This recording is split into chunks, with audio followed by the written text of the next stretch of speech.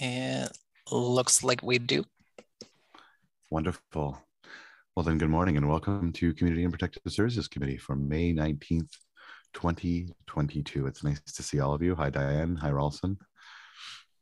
I'd like to call this meeting to order. This meeting is being held remotely, obviously, through Zoom. Please note that the meeting is also being live streamed on the Ottawa City Council YouTube channel. I'll make sure to provide each committee member with the opportunity to ask questions or comment on each item. Committee members will be called on first, followed by any other members of council who have joined the meeting. I'm pretty terrible at that, so if you put your hand up first, you'll probably likely get to go first, so please go ahead. Members are also reminded to submit any motions, visual supports, or declarations of interest in writing to the coordinator at their earliest convenience. I do know that we have a number of motions and inquiries today, so please just ensure that Joey has those. When it's your turn to speak, delegations who have joined us today will be admitted as panelists into the meeting, allowing them to turn on their microphones and camera. Please accept the prompt to be promoted as a panelist as soon as you see it. You can use the raise hand button at the bottom of the meeting window to identify yourselves. And for those calling in, you can press *9 to raise your hand. The committee coordinator and I will be watching for those cues. The usual 5-minute speaking limit for delegations will apply.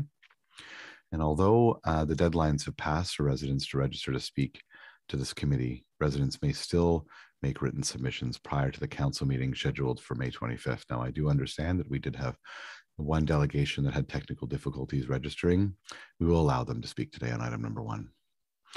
If you have technical difficulties signing into the meeting, you probably can't hear me saying this, but you can contact the clerk's office at committees@ottawa.ca or by calling 613-580-2424, extension 41515.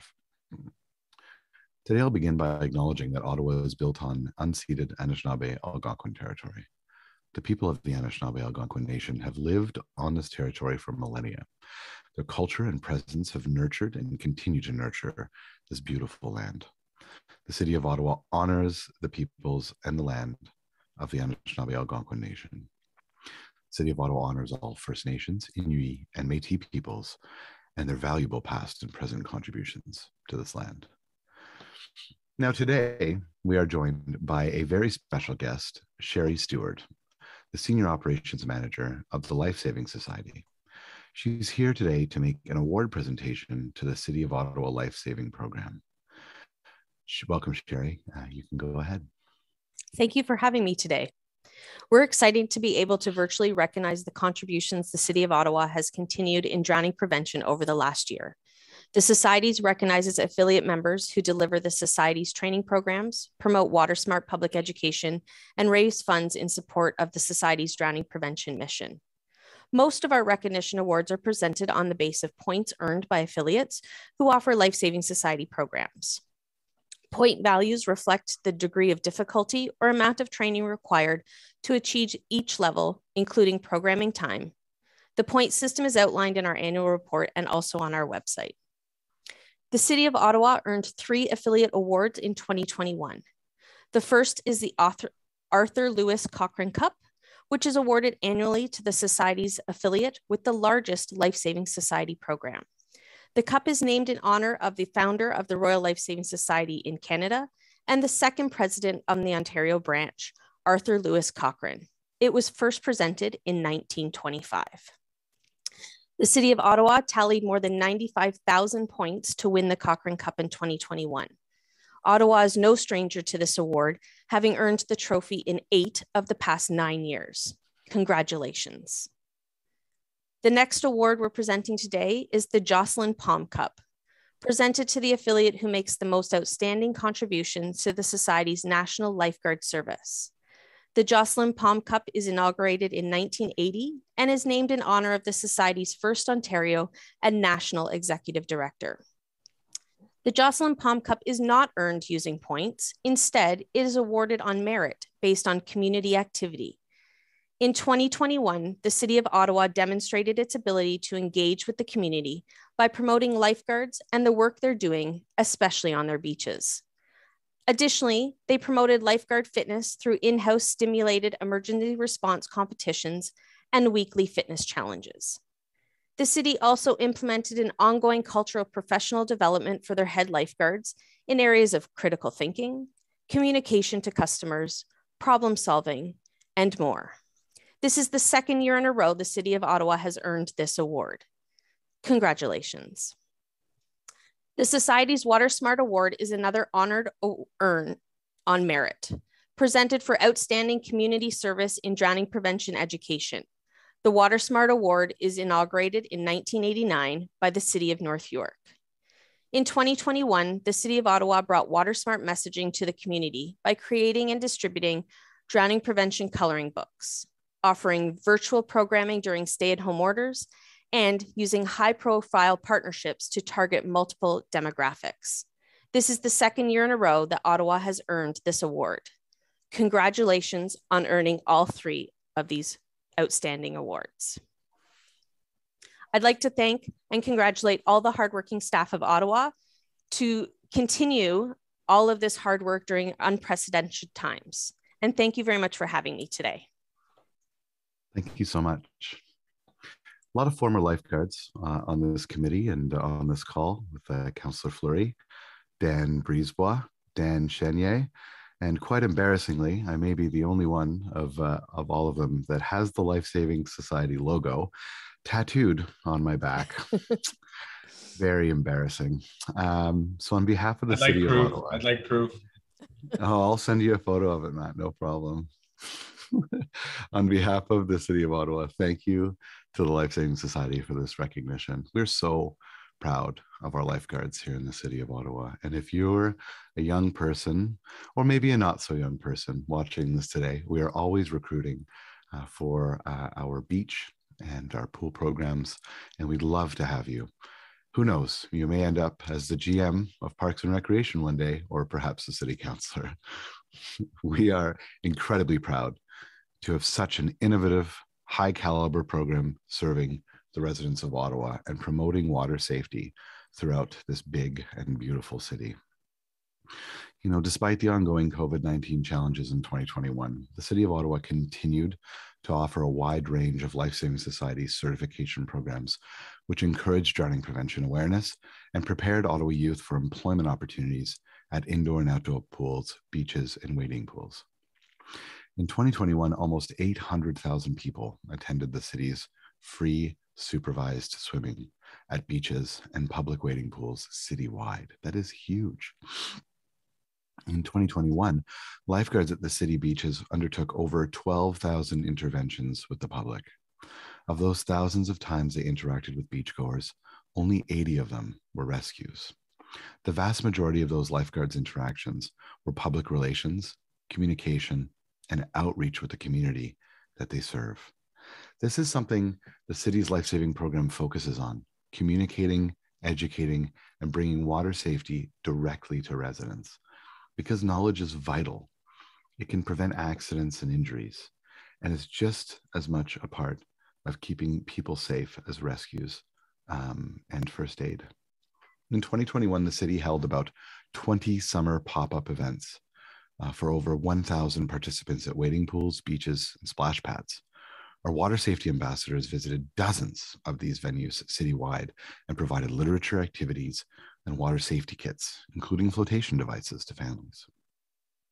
The city produced and distributed 22,000 copies of the Make a Splash coloring book at summer camps, wading pools, indoor pools, and community centers citywide.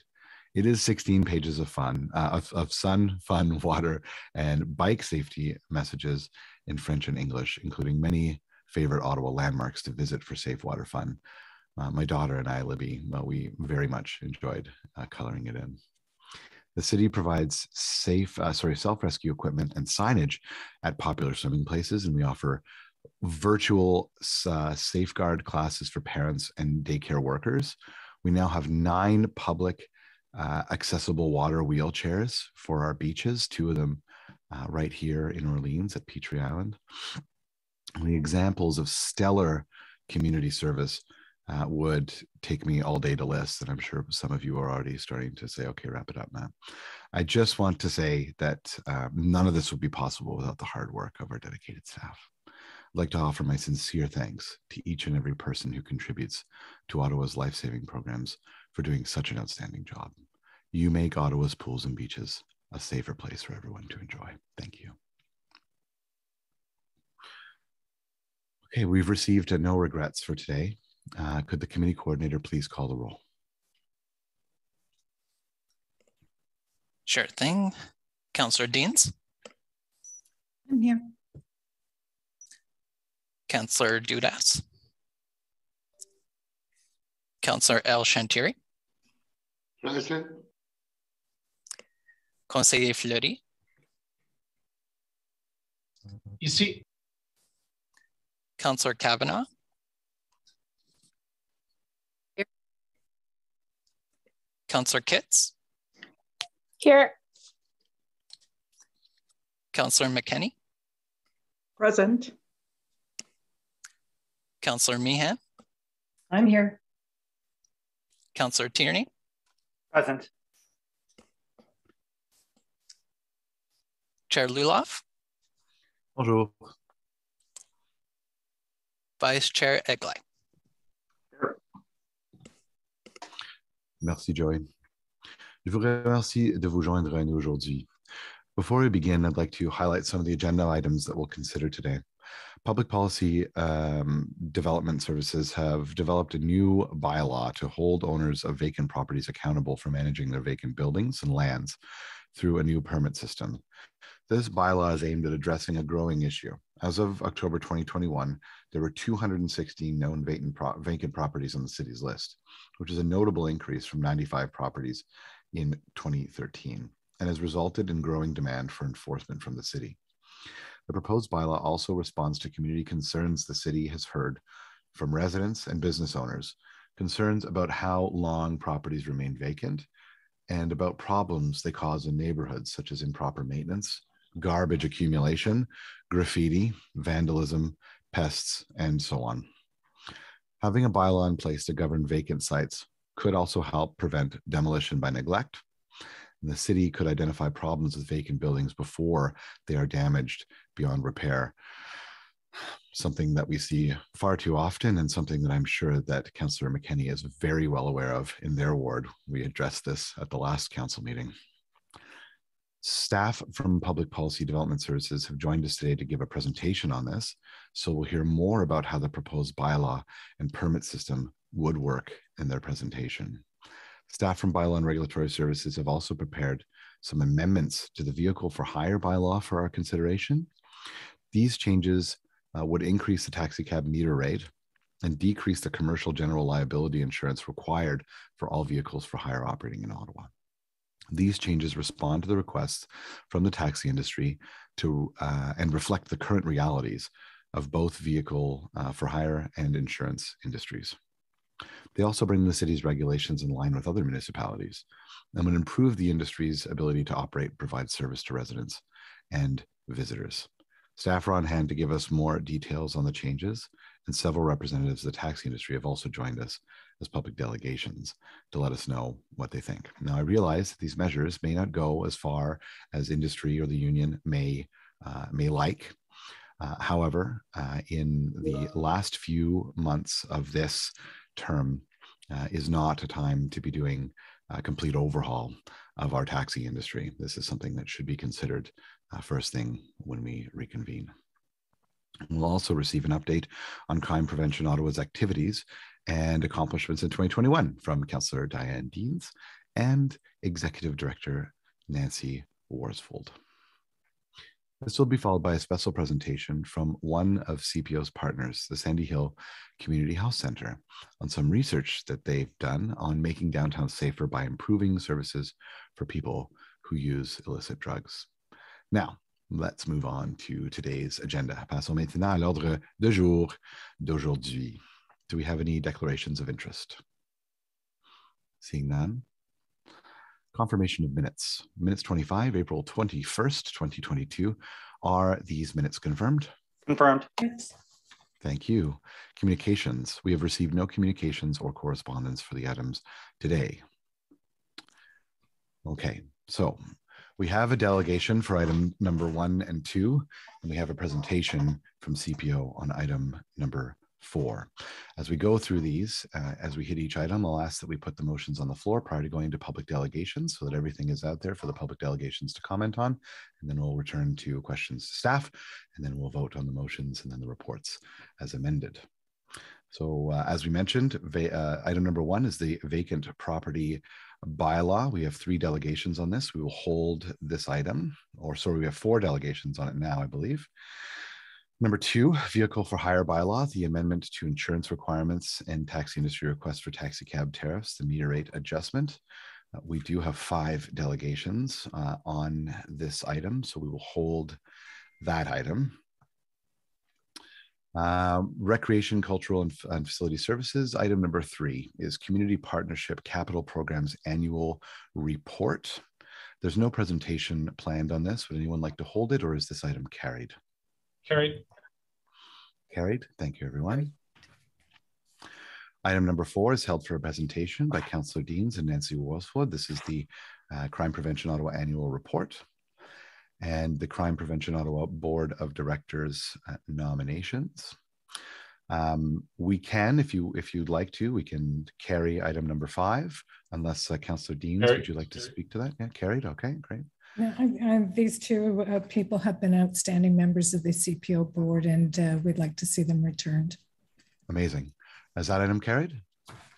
Carried. Wonderful. Thanks, everyone. Okay, great. And we have no in-camera items today.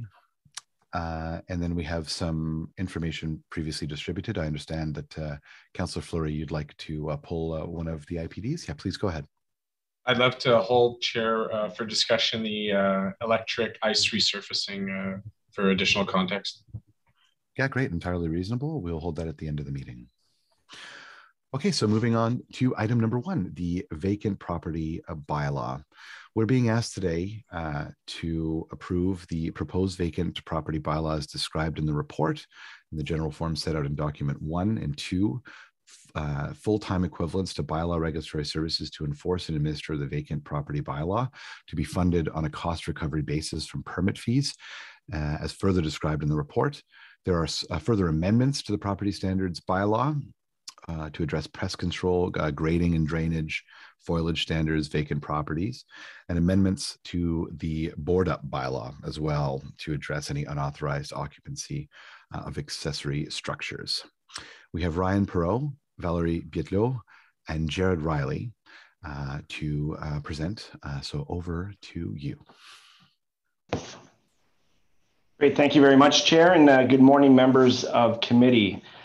Today, Public Policy Development Services, led by Valerie Bietlot, is presenting staff recommendations for new vacant property regulations following its review of the city's vacant building strategy.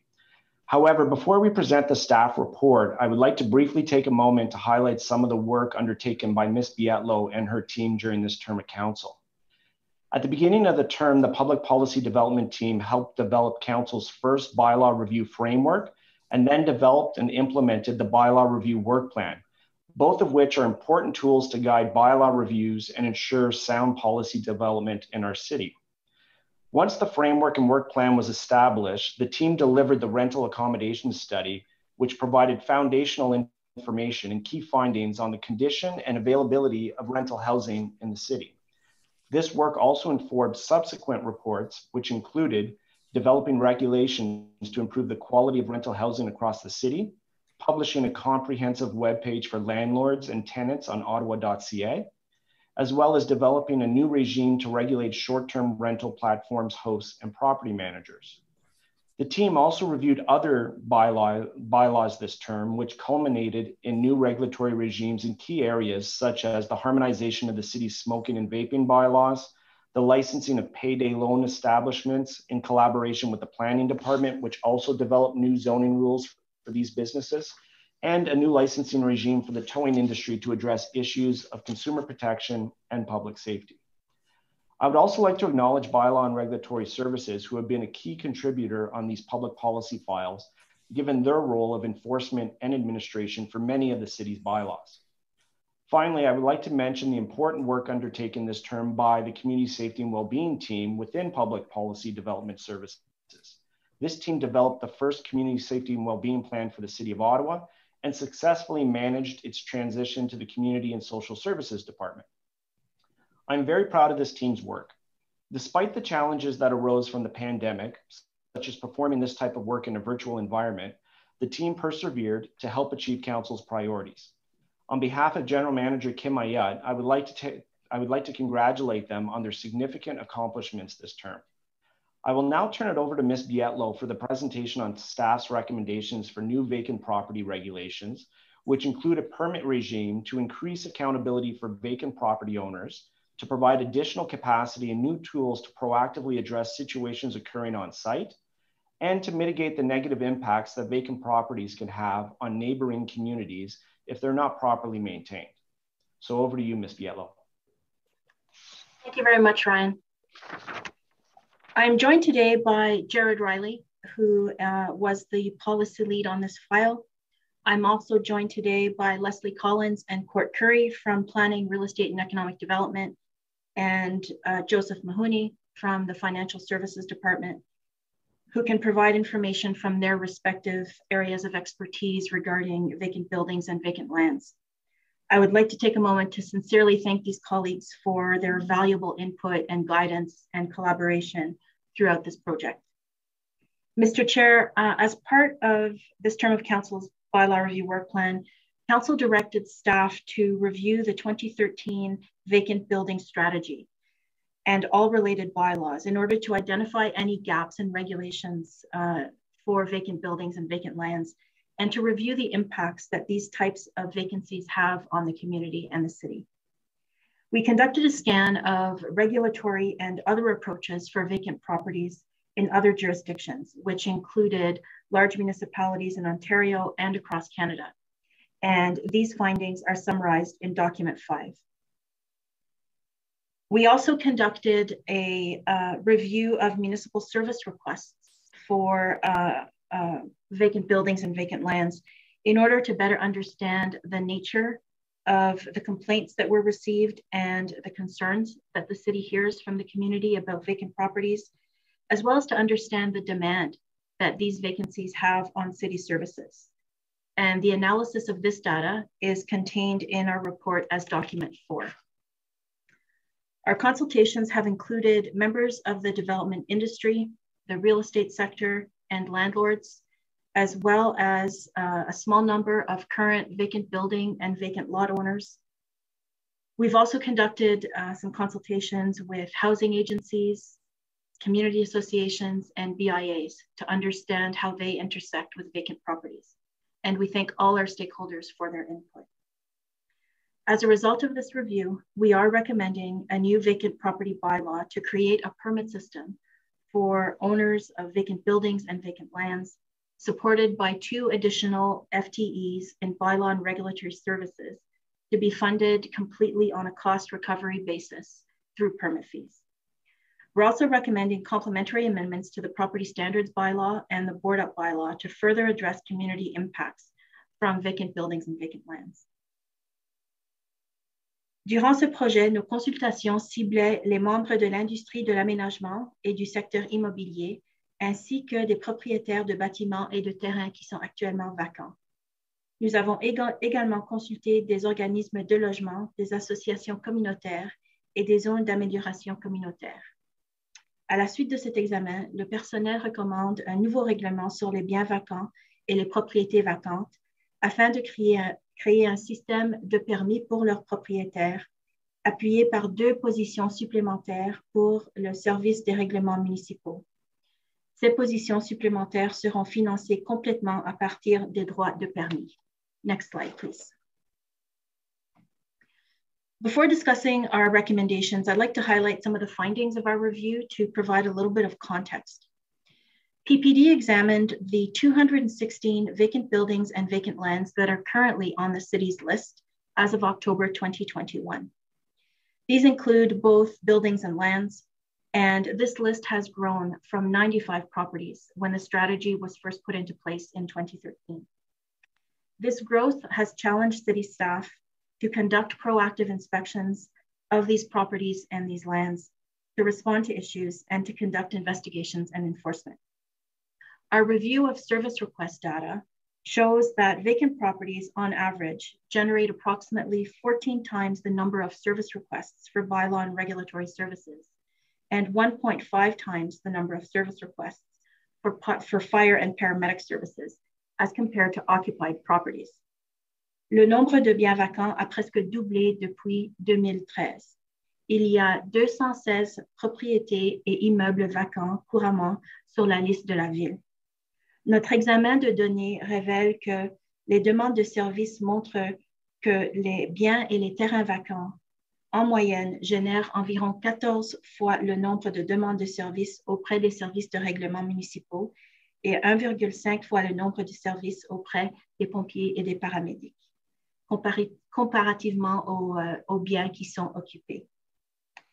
The 216 properties on the city's list include 205 residential units.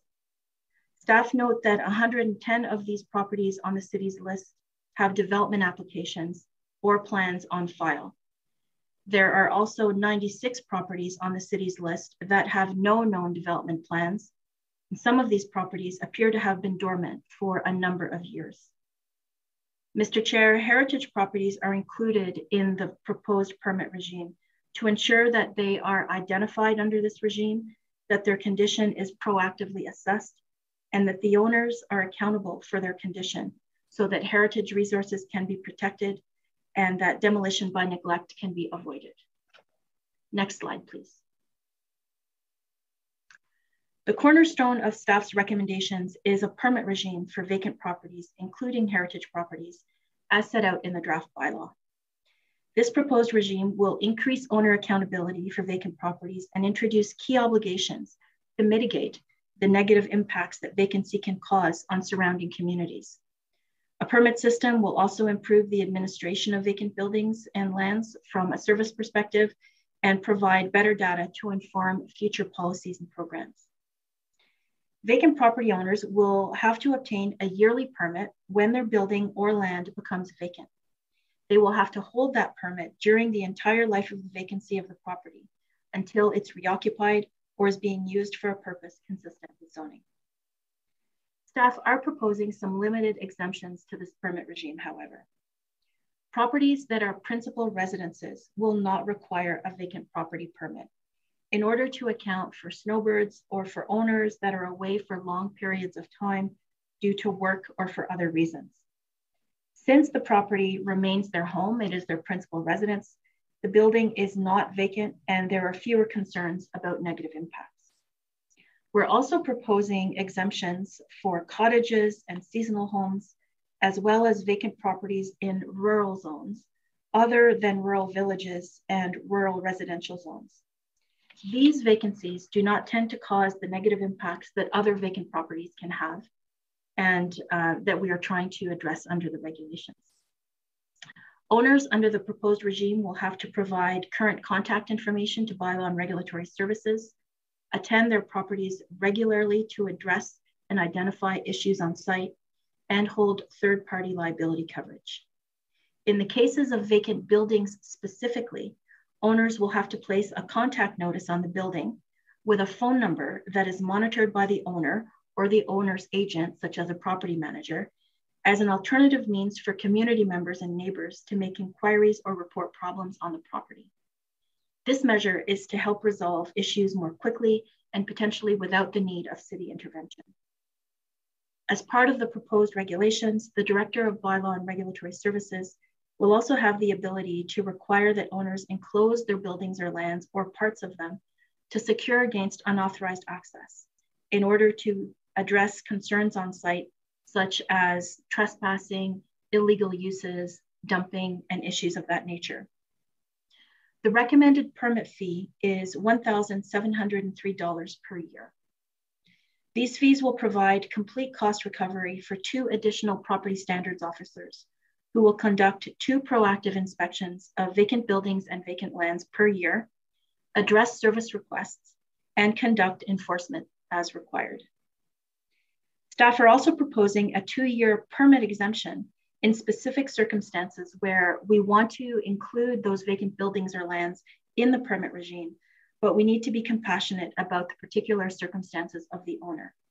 For example, this 2-year fee exemption would apply where the property has become vacant due to a catastrophic event, such as a fire, where the owner has passed away, or where the owner has had to move into care. This permit exemption will allow owners or their representatives to use that time to plan for reoccupancy or repairs and to resolve any issues that they might have of an insurance nature or an estate nature. The permit regime is expected to improve the identification of vacant buildings and vacant lands across the city and improve data collection about them.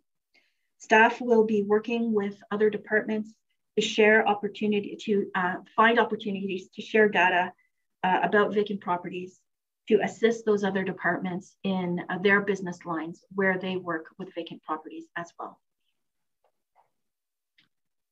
Next slide, please. Staff are recommending complementary amendments to both the existing property standards and the board up bylaws. For example, we're recommending expanded pest control standards so that owners address pest prevention and any conditions that may cause infestations on vacant lands and vacant buildings. Where a vacant building has been demolished, staff recommend that the land be required to be properly graded with a water permeable surface in order to reduce stormwater runoff and prevent standing water, which may be an issue for pests and may provide breeding grounds for mosquitoes. Standards for foliage on vacant properties are recommended to be brought in line with residential property standards, and this would allow for landscaping features and possible uses such as gardens or public parkettes as envisioned in the new official plan. And then finally, Mr. Chair, staff are recommending that the board up bylaw also be amended to include accessory buildings so that these can be secure as required. Next slide, please. In terms of implementation, staff are recommending that the permit regime under the new vacant property bylaw be implemented on November 1st, 2022, in order to give staff the time to establish the permit infrastructure and the intake system and provide communications and education material to vacant building and vacant landowners on the regulations, how to apply for a permit, and other information that they'll need to know. However, the amendments to the property standards bylaw and the board up bylaw could be implemented immediately. Once the permit system is in place, as I said, select data on vacant properties will be shared where possible with other city departments to support their business lines and assist them in addressing their issues concerning vacant properties. Mr. Chair, that concludes the presentation, and happy to answer any questions. Thank you. Thank you very much. I do know that there are some councillors that are working with staff on motions. Do we have any motions that are ready to be placed on the floor? Councillor Fleury, please go ahead. Yes, Chair, I worked with staff, sent it to the clerk yesterday. I wonder if we're able to share two motions. So, yes, here it is. Okay, so this one is the permit fee exemption for vacant property owners in care. So, whereas the proposed vacant property bylaw attached as document 1 to the vacant property bylaw report includes an exemption for 2 years for the recommended permit fees for an owner whose property has become vacant due to the owner being in care in a hospital, hospice, or similar facility, and whereas it is necessary to specify that this exemption from the permit fee should only apply where the vacant property in question was the owner's principal residence, ideally prior to moving in care, or that this fee exemption should not apply to any other vacant property of that said owner, such as vacant investment properties. Therefore, be it further resolved that the clause C of subsection 7.2 of the proposed vacant property bylaw be replaced with the following. C, when a building has become vacant due to the owner being in care in a hospital, hospice, long-term care facility, assisted living residence, or other for special care, and such building was the principal residence for the owner immediately prior to being in care, the owner shall be exempt from the permit fee as specified in Schedule A for the maximum period of 2 years following the commencements of vacancy. And your second motion? Second motion is civic addressing. Whereas the proposed vacant property bylaw serves a number of key purposes, including identification of vacant properties to ensure compliance with property standard requirements, among other prescribed in the draft bylaw, and whereas some vacant properties may have been subject to damage by fire or other means such that the civic address numbers have been removed or are illegible, making accurate identification either not possible or challenging for purposes of enforcement. Therefore, be it resolved that the proposed vacant property bylaw be amended to require the owner to maintain civic numbering on the vacant building and vacant land in accordance with the requirements of the addressing bylaw by 1, adding the following definition to section 1 of the proposed bylaw. Addressing bylaw means the addressing bylaw of the City of Ottawa, bylaw number 2014-78 as amended, or any successor bylaw thereto. And 2, adding to section 18 of the proposed bylaw the following subsection: for no owner shall fail to maintain civic numbering on the vacant building or vacant land in accordance with the addressing bylaw. Thank you very much. The Viscount of Carp, Councillor Eli Elshintiri, please. Thank you, Mr. Chair. And this motion, we work with staff on it. So be it resolved that the proposed vacant property bylaw be amended by 1, adding the following subsection to section 4 with respect to permit for vacant property and registered plans of subdivision. 5, notwithstanding subsection 1, the owner of more than one vacant block or lot on a plan of subdivision registered on or after January 1st, 2001, basically, may be obtained one permit for all vacant lot and blocks owned by the owner within that subdivision, other than those lot and blocks for which an occupancy permit has been issued. 2, adding the following item to Schedule A as the follow bylaw: additional subdivision lot or block fee, $25 per block or lot for 1 year. That's one motion, Mr. Chair. The other one is in speaking with staff and legal on this one, because as we all know, sometimes we hold property for school or for city park. So be it resolved that the proposed vacant property bylaw be amended by adding an exclusion in subsection 7.1 for lands located in a plan of subdivision that are reserved as a future school site or park locations. That's it, Mr. Chair. Thank you very much, Councillor. We'll move on to our delegations and then questions to staff afterwards. We have 4 delegations today. Starting us off today, we have no stranger to our committee, Cheryl Parrott of the Hintonburg Community Association. Cheryl has provided a submission to the committee and will be using a PowerPoint presentation today. Both have been shared in the councillors' SharePoint and shared drive. And if we can ensure that the motions that were just presented are distributed to community members either via SharePoint or via email, so they can be considered throughout the debate. So over to you, Ms. Parrott. Okay, I'm just getting ready here. Okay. Yeah, no problem. Go ahead. Okay, well, thank you so much. We're very enthusiastic about this proposed strategy and the bylaw changes. And we're very hopeful that it will result in a large decrease in the calls for service for these vacant properties and the very many issues they've caused in our community. We've dealt with an increasing number of vacant, neglected buildings for years, and the cost to the community, bylaw services, fire, and police is enormous.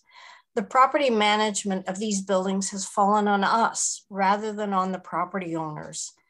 We've long advocated that the responsibility for keeping these properties well kept and secure should rest with the owner and not be addressed purely in a reactive way by constant calls to 311.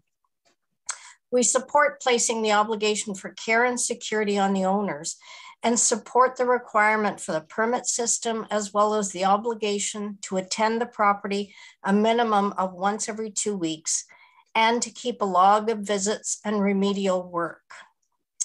The stats presented in this report show the huge number of calls for service on these vacant properties, as you saw in the previous slides. And the 1.5 times as likely to generate requests for emergency services is a fear that every neighbor has of a vacant property, and that is fire. Requiring contact info for the responsible person to be posted on the building will allow for much quicker notification and hopefully more rapid response than by creating a service request through 311.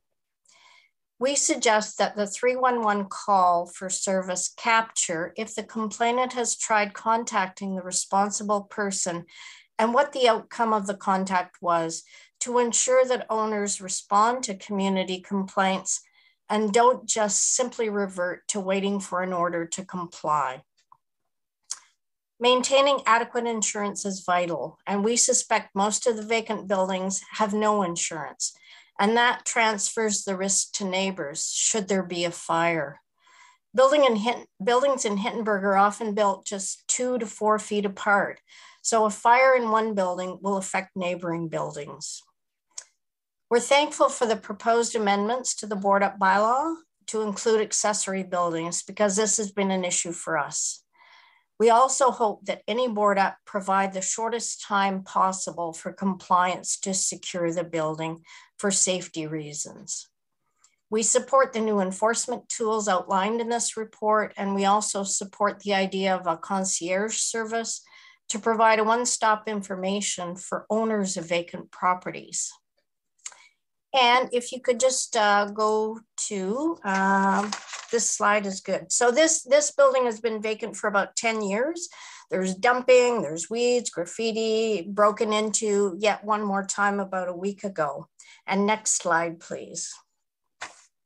This one has been empty only for about a year, and it's already been broken into 3 times in that time period.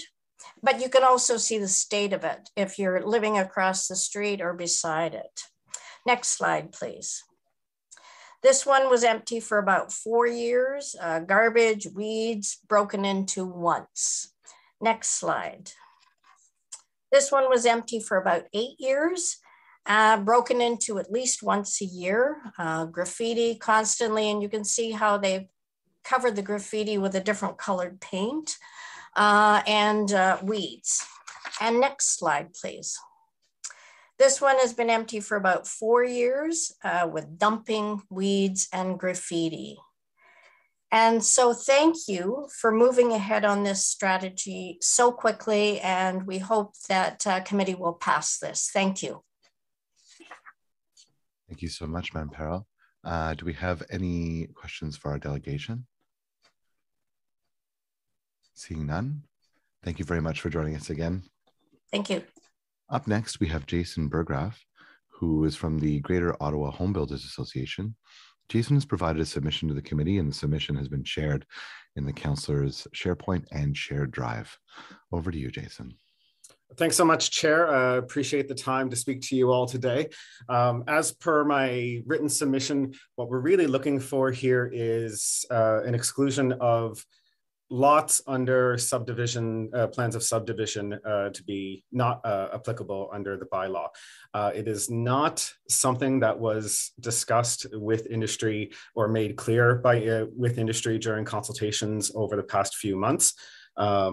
Certainly, there was a lot of discussion about vacant buildings and derelict lots within the built-up area, but we were very surprised to see within the draft bylaws released 9 days ago now, that this would include lots under plans of subdivision and lots really, under development applications that clearly I don't think anyone who asked for this work to be done would have considered to be public nuisances or pieces that were concerns of health and safety.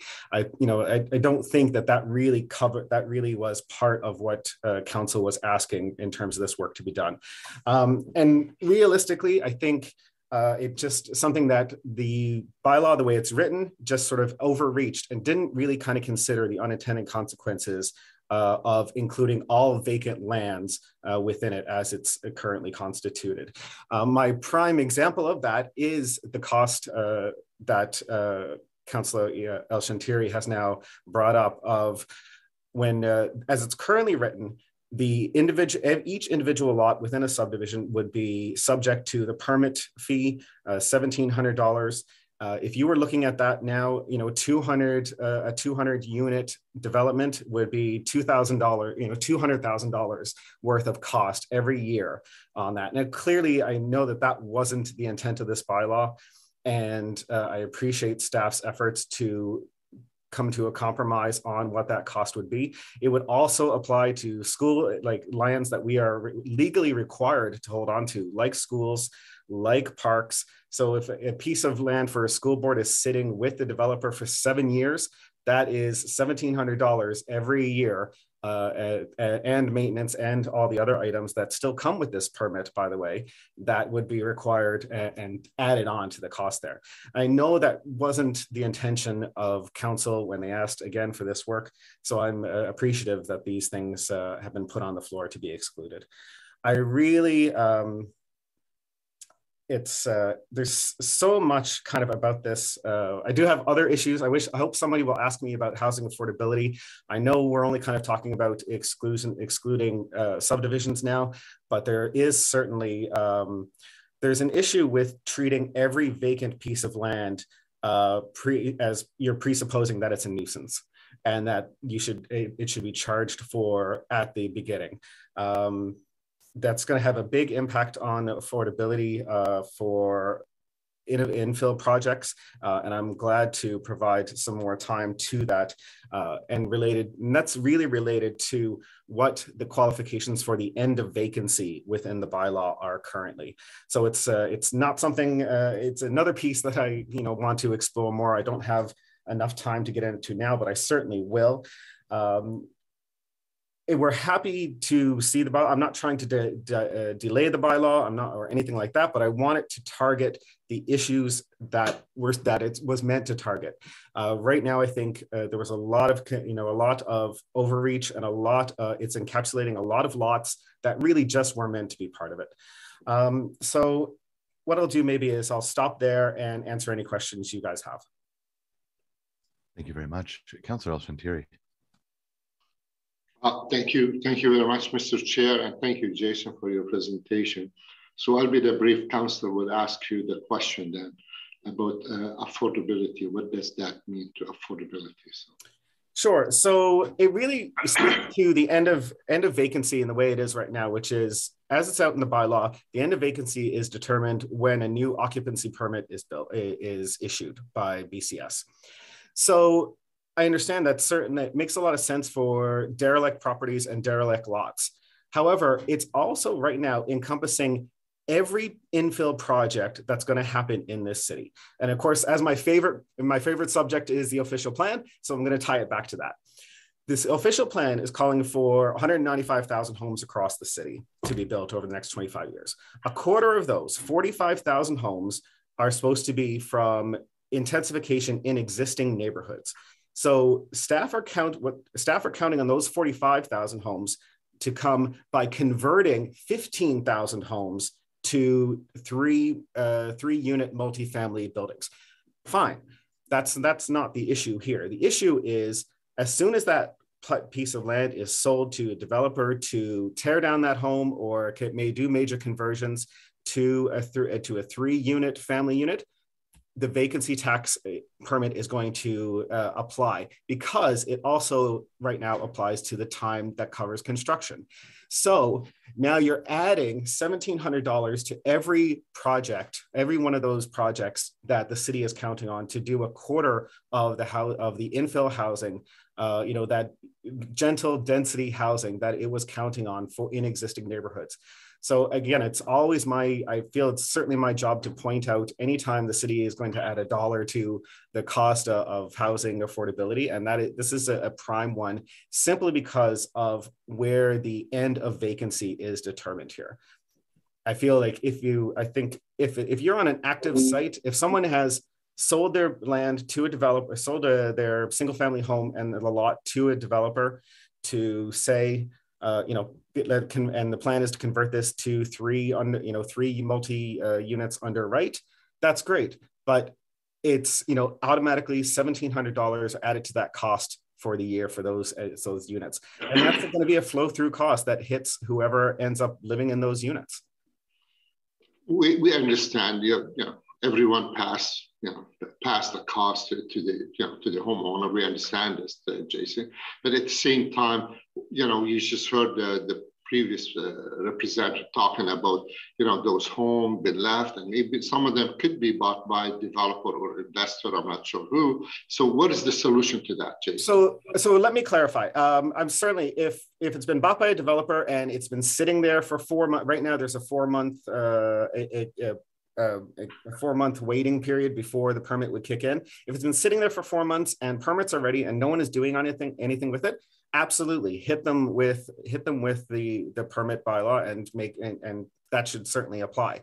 But if it's been changed over to a developer or to a builder to convert into a multifamily and it's an active building site, people are on it every day, doing the development right then and there, that's I don't know who says that's still a vacant home that's going, that's a nuisance property. It's clearly, already in progress to be built and be developed. So if it's an active building site, there's no reason why it should have to pay the permit fee.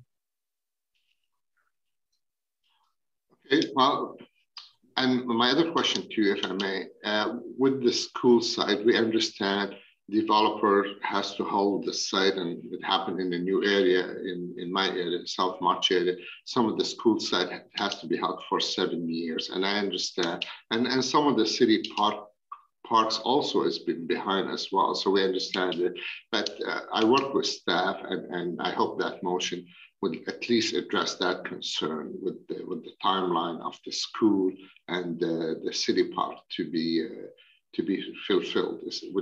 Is that something we can work with you folks on this one and move forward?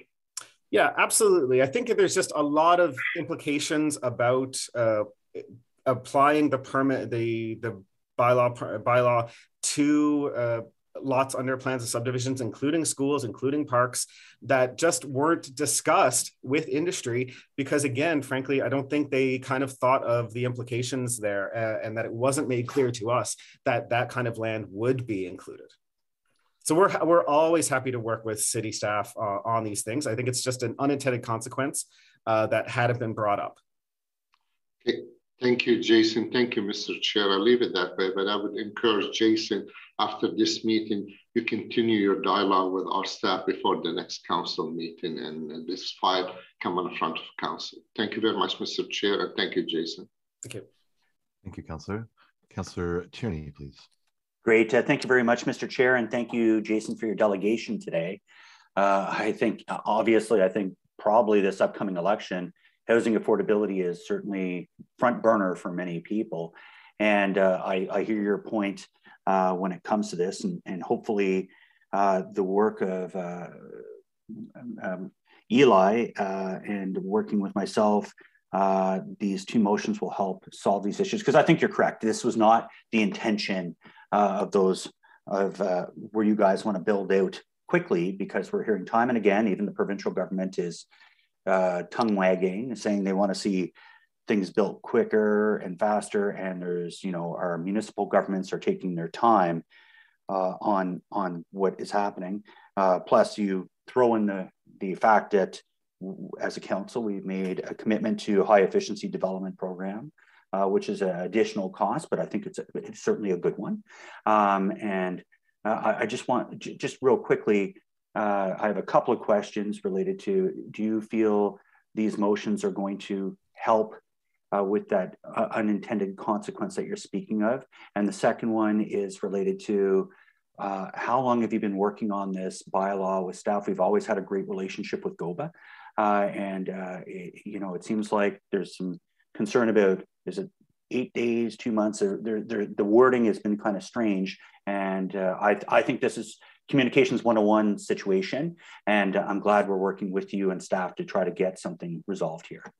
Sure. Well, to answer the first, yes, I do think it's going to resolve a lot of the concern. Again, no one wants to see an additional $200,000 or more dollars, included on the cost of doing any size subdivision. And so the brief timeline of consultations here is staff approached me about the mid-end of January to start talking about this. We invited them to come to Urban Infill Council. Many of you know a lot of the players on that, specifically, again, because the discussion was about vacant buildings and derelict lots within the built area. At the time, we had that discussion. That was great.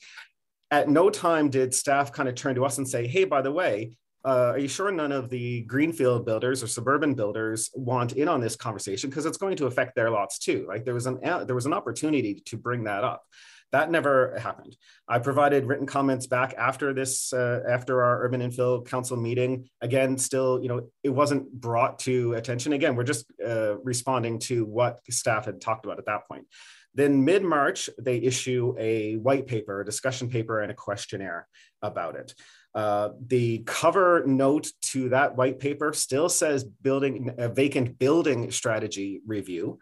And the paper and questions that are circulated, I'm happy to provide a copy to anyone, references land 3 times. And it certainly doesn't provide any context that this is going to encapsulate suburban development as well.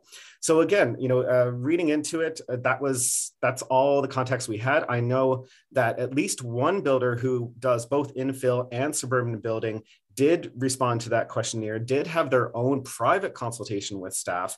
And I had to reach out and ask them yesterday, say, when you did these things, like, did you get any feeling or any indication that this was also going to encapsulate these subdivision or lots under subdivision? And he said, no, absolutely not.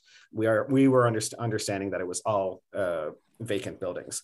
So the first real indication that we had gotten that this was going to cover these kinds of lands wasn't until the draft bylaw was released ahead of this meeting, which was the 10th of May.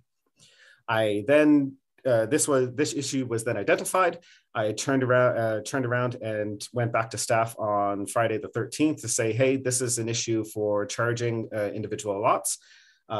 They said they would look at it and come back to me. On Tuesday, they finally got back and said, okay, here's the consequence, or here's the compromise on the fees, but we still very much want the permit system to apply to vacant lots under plans of subdivision.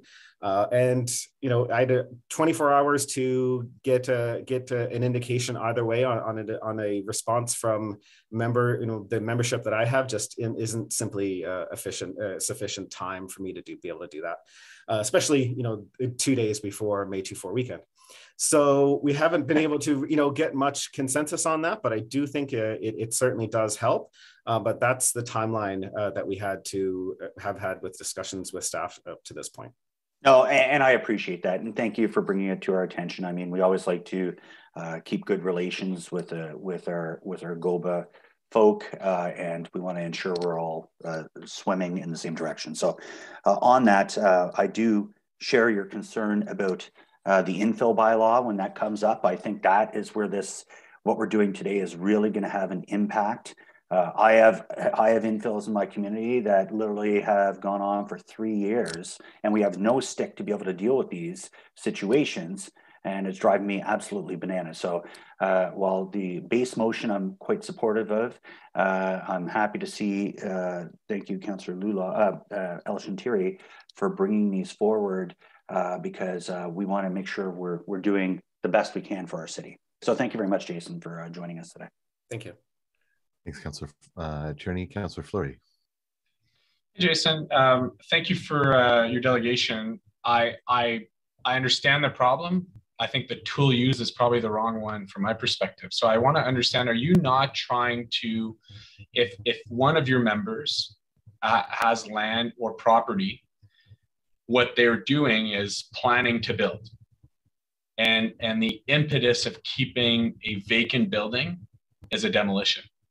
So isn't your challenge to say, hey, until we get the full approvals and the projects are underway, what we're looking for is to advance a demolition. And so I'm seeing your head nod, and I'm saying, well, that was part of my questions to staff, is that we have a demo bylaw, which is complex.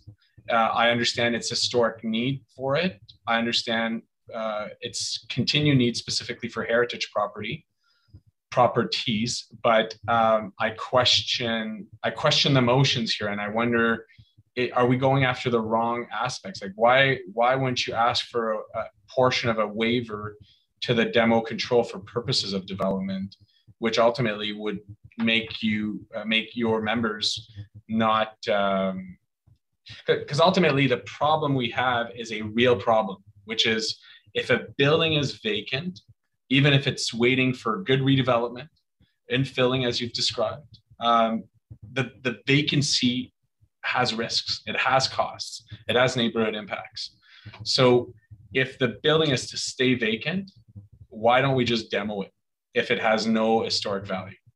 So I would agree. The service data that's presented as part of the report does speak a lot to boarded up buildings and how much servicing and calls they receive and require. And you said it, it's extremely difficult to get a demolition permit. Basically, it's tied to also having a building permit for whatever you're going to build next.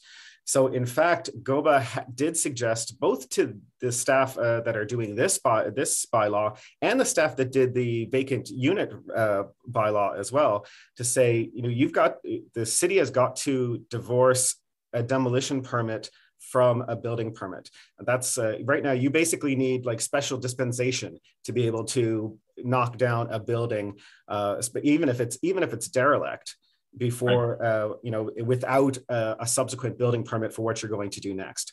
So if vacant buildings that are derelict are a magnet for these public nuisance and health and safety and everything else, then the city has really got to maneuver and separate that demolition approvals process from the new build process. And bringing that up, I brought that up to both vacancy bylaws most recently, and we're told that it's just wasn't in the scope of the work that they were doing. Okay, so just so I capture, we're on committee, we're not in the floor where we could have off the side conversation. Yeah.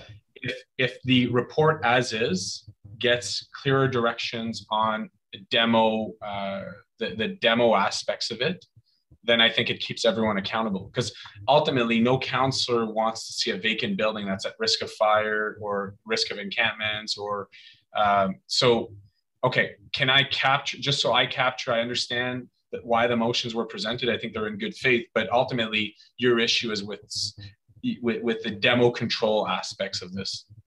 No, that's a separate item.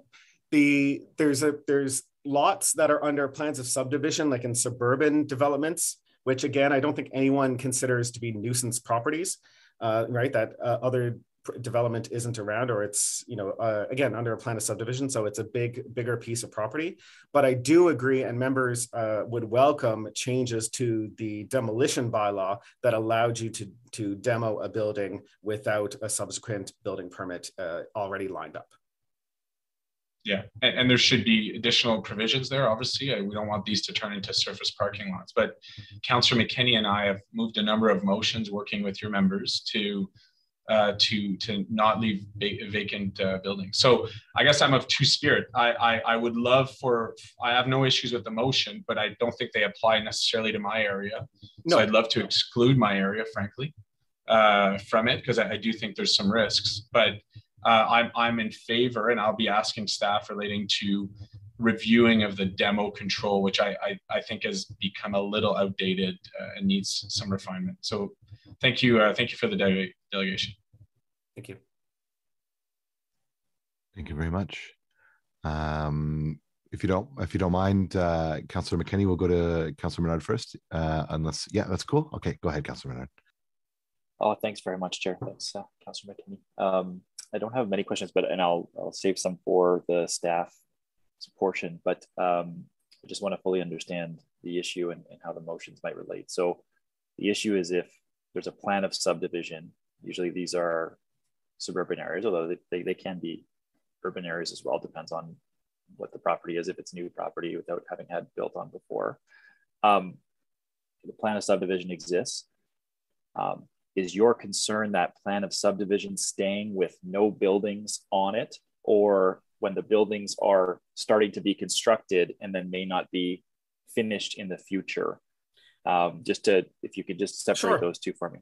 The way we understand the way the bylaw would apply right now, all the lots in a plan of subdivision, whatever their state is, would be subject to the vacant properties bylaw, and therefore would be, have to pay the fee, have to do all the obligations underneath it as well.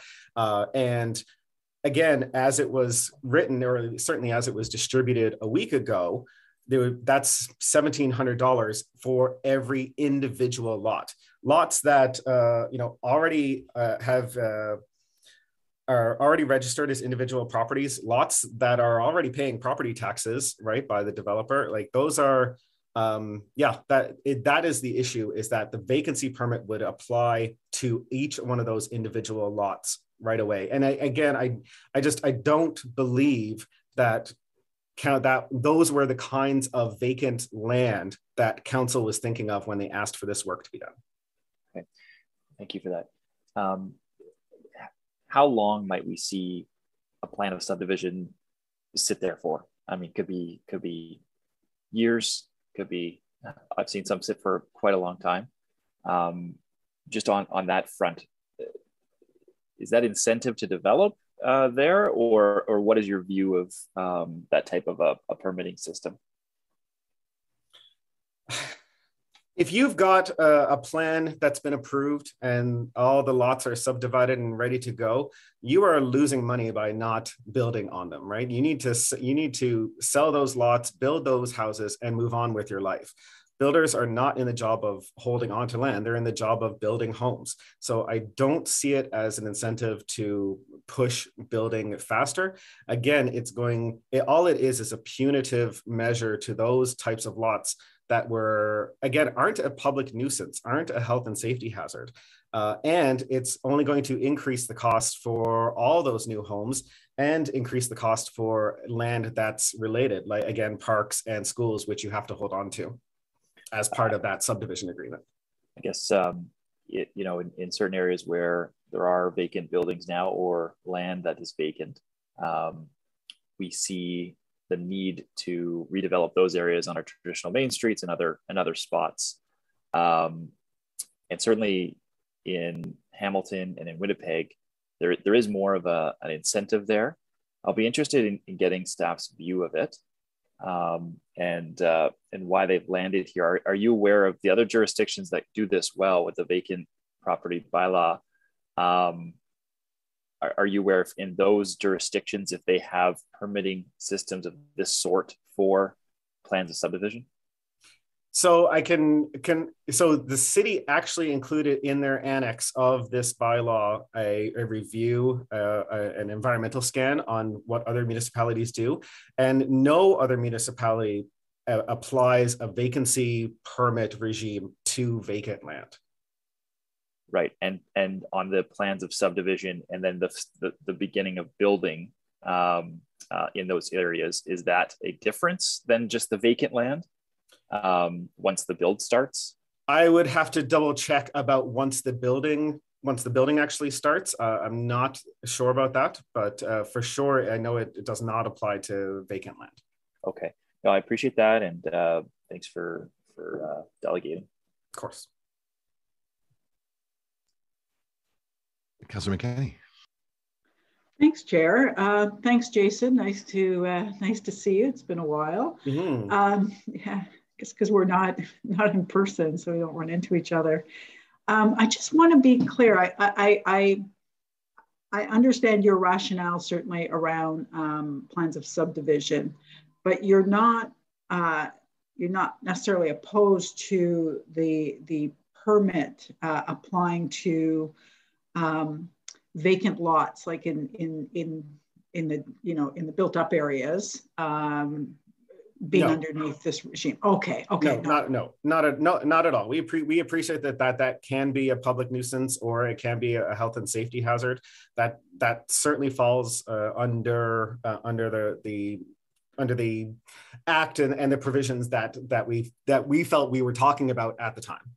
Okay. No, I appreciate that. I just wanted to clarify that, because I certainly can see your point on plans of subdivision and as they're being developed, and no, we don't want to add any additional costs to housing, certainly. So I appreciate that. Thank you very much. Welcome. Oh, sorry, I was on mute there. Thank you very much, Councillor. Councillor Meehan, please. Thank you very much, Chair. And I do appreciate this conversation and this topic, because I initially thought that really this has little relevance to my ward, which is a relatively new ward. But I am seeking clarification, because, as you know, in a plan of subdivision, we set aside a parcel of land for a school and in Ward 22 right now, there are parcels of land that are sitting vacant that are built all around. And the school boards don't, until they get the funding, the parcel of land is going to sit vacant. Right now, I do notice that the land ends up to be a bit of a garbage dump, because people are throwing stuff in there. They figure somebody's going to clean it up eventually. Would this particular parcel, so would the school board be responsible for a permit under the current recommendations? The school board would be subject to the permit fee. Is that what we're looking at here? Would that be fair to say? If the school board has ownership of that property, then yes, they would be the ones who would pay the fee and be obligated to fulfill it as it's currently kind of laid out. What the time frame is from handing that over from the developer to the school board does differ, depending on how the school board's plans, whether they have a good idea of whether they're going to build a school there or not, right? That kind of when the transfer sort of happens. So, but that does speak to something else that I feel is lacking in the bylaw, and that's really there's no provision for the transfer of a vacancy permit from one landowner to another. So, say that a developer who's held onto this piece, held a piece of land, which again they legally have to do. Right now, unless the amendment goes through, they'd be paying the vacancy permit, doing the upkeep and everything else like that. Once it was transferred over to the school board, right now the school board would have to get its own permit, right? And pay the fee and do everything else. There's no ability for a developer or whomever owns any land to transfer to the next ownership. So in the course of a year, conceivably the city could recoup double those fees because simply of a transfer, because the ownership came under new land. Again, because there's no provision to transfer that from one to another. Interesting. Okay. Thank you for bringing this to light. I do feel though, like Councillor Elshantiri was suggesting, that I think we have to continue working with staff to address this in some, because the demolition, obviously the demolition permit really has no relevance for the suburban wards like mine. But I don't think it's fair that if we designate a piece of land, it should be subject to fees, because there is no they can't build until we get capital funding. So it's no fault of the owner of the property. So thank you. You've given me something to think about. Appreciate that. Thanks. Thank you. Do we have any further questions for this delegation? Thank you very much, Jason, for coming out today. Thank you. Appreciate your contribution. Up next, we have Lori Marlowe from the Mechanicsville Community Association. Welcome to the committee, and please go ahead. Hello, everyone. Thank you. Thank you for letting me speak. My name is Lori Marlowe. I'm with Mechanicsville Community Association. I am extremely pleased to see the amendments and the vacant bylaw. I am very supportive of giving our bylaw officers the tools they need to deal with these nuisance properties, especially to see 2 more positions. We have dealt with vacant properties since the rumbling of LRT, and they have quickly become nightmares for us. One in particular, nightmare on Carruthers, we dealt with pest control, trees, branches falling down, neighbors losing respect for the neighborhood and starting to dump garbage, allowing the dogs to poop on it. Eventually, they tried to build an illegal parking lot that wasn't graded properly. All the material ended up in the neighbors' yards, of course. Eventually, it wasn't secured properly, and they had squatters in that set it on fire and damaged a duplex next door, displacing 2 families. Now, had there been at least a phone number on this property that we could actually deal with them without having to call bylaw over and over, would have made a huge difference. Having civic address on the outside would have helped a lot as well. I want to just put our support behind what they've done. We need this desperately. Thank you very much for the opportunity to speak. Thank you so much for coming out. Truly appreciate it. Any questions for this delegation? Seeing none. We did have a late ad due to some technical difficulties later in the day. So we have one further delegation today in Linda Hood, who I believe is here on behalf of Heritage Ottawa, but maybe here as an individual. I'll let you clarify that for yourself. Madame Hood, over to you.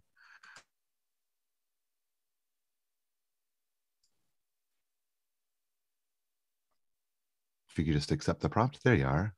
Yes, thank you very much. Yes, my promotion to panelist took a long time.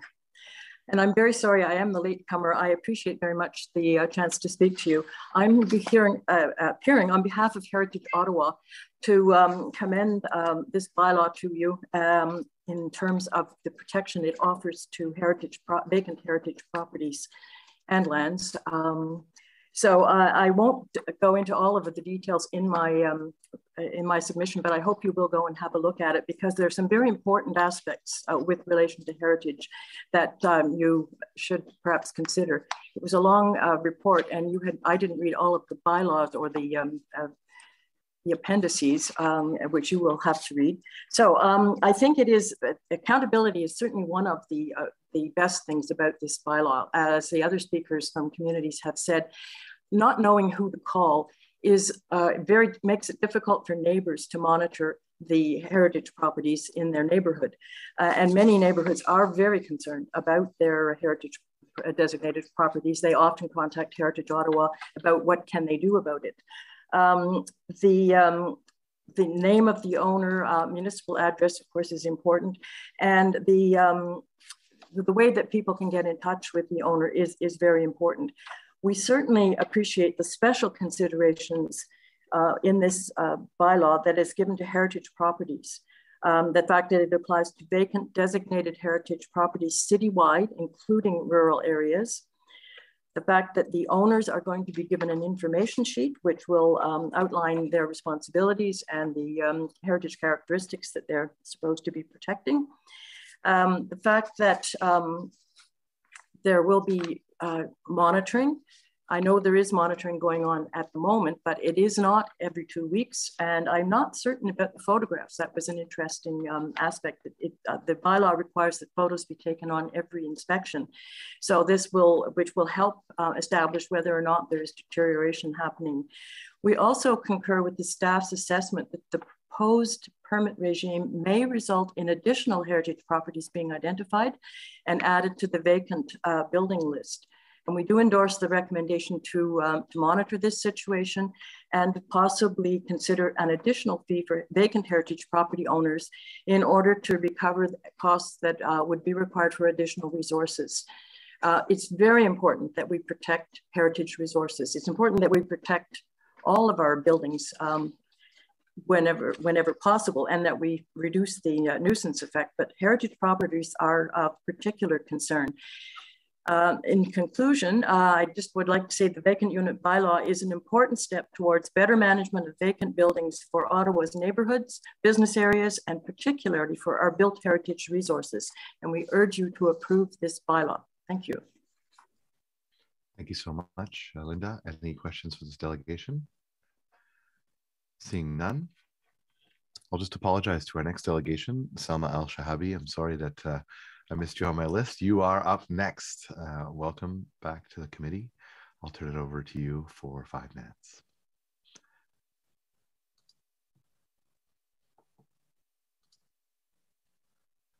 Salma, if you haven't joined us yet, please feel free to go ahead and accept the prompt.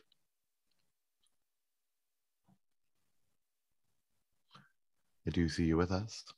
Hello. Hello. Hello. Hello. Can you hear me okay? Not very well, but we can hear you. Okay. I'm sorry. I'm just joining you through my phone, so it might be a bit hard. I'm going to try my best. Is it better now? Slightly. Okay.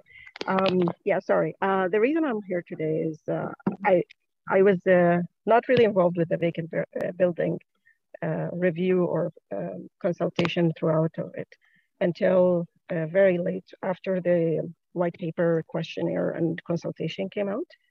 And when I was looking at the questions, it struck me when they came to the exemptions that a person or an owner who's gone to care is exempted from this permit fee, and I needed to talk to staff. So from my discussion with staff about this, my understanding is it will be required from any owner, whether owner or renter, to be honest. That's what I gained anyway, is if they leave the property for more than a year, they will be required to get a permit. So I wanted to bring this to your attention because, you know, if I were to leave overseas for work and come back within the year, like one of my teachers did, retired teacher, I will not be required to get a permit, as staff explained to me. But if I were to go overseas and spend more than a year, then I will be required to get this permit. And I'm not really sure if this is what the intention of this permit was, because if I'm leaving my belongings in that place, I'm not thinking it's a vacant building or vacant property. So could you clarify from staff, because this will hit every person. It could actually lead to discrimination if people have to go travel for work. And I know the exemption is for temporary travel and snowbirds. But what about people like, you know, I went overseas for 2 years when I got married. I didn't have a property here, but if I did, under this bylaw, would I be required to get a permit? This is one of the concerns I have with this, that I would like you to clarify from staff. And the second one is, in the report, it talks about how boarded up properties have higher risk of break-in and all the calls for service. Yet at the same time, they're requiring to have the contact information of the owner or property management put on a vacant property. And I think that could lead to another safety concern. I know there is a lot of examples they give in Hamilton that it works, but I think it would be best to keep this information private with the city bylaw, that they could contact the person, or maybe with community association, not necessarily put up as a sign, this is a vacant property or vacant building. These are my concerns with this, to be honest. Thank you very much. Any questions for our delegation?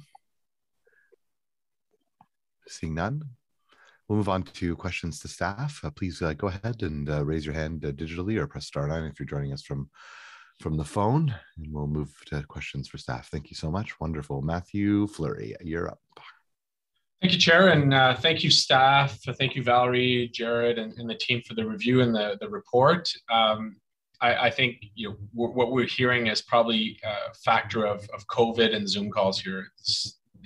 The elements that are brought up is certainly no reflection of the level of work that went in. It's probably just conversations that usually happen in a normal format. So, Valerie, I'm intrigued. So, I'd love to hear your comments relating to the two motions to waive particular elements for development properties, and wondering. I'm sure you've heard my question to Jason relating to demo control. If you could respond to some of those challenges which keep vacant buildings up for infill, vacant, and the same level of risk that you've identified in the report for longer. So, wondering if you're able to maybe address those two elements. Thank you, Mr. Chair. I'll start off with the motions. Staff welcome the input from Jason and the Greater Ottawa Home Builders Association. The intent of staff with these regulations was not, of course, to increase the cost of housing being built. We took Mr. Burgraff's feedback very, very seriously. In that regard, staff support Councillor El-Shantiri's motion that the permit fee structure be amended so that the developer or builder who owns more than one lot in a plan of subdivision only have to obtain one permit for that entire plan, plus $25 per lot to cover the additional administrative and enforcement fees for those multiple lots. We certainly support this. We feel that this would allow these lands to come into the permit system without having an undue impact on the cost of housing. In that regard, Mr. Chair, Mr. Chapman, who's here with us today, has some information about the service requests that city staff do currently get with respect to those lands, those vacant lands that are slated for subdivision. And he can speak to that if you like. With respect to the effect of demo control, Mr. Chair, I feel that our planning colleagues are best placed to speak to the council approved policies and bylaw for demolition control. So I would turn that question over to my colleague, Court Curry. Thanks, Valerie. Chair. Certainly, demolition control is a blunt tool. As members may know, it was put in place by the former city of Ottawa for generally the lands from Maitland Avenue through to Saint Laurent and then down to the Rio River. It has been fairly successful over the last 22 years since amalgamation in the city of Ottawa of preserving housing stock, which is really why it was put in place by the former city of Ottawa. And at this time, staff do see the need to continue with this tool. It's not on our work plan to do a wholesale review. That said, as the delegation raised today, and as you've raised as well, Councillor, there are instances where there may be a public benefit to seeing an earlier removal of a building that is not habitable. And so as part of our response to Bill 109, you're going to see a report coming forward to Planning Committee at the end of June, detailing ways in which we can respond to Bill 109 and improve housing affordability. This will be one of the areas that we may wish to explore in the coming term of council. Okay, is that a direction that could be given to add to the consideration of bylaw reviews? Does it need motion? Like, how do we? I'm happy to take that back and discuss with Mr. Willis. I think that some of the issues raised today are bona fide. I don't think you're going to see the recommendation from staff ever to eliminate demolition control. We see it as a valuable tool to preserve housing stock, but we know it's an imperfect tool. And certainly with the passage of time since it was first implemented, I'm happy to take that back and we'll respond to council appropriate. Okay. I wonder, clerk, if we could just reflect that in the minutes, just if someone's searching that, I think that's important. The other aspects is in relation to exclusion. So Valerie, I have no particular challenge with Councillor El-Shantiri's motion, but I do want to exclude my zone. I don't think it'd be appropriate for amassing of lots and a waiver of those vacancies. So unless you can reassure me that it wouldn't apply to my community, then I would ask for an exemption of the area. Is that something that you could clarify? If that would be needed, if that's my goal. Mr. Chair, just to be absolutely clear, Councillor, you are referring to Councillor El-Shantiri's motion that areas that are reserved for schools and parks be excluded from the bylaw. Is that the particular motion you're referring to? I mean, I'm fighting schools all the time and their vacancies have major issues for us. So yeah, I would like to exempt myself from that, yes. Mr. Chair, with respect then, I would turn that question over to legal or planning staff to discuss the area of the effect of this exclusion with respect to schools in Ward 12. Go ahead, Tim. Mr. Chair, this is intended for parcels on plans of subdivision that would be reserved for school sites or for parks. And my opinion would be it's highly unlikely that one would see such a subdivision in Ward 12. Yeah, that was my reading of it, but I think for the record, it is important. So just to clarify, a vacant school in the city's core, the school boards will have to pay to get a vacancy permit. So I will work with Ms. Bietlow to ensure the final language that goes in the bylaw. Make sure that the vacant school sites and parks are just those located in plans of subdivision coming forward, Mr. Chair. Great. Okay, that's exactly what I was looking for. Thank you to both. Councillor El-Shantiri, looking for clarification. I appreciate your motion and the need for it. Thank you. Great. Thank you, staff, for the clarification. Truly appreciate it. Vice Chair Eglai, please. Thank you. I have a couple of questions. First, in the report, and I'm not sure who's best able to answer this, but in the report, there's a breakdown of the various properties within the city and by ward. I was surprised to see my ward as high as it is in terms of the number of properties. And I was just wondering if you know, is that a correlation to the damage done by the tornado that people are still dealing with, or do you have a rationale as to why the numbers are as they are? Yes, Mr. Chair, I'd pass that question over to my colleague, Jared Riley, who did the research on the city's current vacancy list. Thank you, Chair.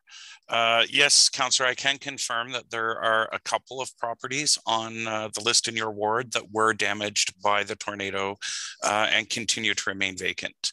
The other properties on the list are just vacant for a variety of factors. Some for redevelopment and others have no development plans at present. But yes, there's two of the properties in your ward were specifically indicated as tornado damaged. And are we treating properties impacted in that way, tornado damage, flood, you name the natural disaster, will they be treated differently under this, or will they be treated the same as any other property? Chair, those properties would be covered by the exclusion the fee exemption for catastrophic events. So we would want that property to still be in the permit system to protect the neighbors, but we would waive the fee for 2 years to give an opportunity to deal with the insurance matters and plan for reoccupancy. Okay, that seems like a reasonable compromise. My last question, and again, this may be a little further afield, but what do we do with properties? And some staff on the line will know which property I'm talking about. What do we do with properties for whom we've given a building permit? Construction starts and then just stops, and it stops for years. my frustration in dealing with this is I've been told there's a building permit, it's been issued. And you know, I have one property in particular, and again, I think staff knows what I'm talking about. It's been years since there's been any work, and it sits there in the middle of a neighborhood. Everybody else has to sit and look at it, live across the street from it. Will this bylaw have any impact on that, or can they shelter under the fact that they have applied for a building permit and it has been issued in accordance with the city's bylaws and provincial legislation, so that they can just sit there until they're done? Mr. Chair, it's staff's recommendation that those properties, if they are vacant for more than 120 days, regardless of whether they have a building permit or not, still be required to hold a permit under this bylaw. The purpose of that is so that they come into the permit regime, that they are identified, that they are monitored, that 2 proactive inspections a year occur to see what the state of the property is, if there's any property standards, property maintenance violations, or other bylaw violations, and that the owner be held accountable during that period of vacancy. So the proposed bylaw would require that that owner obtain a permit if the property remains vacant, even during the period when a building permit has been issued. We know pardon me. Go ahead. We know that there are vacant properties on the current list that have gone through several cycles of development applications, or for which multiple permits have been issued, yet they remain vacant. And so we are conscious that those properties, if they're not well maintained during that period of vacancy, can have both the negative impacts on their neighbors that we've heard about, but also the cost for city services are there in terms of service requests. So just for complete clarity then, so if someone has a building permit that's been sitting there for 3 or 4 years and minimal work has been done on the piece of construction, they can't hold that up as a shield and say, no, I got a permit, it's all good. They will still have to go into this new regime and will still be monitored like any other property in the new regime, correct? Correct, that's what staff recommend. Okay, thank you, I appreciate that. Thank you very much, Vice Chair. Councillor Menard, please. Thank you very much, Chair. And I wanted to thank staff for this, because it's been a lot of work over the term, and you've fulfilled a lot of the mandate that was given to you right away on the bylaw review for this term. And this is one that we had requested very early on, and really appreciate you including this in these discussions. And the work has been, I think, excellent in terms of trying to be a leader in Ontario when it comes to vacant buildings. Obviously, our example in our ward has been West Coast Video, and we managed to, have that demolished very recently. But it had been there for 11 years before that, and something like this would have really helped incentivize redevelopment or demolition to proceed to redevelopment later on. I did want to touch on Mr. Burgraff's delegations and just try to probe a little bit more on what we're looking at, because there's 2 El Chantiri motions, one on the parks and the schools. I think that makes total sense. And then the other one would, I guess, change what's in the report now for the vacant units in plans of subdivision. And I just want to understand how it changes the report for those plans of subdivision. And the reason for it. Thank you, Mr. Chair. When staff received the feedback from Mr. Burgraff about the concern for developers or builders who own multiple individual lots on a plan of subdivision, he mentioned that the cost of obtaining a permit for those lots, especially in a big subdivision, would be onerous. So we took that away, and we realized this was an unintended consequence. So what staff are proposing, and that is reflected in Councillor El Chantiri's motion, is that in those circumstances, those vacant lots still be included in the permit regime, because they still can lead to service requests. But that the developer or the builder, so the owner, whoever they are, of more than one lot within that plan, only have to obtain one permit and pay one permit fee for that plan, in addition to $25 per lot to cover off bylaw and regulatory services, administration and enforcement fees of dealing with multiple lots on that site. So one permit fee of $1,703 plus $25 per lot. Okay, that's helpful. Without the motion, what would it have been? Because I think I understand it makes sense to me on that, but how would it have changed without that motion? I'm just trying to understand. It would have been have to get a permit for every single lot on the site? Yes. Okay. Yes, Mr. Chair, that is the consequences that we didn't anticipate. Okay, very good. No, that makes total sense. Now, I did read that letter that Chair Luloff had mentioned that got sent in. So there are other issues raised there. And is this the only sort of major request from GOBA with regard to the subdivision lots? I mean, is there more that they're asking for in this case?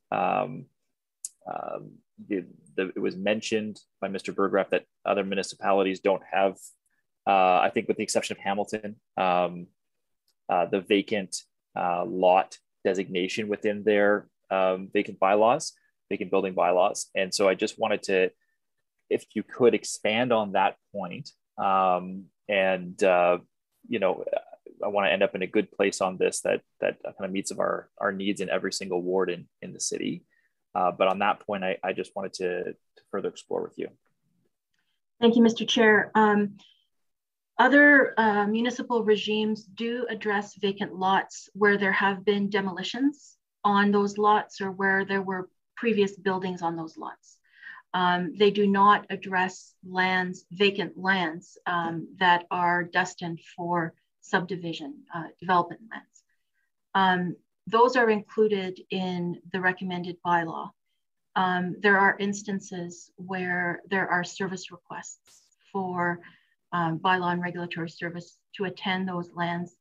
Mr. Chapman is here, can speak to the nature of those service requests. So it is staff's preference that they be included in the permit regime with that modified fee structure, so that they can be monitored as part of this regime going forward. But in that regard, we are in the hands of committee. Okay, I will ask Mr. Chapman, Chair, with your indulgence, just to speak on that and what kind of service requests they might get in this case. Sure, go ahead, Roger. Good morning, and thank you for the question, Mr. Chair. It's very difficult for us to determine exactly how many service requests we're receiving within those newly registered subdivisions. What I can speak to is the types of service requests that we've experienced over the years, and it really relates to particularly when some of the lots become occupied, so the houses are built on some of the lots and people have moved in. We start to get complaints about waste and debris on some of the vacant lots. We get complaints about construction material being stored there, garbage dumpsters being left on site, overflowing, long grass and weeds, ponding of water, you know, the creating breeding ground for mosquitoes and things. That's the type of complaints that we're receiving.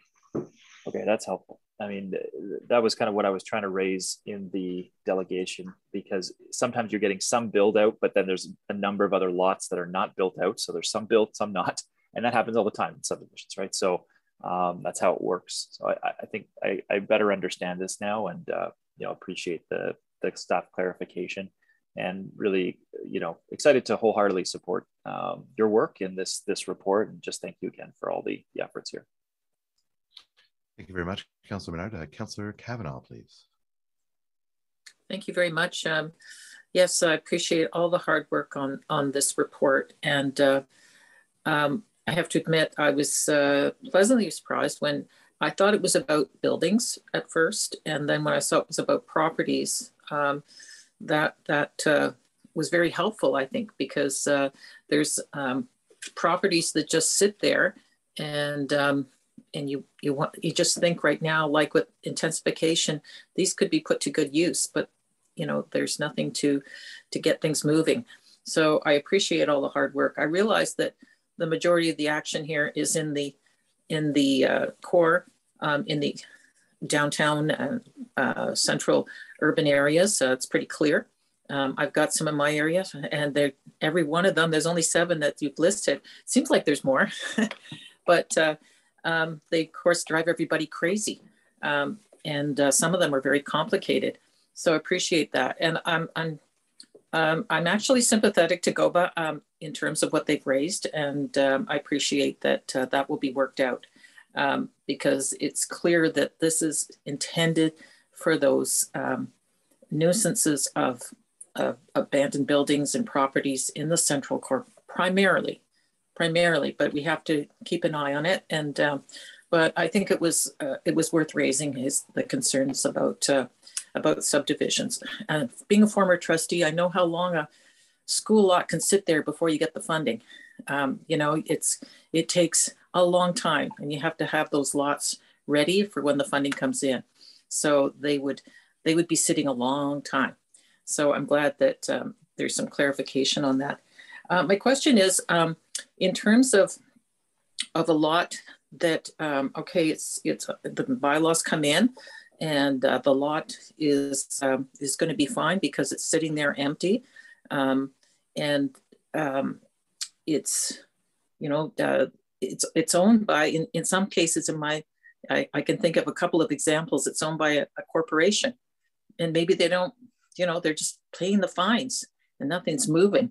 This happens with abandoned gas station lots because they're brownfields and they're complicated, and they just keep moving. Is there anything else that we can do? Or I just want to know what happens in a situation like that, because I can see that being an issue. Mr. Chair, the permit regime does account for corporate owners. If their building or lot is vacant more than 120 days, they would be required to take out a permit. They will have to provide bylaw and regulatory services with contact information about their corporation, of course, but also contact information for a representative and property manager if they have one. So we feel that we have accounted for corporate owners. They will be accountable under the permit regime as well. In terms of non-compliance, the bylaw does have offenses built in. So failure to take out a permit or failure to meet the requirements of the bylaw may be subject to enforcement with progressive fines and other enforcement tools, which Mr. Chapman can speak to if needed. I just wondered if it's a property that's designated a brownfield, therefore requires more attention, does that complicate matters?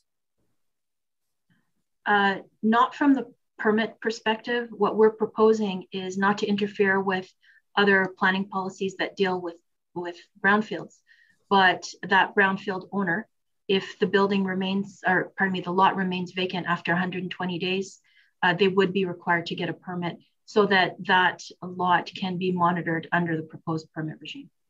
Great, thank you. I do have a vacant house that is sitting there that is now in the development. It's been bought and there's a development proposed. Would that since there's a development proposed, I know this is what we were talking about. Is that sort of on its way then? Or do they have 120 days to knock down that house and start building? Yes, according to our definition under the proposed bylaw, once the bylaw comes into force, the 120 days would start ticking as of the day the bylaw comes into force. Okay, well, I know that people will be very happy to see these derelict houses, and I appreciate going down, and I appreciate all the hard work you've put in. Thank you so much. Thank you very much. Councillor McKenney, please. Thank you, Chair.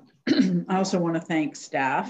This has been a long time coming, and we, for various reasons, don't want homes to be left empty while people are living in shelter and becoming homeless at a growing rate in the city, and also the effect it has on the surrounding neighborhood. Even with the vacant property aspects of the bylaw, I'm encouraged often, and I just want to make a note, because I know we're not dealing with it today, but it's come up, like the demolition control and its connection to building permits.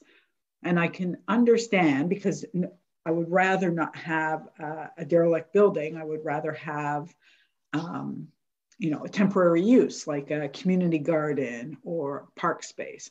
But what happens 99.9% of the time is that you don't get park space, even though you're supposed to, or you don't get landscape space, even though you're supposed to.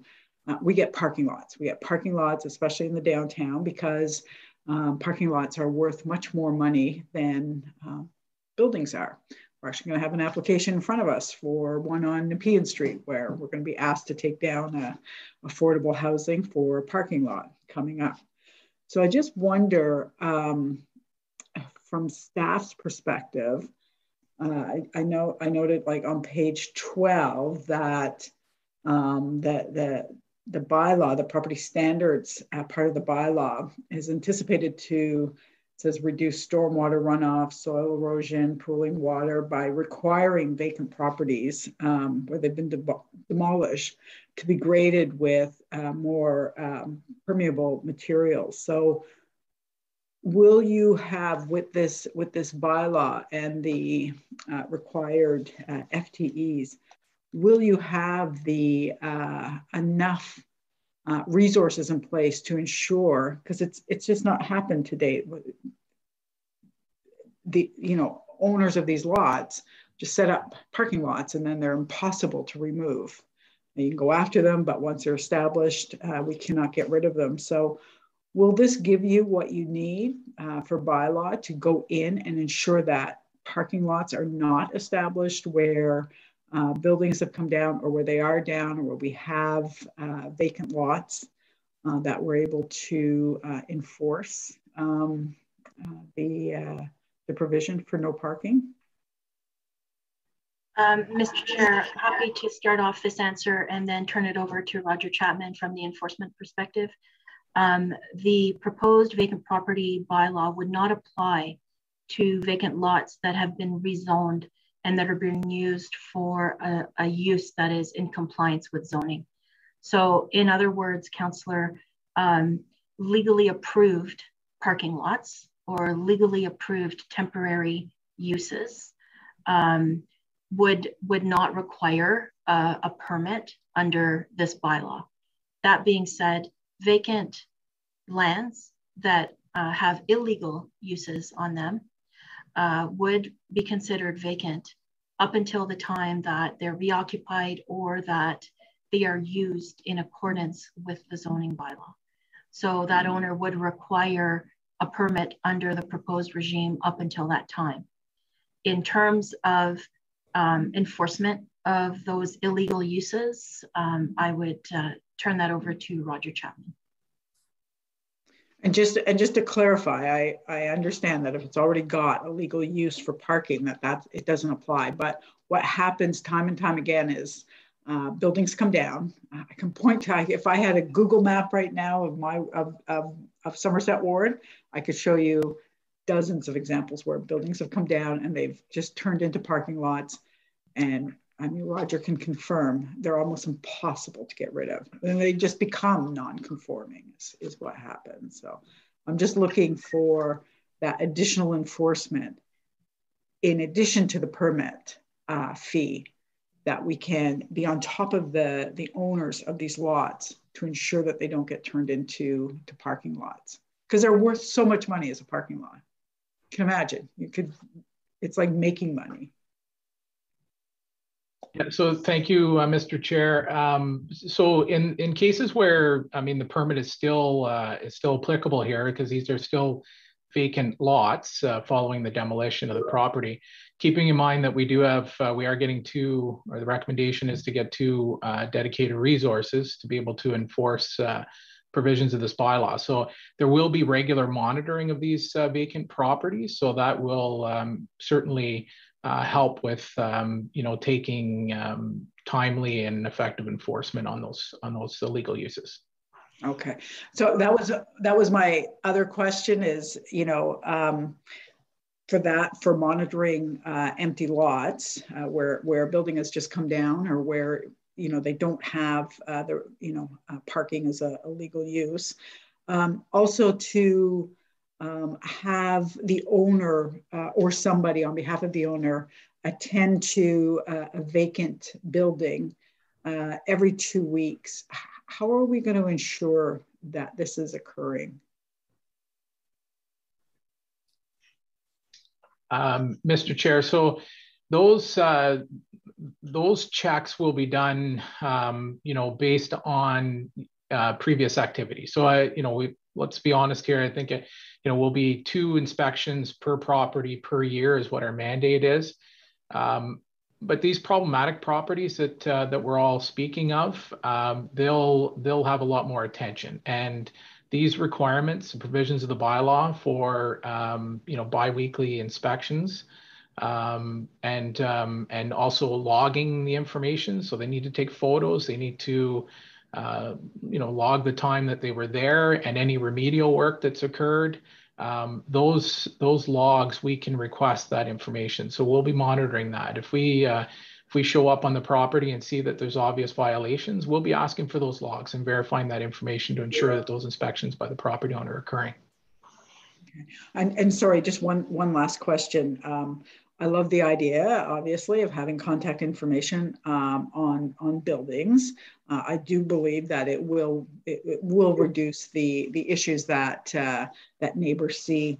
How do we ensure, though, that it goes to a real person? I mean, I'll throw out Somerset House as an example, but we have others where I'm not sure that we even know who the owners are. So how will we ensure that contact information actually, when you make the phone call, that somebody has responded to it, or it doesn't just go into into the ether? Thank you, Mr. Chair. Great question. We will be verifying those numbers. So the officers, when they're on site doing their inspections, will be dialing those numbers to ensure that there's actually somebody answering the call on the other end. Excellent. I imagine that community members will likely do the same thing. So thank you, Chair. No other questions, and thank you to staff for the recommendations in front of us. Thank you, Councillor. Councillor Deans, please go ahead. Thank you, Mr. Chair. I just wanted to quickly express my support for the recommendations before us today. I know that this is primarily an urban core issue, but it's not only an urban core issue. It extends into communities such as the one I represent. And I can tell you that vacant derelict buildings that are neglected and the properties that are neglected have a grave negative impact on the abutting communities. And it's been a frustration even to be able to identify, when Roger knows it well, that I believe the owner of the property is out of the country. It's been very difficult to reach and deal with. It has been a huge draw on bylaw services, and clearly a regulatory regime is necessary to be able to appropriately deal with these problem properties. And there is no doubt that to the extent this new regulatory regime will act as a deterrent for leaving properties vacant in a time when we have a housing crisis, I think that this is also a positive outcome. So just wanted to add my thanks to the city staff for all of the work that has gone into bringing us here today, and certainly supports the recommendations. Thank you. Thank you very much. If we could have the committee coordinator please place on the screen the motions in the order that they were moved. So on flurry, motion number 1.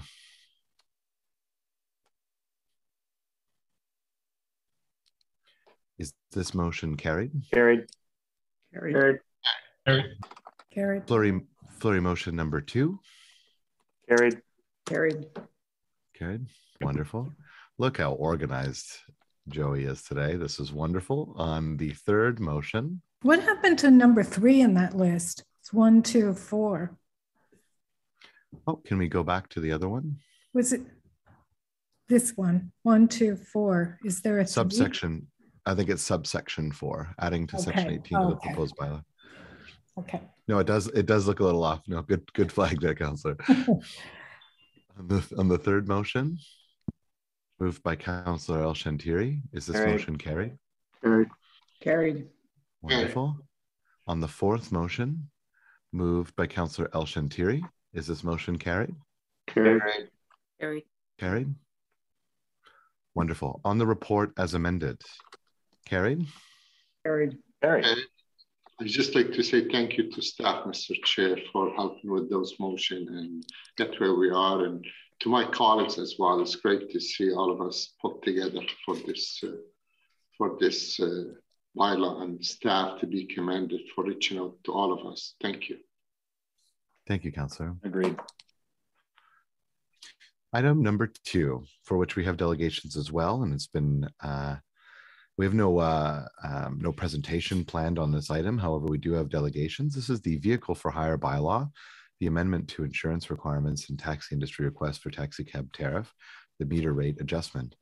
We are being asked today to approve a taxi cab tariff meter rate increase of 10% as detailed in document number 3 to take effect on June 11th, 2022, and further amendments to the vehicle for hire bylaw to provide for commercial general liability insurance of not less than $2 million required for taxi cab brokers, plate holders, limousine service licensees, and private transportation companies to take effect on November 1st of this year, and to delegate authority to the Director of Bylaw and Regulatory Services to prepare the necessary amending bylaw to take effect upon enactment.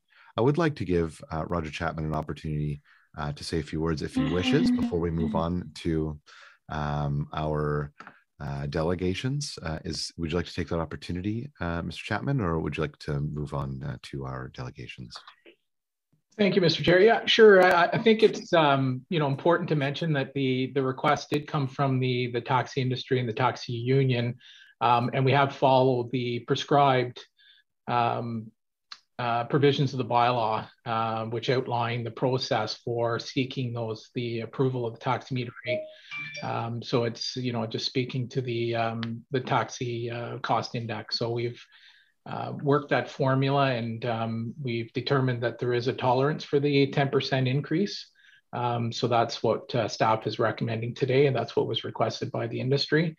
And then the second piece is the insurance, and we have done some consultation with the stakeholders and representatives of the drivers through the union, as well as the taxi brokers, and we think that we have concurrence here and support. What we're trying to do here is to help the drivers out. We understand that, and I'm sure that most the committee members here have heard from the industry that it's very difficult, if not impossible, to obtain the $5 million CGL requirement. So we're making the recommendation to reduce that to $2 million.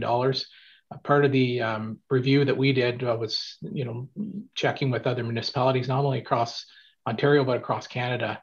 And the only other municipality that we were able to find that had a $5 million requirement was the city of Belleville. So no other large municipality across Canada has a $5 million requirement. So that's the recommendation you have before you today. Thank you. Thank you very much. We have 5 delegations in attendance today on this item. If we can ensure that we have the delegation that's up next also admitted to the room, just for ease of flow. Our first delegation in attendance today. Mr. Chair, sorry. I do have a motion, and I think it would be proper to introduce the motion if Joey can put it on the screen. So your my apologies. That's okay, Mr. Chair. Thank you. I had my hand up, but okay. So this is this motion, whereas the vehicle for hire bylaw 2016-272 as amended regulated taxi cabs, limousine, and private transportation companies. And whereas the bylaw requires that any new or replacement taxi cab vehicle entering the fleet must be maximum of 5 model years of age, whereas the model year of vehicle is not included in the vehicle age calculation, and whereas this provision has traditionally served to attempt to address potential vehicle deterioration associated with higher mileage and usage, and where many taxi cab vehicles have not been in full operation during 2020 and 2021 due to the COVID-19 pandemic, when taxi cab service were in lower demand, and whereas the taxi industry report that availability of another vehicle suitable to use as a taxi cab to serve residents and visitors, particularly hybrid and full electric vehicle, is significantly limited, which is confirmed by staff based on the current market, and where based on foregoing, it is prudent and reasonable to consider increasing vehicle entry age restriction to support the taxi cab industry ability to rivalize in place in the public transportation network, and whereas it will also be prudent and reasonable to promote the use of hybrid and fully electric taxi cab vehicles, given the city's initiative to support climate change objectives, whereas staff will be in coming year be reviewing aspect of the vehicle for hire bylaw specific to taxi cab with a view to addressing issue raised by the industry in this and other respect to result in a report to council in early 2023. Therefore, be it resolved that council delegate authority to chief license inspector to permit standard and accessible taxi plate holder to license hybrid or fully electric taxi cab vehicle that are up to 7 model years of age, where the model year of the vehicle is not included in the vehicle age calculation, provided the vehicles meet the taxi cab vehicle requirements of Vehicle for Hire Bylaw 2016-272 as amended, and that such delegate authority be in place until March 31st, 2023. Thank you, Mr. Chair. Thank you very much. Our second delegation is George Jarawan. Please accept the prompt to become a panelist so that once we're finished with the first delegation, you can jump on. So Georges, please accept the prompt to join us. Wonderful, thank you so much. Our first public delegation today is Syed Abdul Latif Dadshani. Mr. Dadshani, welcome, and please go ahead. Over to you for 5 minutes.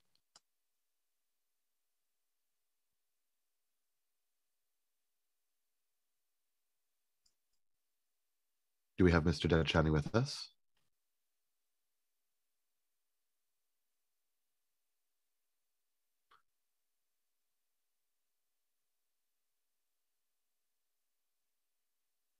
He's coming online now, Chair. Okay, wonderful. Thanks, Eric. Mr. Dadshani, over to you for 5 minutes. Go ahead.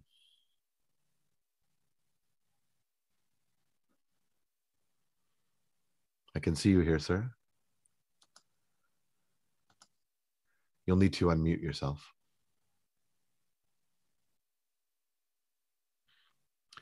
Are we having some technical difficulties? Oh, there you are. Go ahead, sir. Yeah. So thank you for the opportunity to give me to speak to you on this issue of taxi licensing. My name is Latif Dadshani, Syed Abdul Latif Dadshani. I've been taxi licensed drivers and owner for the last 20 years and been actively involved in the city of Gloucester, Cumberland, Ottawa, and new city of Ottawa, all the way in preparing their bylaws or amending their bylaws, and as well as paratransport, bringing to taxi industry. I had a excellent good meeting with Mr. Rogers Chapman yesterday, And I thank him for his understanding. And although I made a written submission in full details of all issues concerned to the taxi industry, but I concentrate only on the 2 issues in the item right now and leave that as our concern for your attention, that you have the written submission in front of you. And I really appreciate and support that proposal of increasing the taxi meter. It was not an easy decision for taxi industry to ask for, but as you know, the gas price, the inflation, the housing, food, and everything forced the taxi industry to ask for that, and it's totally reasonable, and thank you for that. On the issue of the commercial insurance, as Mr. Chapman said, if it's not impossible, it's hard to get it. 5 million liability. The other day I was in the archive of the city. I look into the bylaws from 1971 till now, and different municipalities. Before the amalgamation, there was 1 million liability, and till 2004 or 5 or 6, and then became 2 million, then jumped to 5 million. 5 million is not only has increased the liability, but it was impossible to get one. And especially for over 200 taxi drivers there out of the taxi services connection with the taxi company because of the disagreement on the issue of paying dispatch fee. They could not get any insurance, and their plates that there was life-saving and spend millions of dollars on that, they're on the shelf with the city. As you know, if you compare the city of Ottawa to across the river with Gatineau, we are paying threefold of what they are paying for insurance. And if the taxi insurance big mother companies, they are thinking it's too expensive to have commercial insurance for taxis, it should be investigated why it's too expensive for them. I know that the insurance is liability or regulation is part of the other levels of the government than municipal, but you as our politicians, our government, and as our regulator, first of all, you can't regulate something which is impossible. Second, you're in much better position than me or my union or my taxi companies to go to the provincial and federal government to make it affordable and accessible insurance available for the taxi industry. And in general, as you know, if you look at the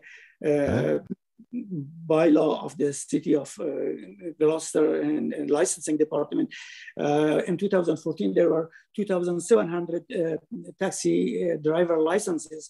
And now it went down to 11 or 1,200. So this 1,500 full-time job that sometimes the taxi or double shift, night shift and day shift, and for the weekend they have different shifts. It came down to 11 or 1,200, and they are barely making money for survival or providing the service. So those 1,500 people that they lost their full-time job, their big families behind them, and because of their age or language barrier and lack of experience, probably it's hard to get any other job. It's going to have a very negative consequences on their family and kids, socioeconomic consequences.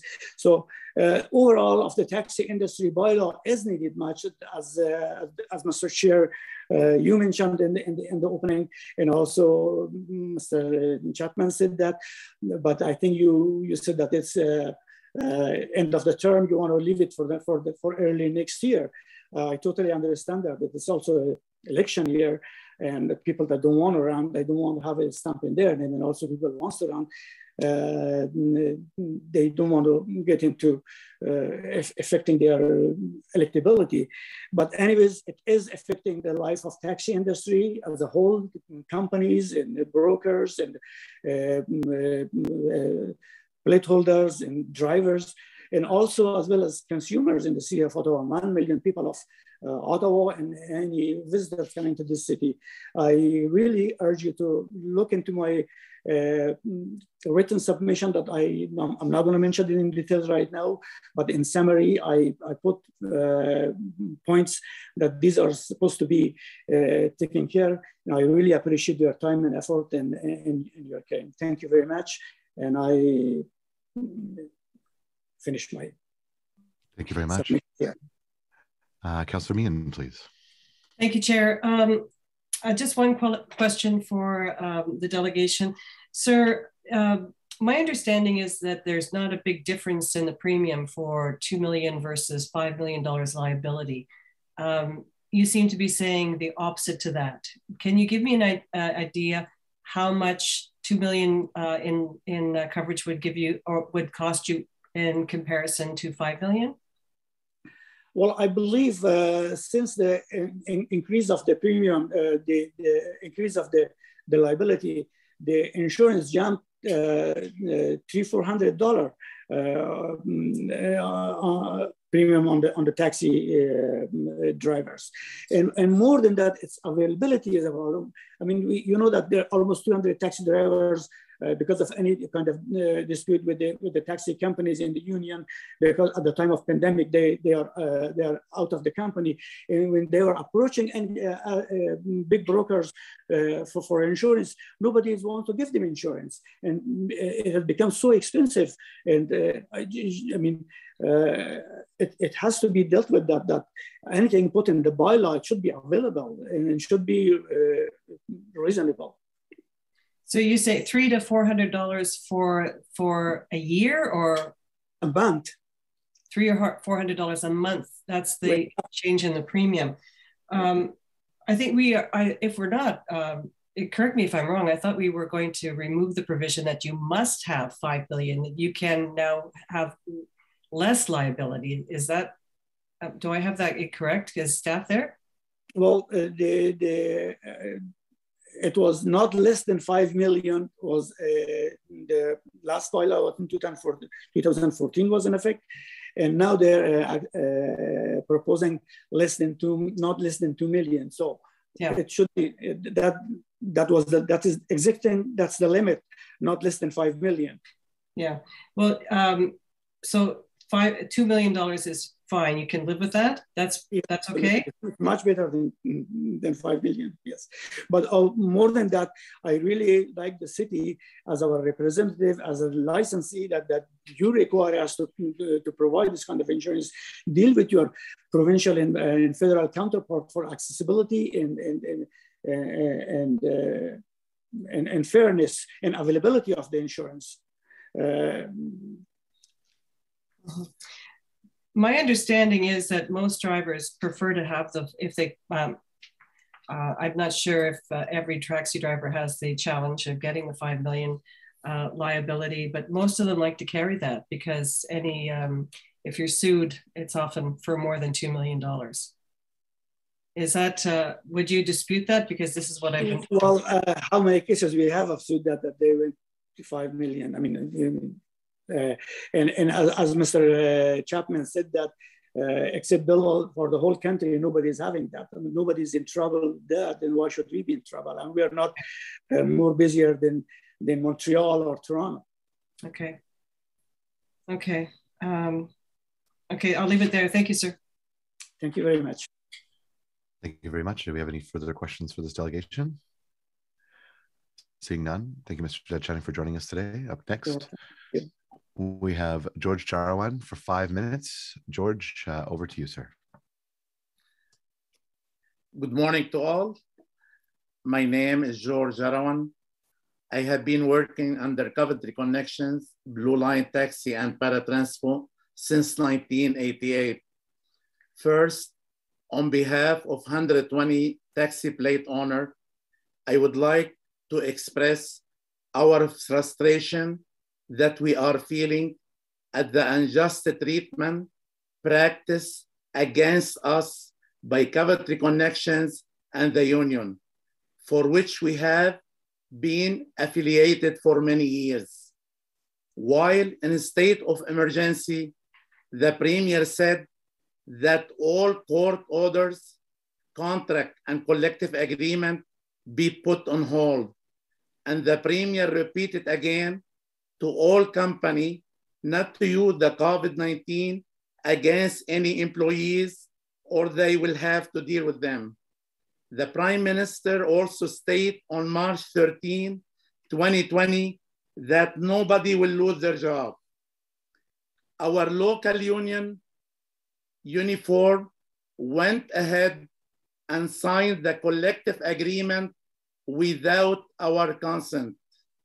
Unfortunately, with this agreement, Coventry Connections continue to charge us dispatch service fee for all those months that we stay home.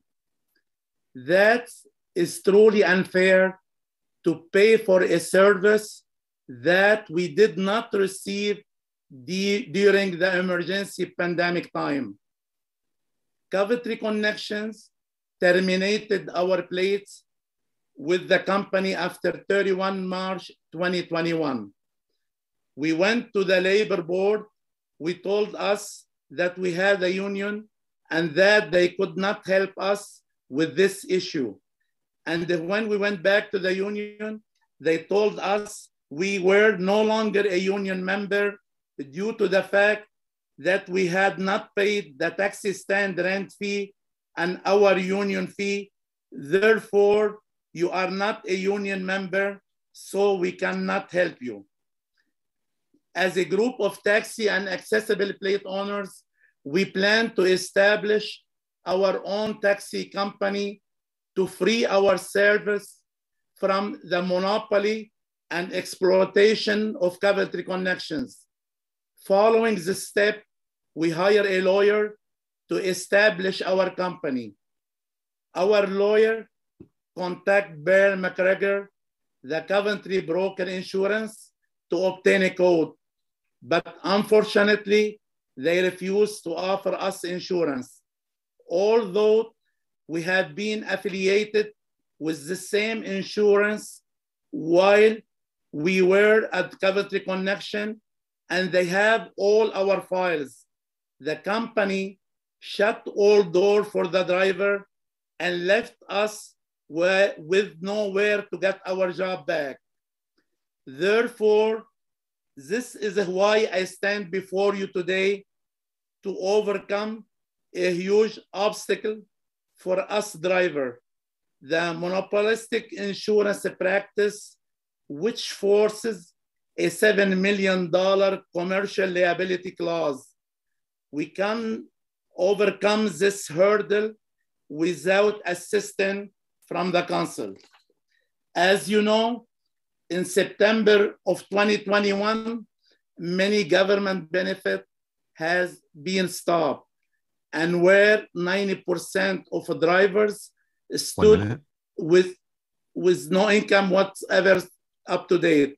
Honorable Councillor, the opportunity to provide better service for our citizens of our great city, for our friends and neighbors with mobility challenges, and for taxi drivers and their family who have lost their economic livelihood is in your hand.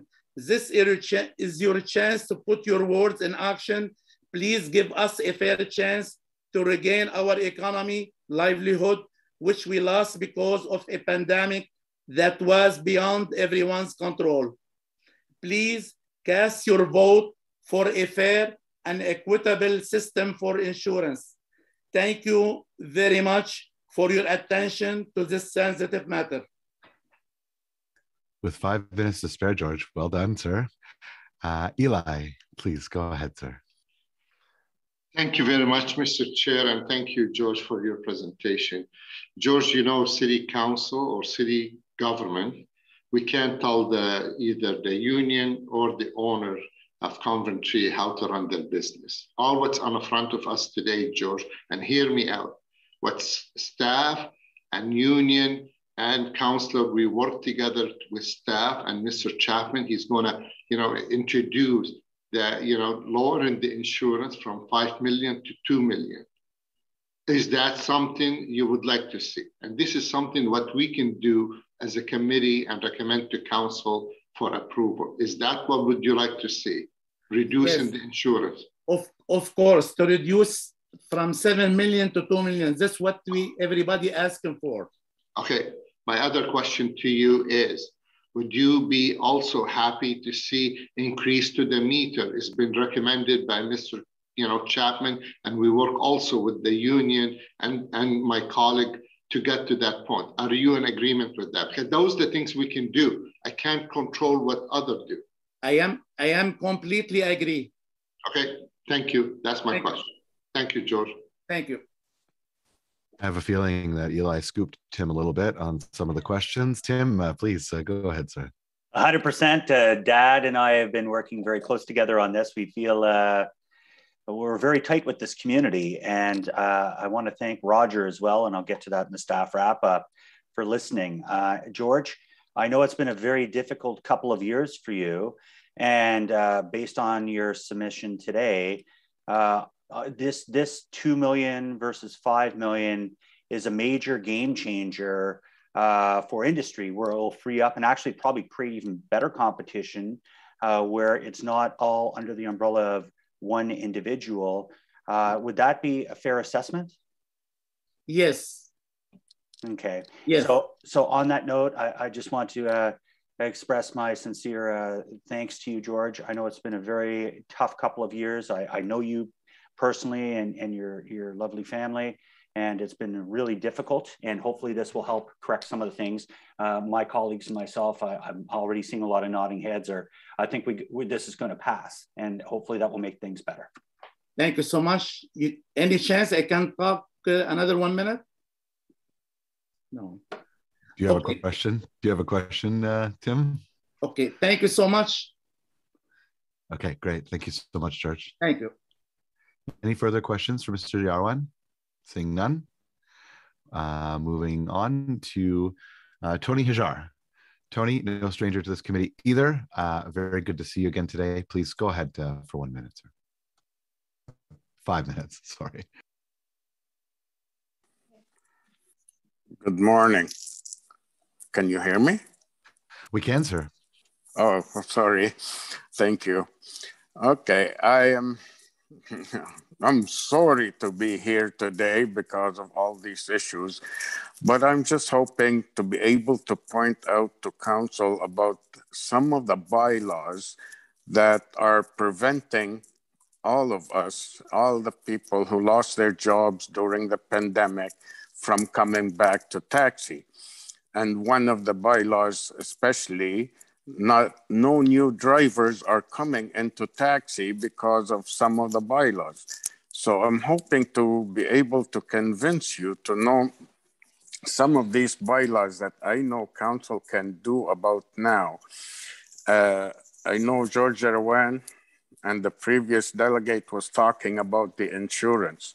Well, let me tell you, I was the one shopping around for the insurance, and I lobbied few insurance companies, and many of them did say, we will not touch Ottawa taxi insurance because of that extra $5 million liability. Now, I did find an insurance company who's standing by, who's willing to come and give us insurance. And once that $5 million liability is removed, yes, insurance will be a lot cheaper to all of us. But the main issue that I want to discuss is how the accessible taxis, so many of them, there's a couple of bylaws on the accessible taxis. One that I saw a bylaw where many drivers were being charged. They were if at a time when they receive a call for an accessible car and they were not able to do it, the next day they were called into the inspector's office and they were given fines. Now there's quite a few of these drivers that this happened to them. There's also, I mean, now other than the cost of operating the taxi and the insurance, and now to invest in an accessible vehicle is so high, there is no way any income now coming back, even with Coventry. With Coventry, it might be easier, but there's 79 accessible licenses now they are returned to the city, and many of these owners are ready to walk away because they saw that, I mean, they did experience operating the accessible vehicle. Even in the good times, they didn't have enough income to support these kind of costs. Now, the other issue that I was hoping that this council to give an incentive to these accessible vehicles to start, or the accessible license plate owners to start to invest again in accessible vehicles. I'm hoping to point out to council to start to tell these people that you are willing to look on how to download some of Paratranspo to all accessible vehicles. Now, I know for a fact that Paratranspo, an accessible vehicle will cost $10 less per passenger to be done in an accessible taxi than it is done by a bus. And this is, I got this information from quite a few years ago from the general manager of Paratranspo.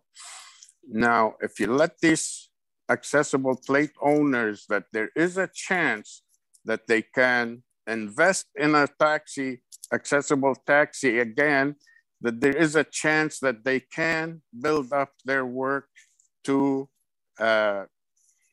have good income if Paratranspo would start to be able to give all these accessible cars some of their calls. The other bylaw that is on the books now that is preventing these accessible vehicles from coming online or investing again is that every accessible or every license, every taxi license have to be working with a broker, with a taxi broker. And since Coventry Connections preventing all these accessible and plate owners from coming back to Coventry Connections unless they go and they pay them the last 2.5 years of stand rent that they haven't been working, and that could come up to way over $10,000. So now that, like that has to be, you can do it right now, or at least you can give the chief inspector to use his own discretion to allow that these people to go and renew their licenses without having to be working under a broker. And if you can wrap up, Mr. Hijra. Sorry? If you can wrap up, your time is up, but yeah, please.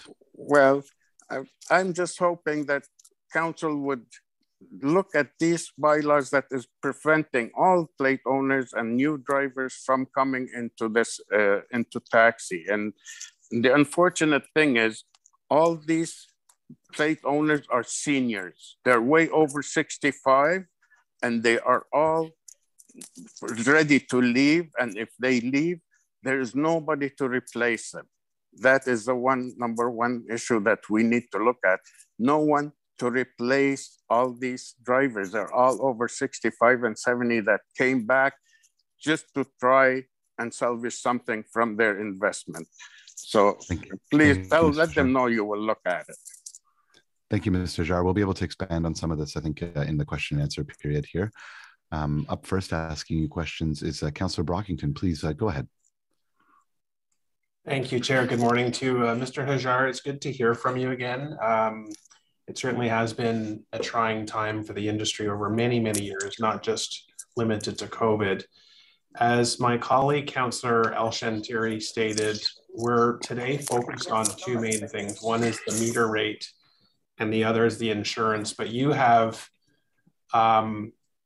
quite properly elaborated that there are a lot more challenges in this industry in addition to an outdated meter rate and some of the insurance challenges. So thank you. We hopefully as a committee will get to that in the next term of council. I want to ask you a question about actually Councillor El-Shantiri's motion that he's put on the floor. And Councillor, if I get the interpretation of your motion wrong, please jump in. But Mr. Hajar, right now, when a taxi car is at the end of 5 years of age, the owner needs to replace it, needs to have a younger car on the vehicle. We've capped the age of the vehicle to 5 years. And Councillor El-Shantiri is moving a motion, which I strongly support, that increases the age from 5 years to 7 years, which I think is an appropriate thing to do. However, in his motion, he talks about this being applied to hybrid vehicles or fully electric vehicles. And I want to give the councillor a chance to chime in as well. But Mr. Hajar, do you know how many drivers, and I know this is probably anecdotal, but drive hybrid vehicles versus electric? Does that cover all models, or are we excluding anyone that does not have a hybrid or an e-vehicle? No, the ones that are driving hybrid, the big problem with that is we all have collisions. And the problem with them is if they happen to have a collision when their car has been 3 years on taxi, the insurance will total it off at $2,000. Now, for that person to replace his car, he's looking at over $20,000, $25,000 for the next car.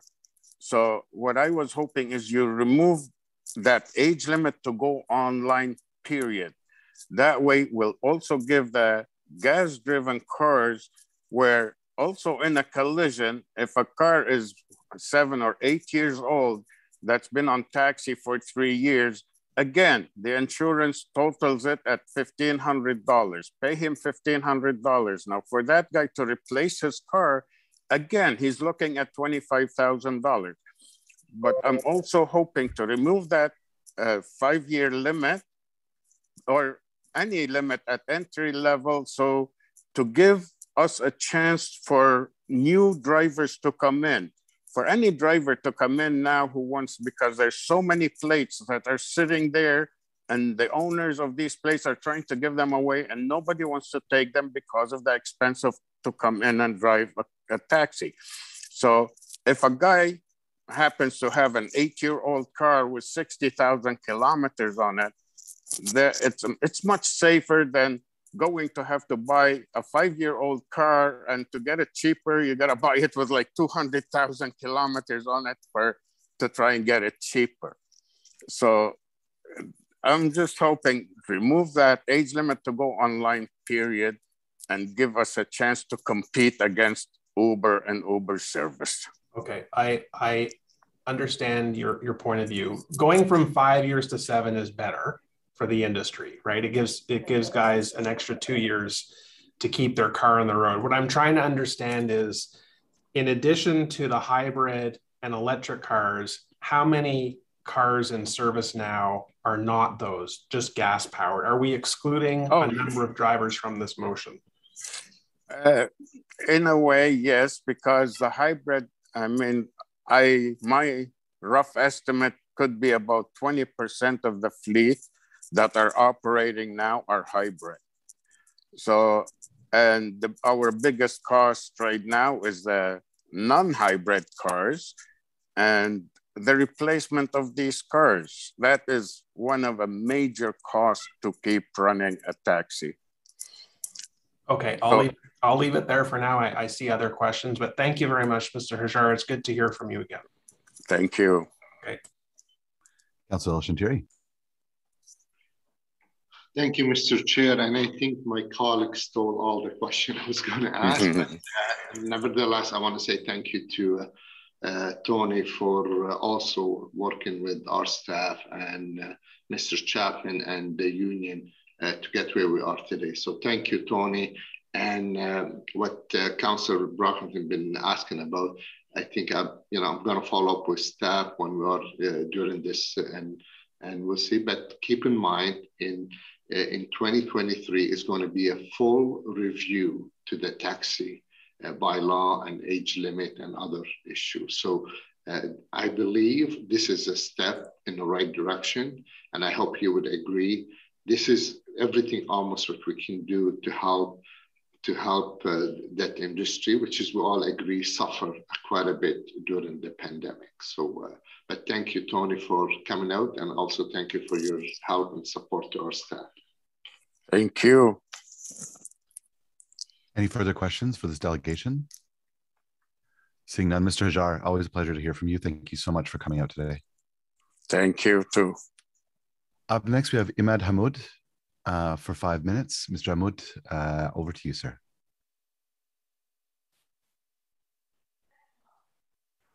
Yes, thank you, Mr. Chairman. I don't know if Councillor Al-Shantiri or Blackington with Tony Hajar. I'm a taxi driver for over 20 years. I drove the taxi in the city of Ottawa. So with respect to the motion that Councillor Al-Shantiri put, that he excluded the gas cars. He just mentioned the hybrid and the electric cars. I would say that if that will be changed to include all the cars, the cars that are operating gas, not just hybrid and electric. And second thing, that last year, I guess, or before the pandemic, the province were lobbying, or the province were having meetings to provide insurance for the taxi drivers. I don't know if they will be responsible or just do some recommendation for that. Is the city of Ottawa or the council, you, the councillor, are involved in dealing with this issue? And do you have any information with respect to this? And the last thing I would like to mention, because I'm not prepared, I wish I was prepared for this meeting better than what I'm doing.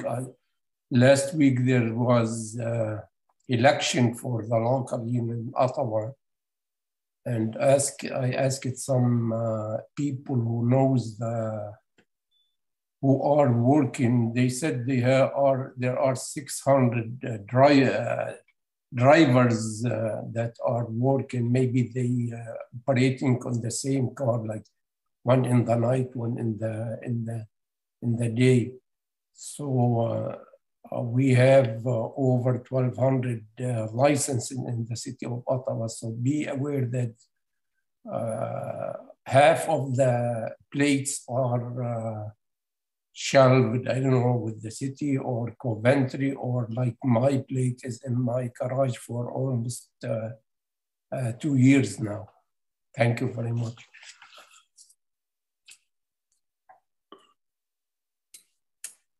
Thank you very much. Up first, we have Councillor Al-Shantiri. Please go ahead, sir. Thank you, Mr. Chair, and thank you, Mr. Hamoud, for your presentation. It's just to answer your question, you have asked what can we include the gas car, and I want to thank my colleagues. So in speaking with Mr. Chapman, we agree we can include the gas car to my motion. So staff will be amending the motion to include gas car up to 7 years. So I want to say thank you to my colleague for bringing up to our attention, and thanks to you, Mr. Hammoud, for also bringing it to us. So we will include that in my motion. Thank you, Mr. Chair. Thank you yourself and everybody in this committee. Thank you very much, Mr. Hammoud. Up next, we have Amrit Singh, our final delegation on this item. Mr. Singh, please go ahead. My name is Amrit Singh, president of Unifor Local 1688. We represent taxi drivers in the city of Ottawa and some cities. Today, I'm appearing in front of you to support the motion made by my own councillor, Eli Shantiri. So, today, we are working under the meter which was amended 15 years ago. And we're working on the same rates. Everything is more expensive. Some of you will remember that many times we were offered meter increase. I appear in front of this committee. You can see some of you was present in that committee. You offer the meter increase, and I stand up and I say, thank you very much. We don't need it. And you gave us a standing ovation. I still remember that.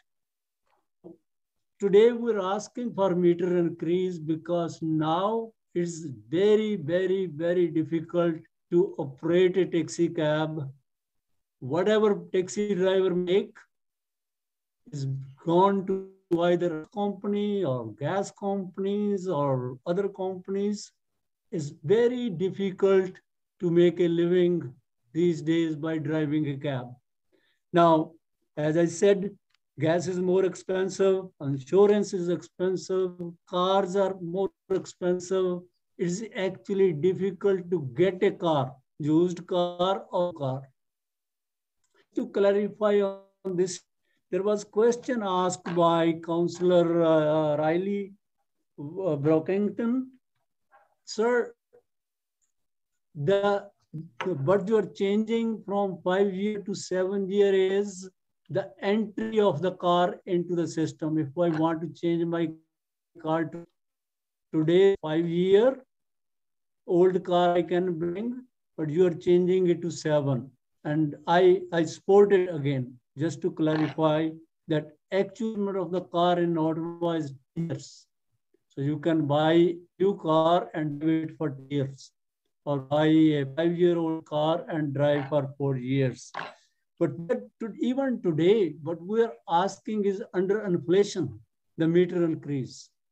The price operating cost of driving a taxi cab today is gone up maybe more than 20%. And even asking 25%, we're asking 10% meter increase. And the other issue of insurance, and the city in the previous years had approached. What we need to do is change the provincial law. When PTC companies came, then provincial government changed the law for them, but they keep on promising taxi drivers, but they still did not. I understand now the provincial election is going on. Once it's over, I will urge City of Ottawa to write a letter or cooperate with the industry to ask the new minister in charge to change the Insurance Act.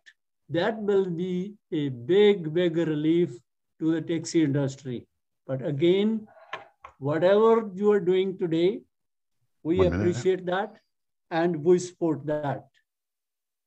I forget to tell you, with me is two gentlemen. One is Vice President of this union, Brother Bahdoon Isa, and Brother Neguse Sege the secretary treasurer of the local union. I really appreciate what you're doing today for us, and I'm open for any questions. Thank you very much. Councillor Brockington, please. Thank you, Chair. Mr. Singh, first of all, congratulations on being re-elected as president of the local union, and to your colleagues as well on the executive. It's good to see you back. We have had a very fluctuating rate increases over the years. In the staff report, they provide the history of rate increases over the last 20 years. Some years, there have been absolutely no increases. In fact, rates have been frozen for over 10 years, which I can't understand that situation. Other years, it's been 10%, 7%. It's been all over the place. Why are we not advocating for a simple inflationary increase year over year like many other organizations? People can understand that. It's much easier to absorb for both customers and drivers. Would that be, after today, would that be something you would support and advocate for? I can't say yes or no today, but even this thing was, the mayor himself asked us to do it, but it's too late for today, because if we ask inflation, then inflation rates, then you have to increase the meter maybe 30%, which we don't want. But in the future, as you mentioned earlier, is going to be a total bylaw review next year. Maybe we will propose this and support this. Yeah, I think some stability in the marketplace is good going forward. Just a final question and get you to comment. The 10% increase is being asked to be go into effect all at once, June 11th of 2022. Would you support an increase that's spread out, maybe 5% in June and 5% at the end of the year? So again, and I know your drivers need the increase, and I fully accept the challenges that they faced and they need this. I'm just worried about passengers, the people who take taxi, many on limited incomes. 10% increase is going to hurt. And I'm wondering whether you would be supportive of trying to phase this increase in, where we do a little bit now and we'll do the rest at the end of the year. What are your thoughts or comments on that? The problem is it costs a lot of money to change those meters from A rates. Okay. And it's not fair to tell taxi drivers to pay now to go and change the meter, then 5 months later go do it again. Plus, what we are asking is supported by most of the customers we drive. Taxi using public is, whenever you pass by a gas station, they make a comment, "Oh, your meter did not go up?" And we said, no. So I think we have the support of the taxi using public. We could have even asked more, public could have support us, but we're asking very reasonable 10% increase. All right, I thank you for your input today. It's good to see you back, and I'm sure we'll talk again in the near future. Thank you. Thank you very much. Councillor El-Chantiry, please. Good morning, Amrik, and again, congratulations on your election. And also want to say thank you to the previous union leadership as well, working together with our staff to get where we are today. And so, Amrik, I'm sure you've been listening to the discussion this morning, and I'm hoping we'll get your support for what we're presenting today. At the same time, staff agreed to include a gas card as well for up to 7 years. And I think that's a good compromise. And thanks to my colleague again for bringing that up. But in moving forward, Amrik, we need to establish that working relationship with the city and the union. We can, again, we get sometimes called, oh, the owner's doing this or the converted. We can't interfere with private business, but what we can do, we can work with you. And I know staff, they start discussion about the accessibility. And I know there's some accessibility plate driver, they return the plates because it's not affordable for them to stay in the business during the pandemic. But so I'm hoping under your leadership, you will continue that dialogue. So in 2023, we'll have a better understanding of moving forward with accessibility, because right now the accessibility community is actually paying the price for the shortage, to put it this way, of those drivers. So I'm asking you to continue working with our staff and continue between now and in the first quarter of 23 or where we can bring a full report to this committee. I think many of you know me, and for me, it's the 5th term I am starting as a president of the local union. And most of you I have already worked with, and we believe in working together, and that will continue. Although we were not treated nicely in 2016, but I promise you in the future, we will work with you and the staff and everybody else. Thank you, Mr. Singh. Thank you, Mr. Chair. Councillor Cherney, please. Great, thank you, Mr. Chair, and I'll echo my colleagues. Congratulations, Amrik. We've worked together for many years, and it's interesting how it took a pandemic to get to the point where some of the, if you remember back in the day, I think Eli and I and a few others moved 9 different motions or trying to adjust certain things to make it so the taxi industry would have a lifeline or anything. And I believe 7 of those 9 were adopted. And it's kind of funny that, you know, almost a decade later, we're all simpatico in supporting the extending the length of the vehicles to make sure you guys keep going forward. And I want to thank you for your patience. I think the other one was cameras in the cars. For Uber was the other issue too. But nonetheless, I just wanted to say congratulations. I look forward to continue to work with you. And thanks for your patience over the last couple of years to your entire industry. I have many cab drivers in my community, and I hear firsthand the difficulties that they have had. So thank you very much for coming out today. Thank you for the support. Excellent comments, Councillor Cherney. We do realize how difficult this period has been for this entire industry. Mr. Singh, I'd also like to extend my congratulations on your most recent election. We are very much looking forward to continuing to work with you. Thank you so much for your delegation today. We truly appreciate you taking the time. Thank you for your time. We'll begin with the motion by Councillor El-Shantir. Oh, sorry, Councillor Deans. Questions for staff? Question for staff? Yeah, okay. We'll move on to questions for staff. Councillor Deans, please, go ahead. You're on mute. The first question is, I just would like some clarity on the El-Shantiri motion around the age of the vehicle. It pertains to electric vehicles and what else? All vehicles? All vehicles. Councillor Shantiri, if you'd like to respond to that, please go ahead, sir.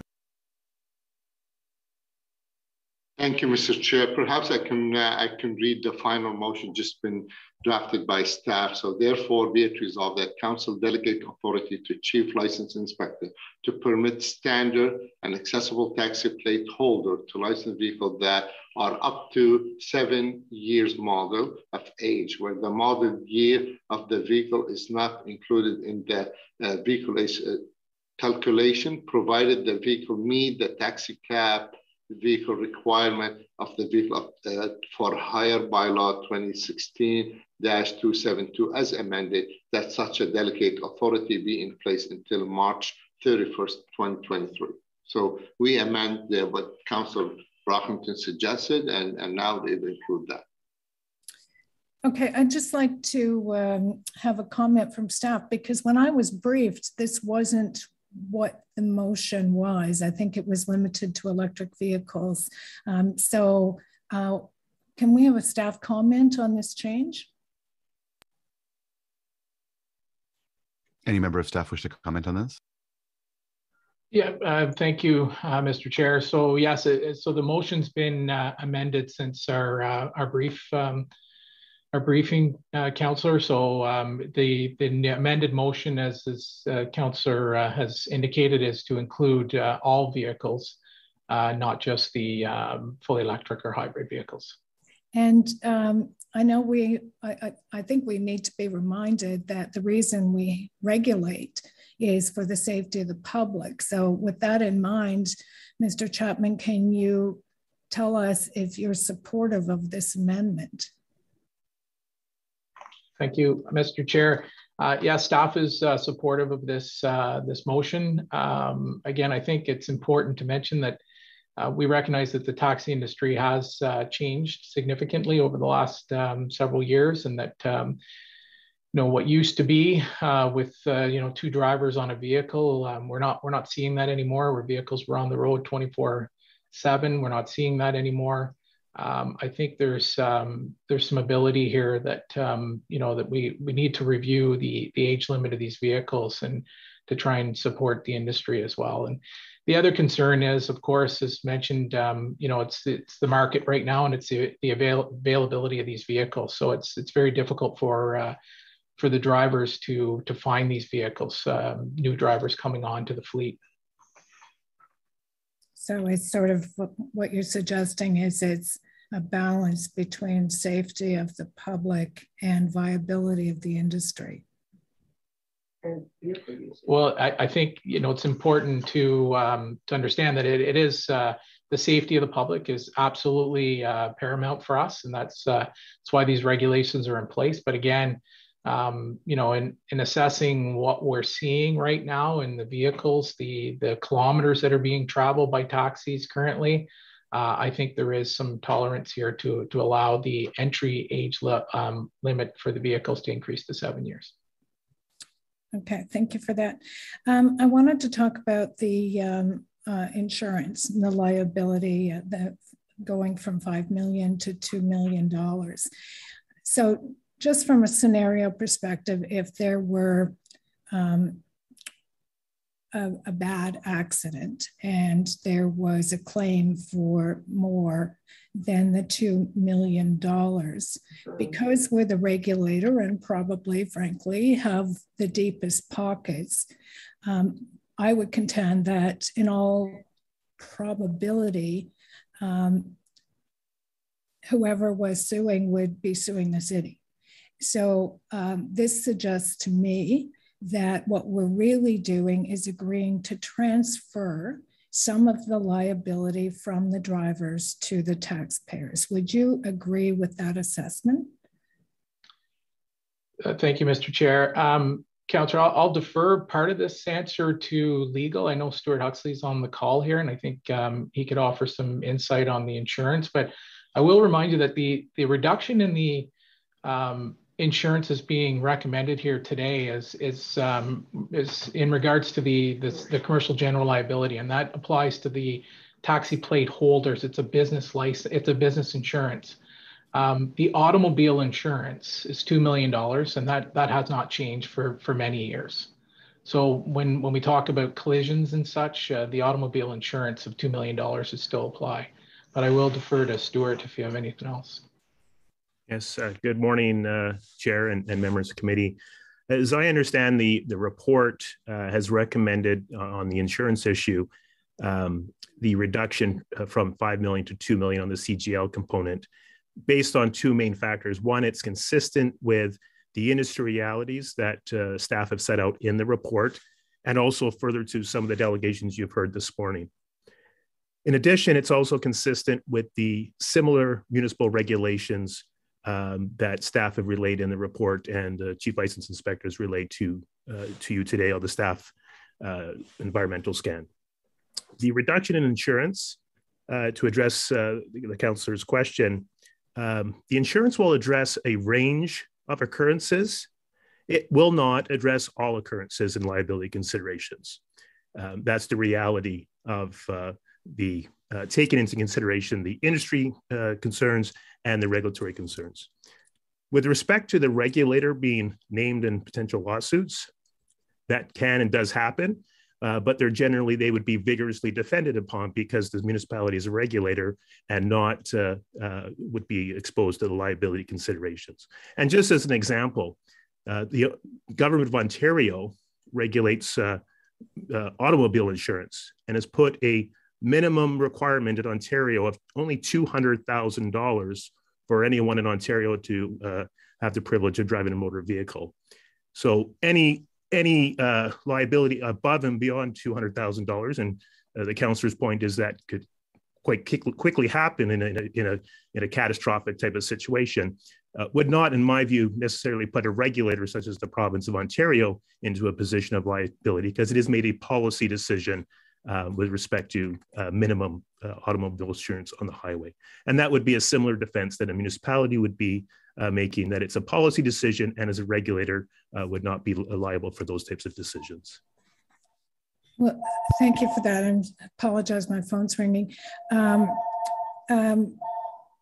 I believe, is Valerie still on the call? Because I believe that this has occurred in the city before, where there has been liability that has ended up being transferred to the municipality. I can assist on that, Chair. It may be that liability may flow to the municipality for the other roles that a municipality has, such as the authority over the road authority under the Municipal Act, but not necessarily as the regulator of a business licensing scheme.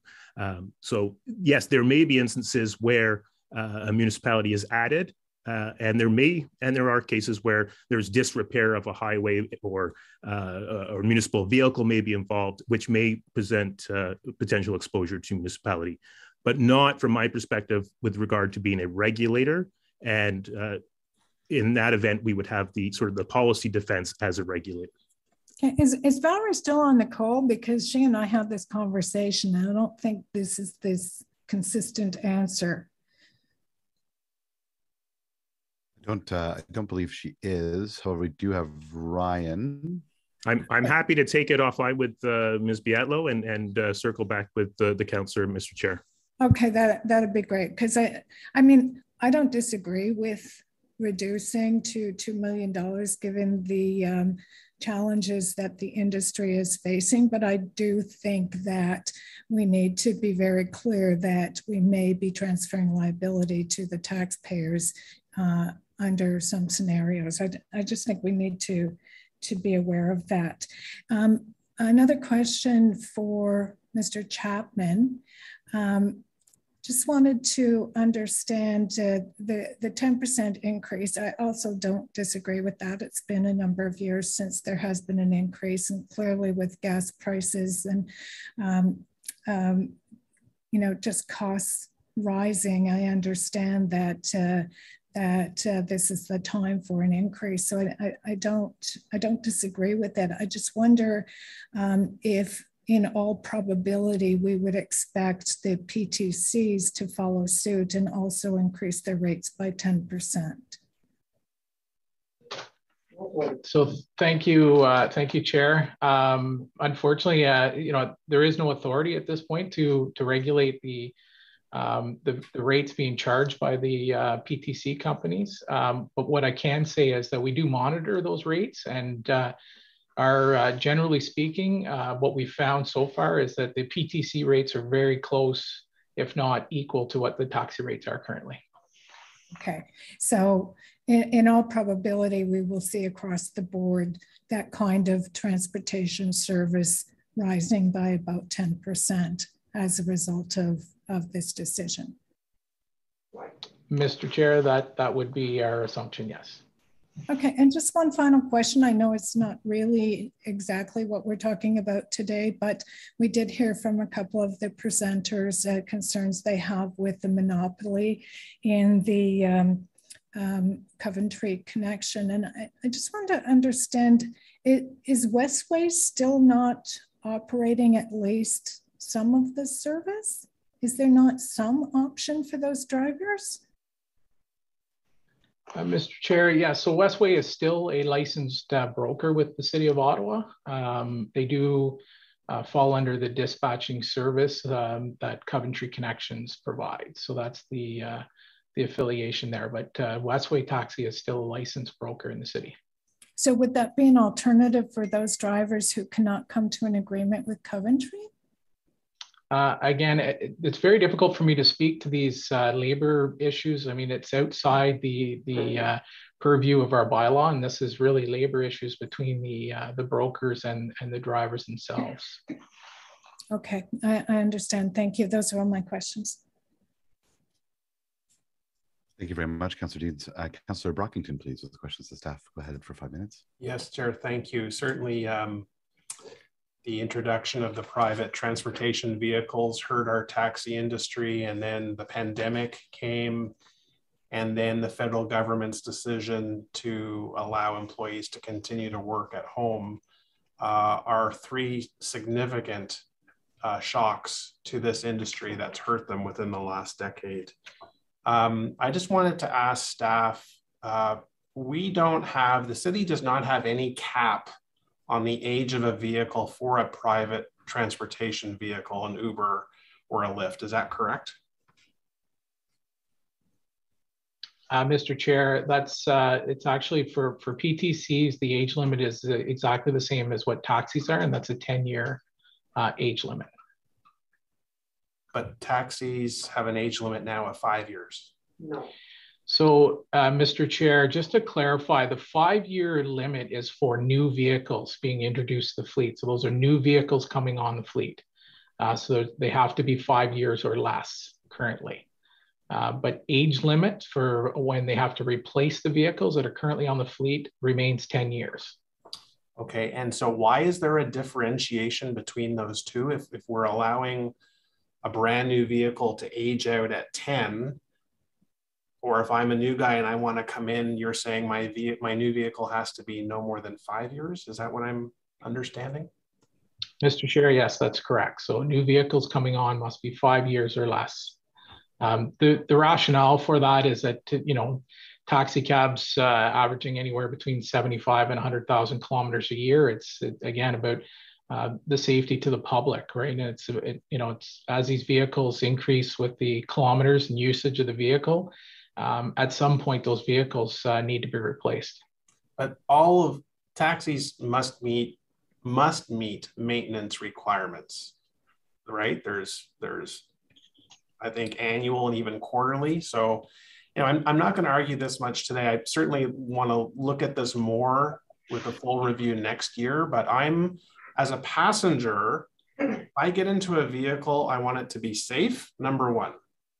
I want it to be comfortable, number two. And I don't really care the age. I don't care the age. I want it to be functional. I want it to be safe. And when we put these caps on the age of vehicles, it actually makes it more expensive. It makes it more expensive for the driver, and it makes it more expensive for me because we're forcing the driver to get a brand new vehicle, which puts costs up. So we have to look at this going forward. If we have maintenance, mandatory maintenance that must be done, the age of the vehicle is irrelevant. My last point, Mr. Chapman, for you to comment on is the fluctuation in the rates. 10% 1 year, followed by 7%, 5%, 3 years in a row, a 22% increase. And then we had this massive gap where there were no requests for any type of fare increase to reflect inflationary costs that happen in the industry. Many, many factors: gas, wear and tear on the car, other factors. Are we headed towards, again, this might be, Chair, something that we talk about next year, and I want to save everyone some time, but a 10% increase is going to hurt some of our passengers. And I'm not at all debating against the need for it. I get it because it's been so long since we've addressed this. But I'd rather see something phased in, 5% July 1st, 5% December 1st. But Mr. Singh talked about there's a cost to drivers to amend the fare machines. Could you comment on that, please? Is there a cost associated with making an adjustment? And is it, if that's true, is it just better to do this all at once? Thank you, Mr. Chair. And that's a great question, Councillor. There is a significant cost to the drivers for updating the meters or amending the meters to the new rate.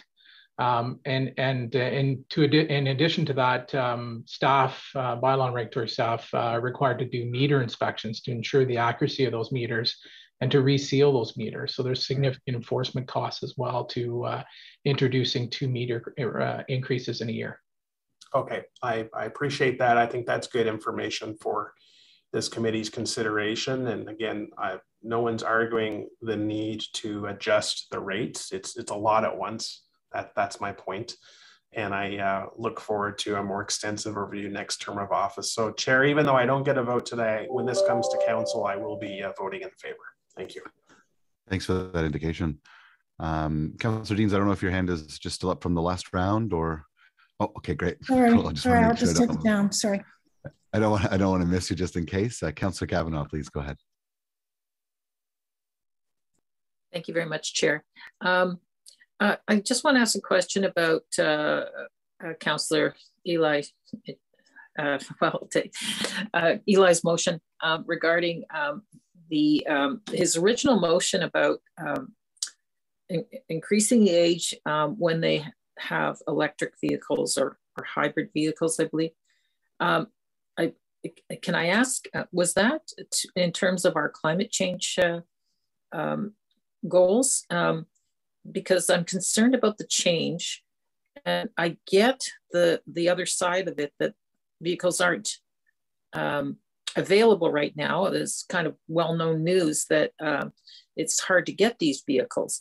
But I'm wondering if there's some sort of compromise to still encourage that, because I'm a little worried that we're not, if we make it just, carte blanche on all vehicles, when the original intent of the motion seemed to be to encourage the use of electric vehicles. So what kind of compromise can we make here to still encourage that, and understanding that there is, the supply shortage?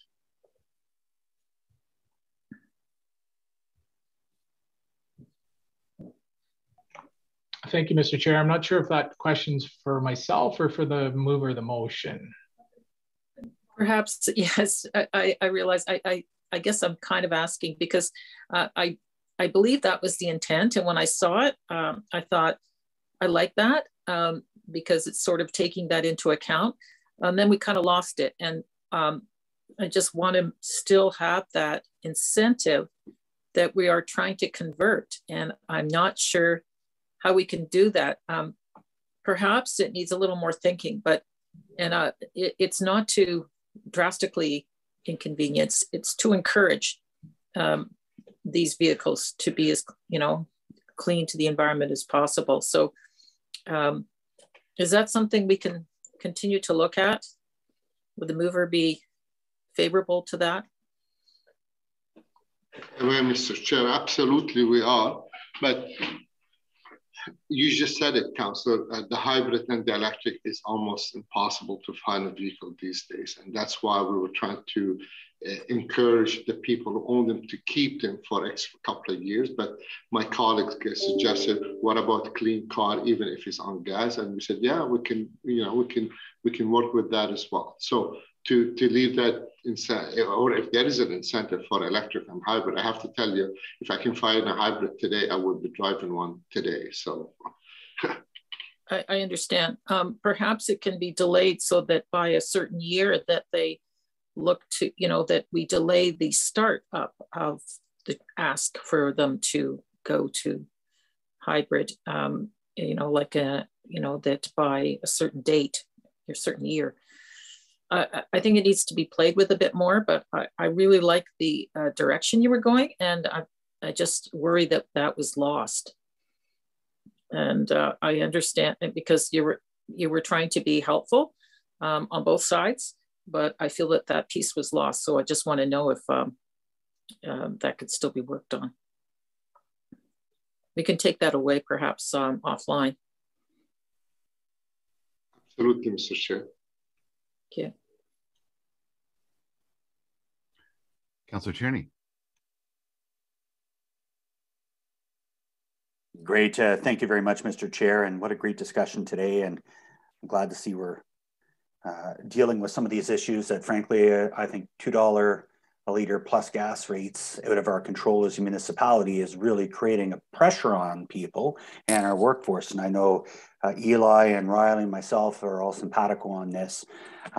Just to reiterate, Mr. Chapman, Chief Chapman, there's 444 municipalities in Ontario, Mississauga, Toronto. They all have $2 million policies, and ourselves, and I forget that small town that you mentioned, are the outliers at 5 million. Is that a correct statement? Mr. Chair, that's correct. The only municipality we're aware of that has a 5 million CGL requirement is the city of Belleville. Oh, Belleville. Yes, that big, Bell Vegas. That being said, and I have friends down there, by the way. I hope they don't hear this. That being said, I'm less concerned on the safety aspect. I think we have a lot of good precedent, and thank you to Stewart for speaking to that point. Also, to Teresa's point, I think we all want to get to the sooner people can get an electric vehicle, the better. I think the challenge therein is you can't buy them. You're 2 years out. So there's 2 years of hardship, and I don't see it stopping at $2.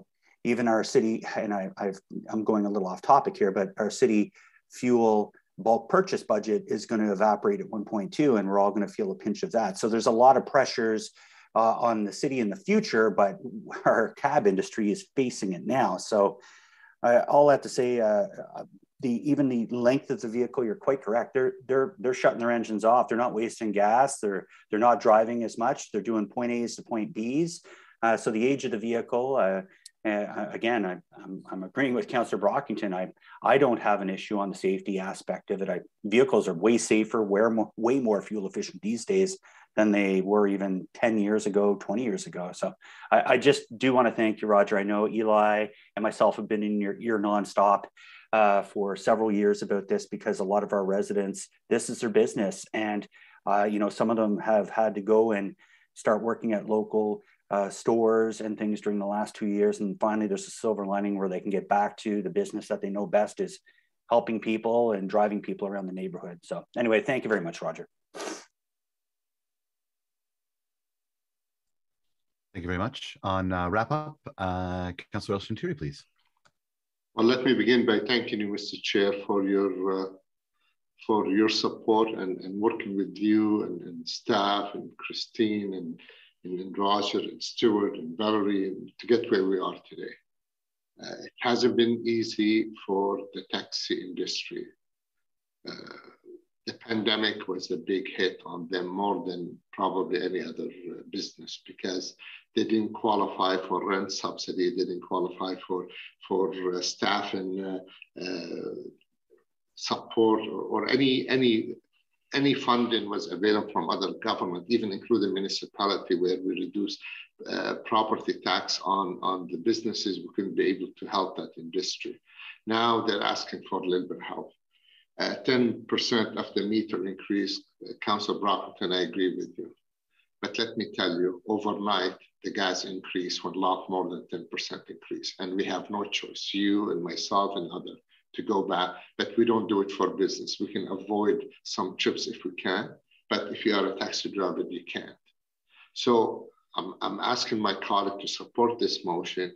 I agree with Councillor Kavanaugh. The intent was to have more of hybrid electric vehicle in the fleet, but I mean, we're not, we all know that's not going to be option available anytime soon. If you like to, we can modify the motion and to keep both between now and council meeting, I'll be happy to work with you, council. That's not a problem. I want to thank all my colleagues for, hearing what the driver been going through and looking for, more importantly, is what's going to come in 2023. In the city of Ottawa, we have given 180 some accessibility plate. I can assure you today, more than 80 of them been returned to the city because people cannot afford to run them anymore. And that's really is going to have an impact on the accessibility community. And I know that Councillor Rudolph will talk about it because we're trying to have more accessibility vehicle, and now we're having less. And I know maybe some people are traveling less now during the pandemic, but once start people going back to what once was normal, you're going to see the impact on the accessibility. And so we have work cut out for us, but for now, I believe this is a step in the right direction. The 2 million insurance, well, that's 2 million across all the municipality of Ontario with the exception of one. And nothing said the driver, if they want to feel safe, they can buy $5 million. So they can buy 7, they can buy 10 if they feel needed. I don't think that's on the municipality to control that and create that monopoly where half of those taxis have to leave the business because they cannot afford to buy the $5 million insurance.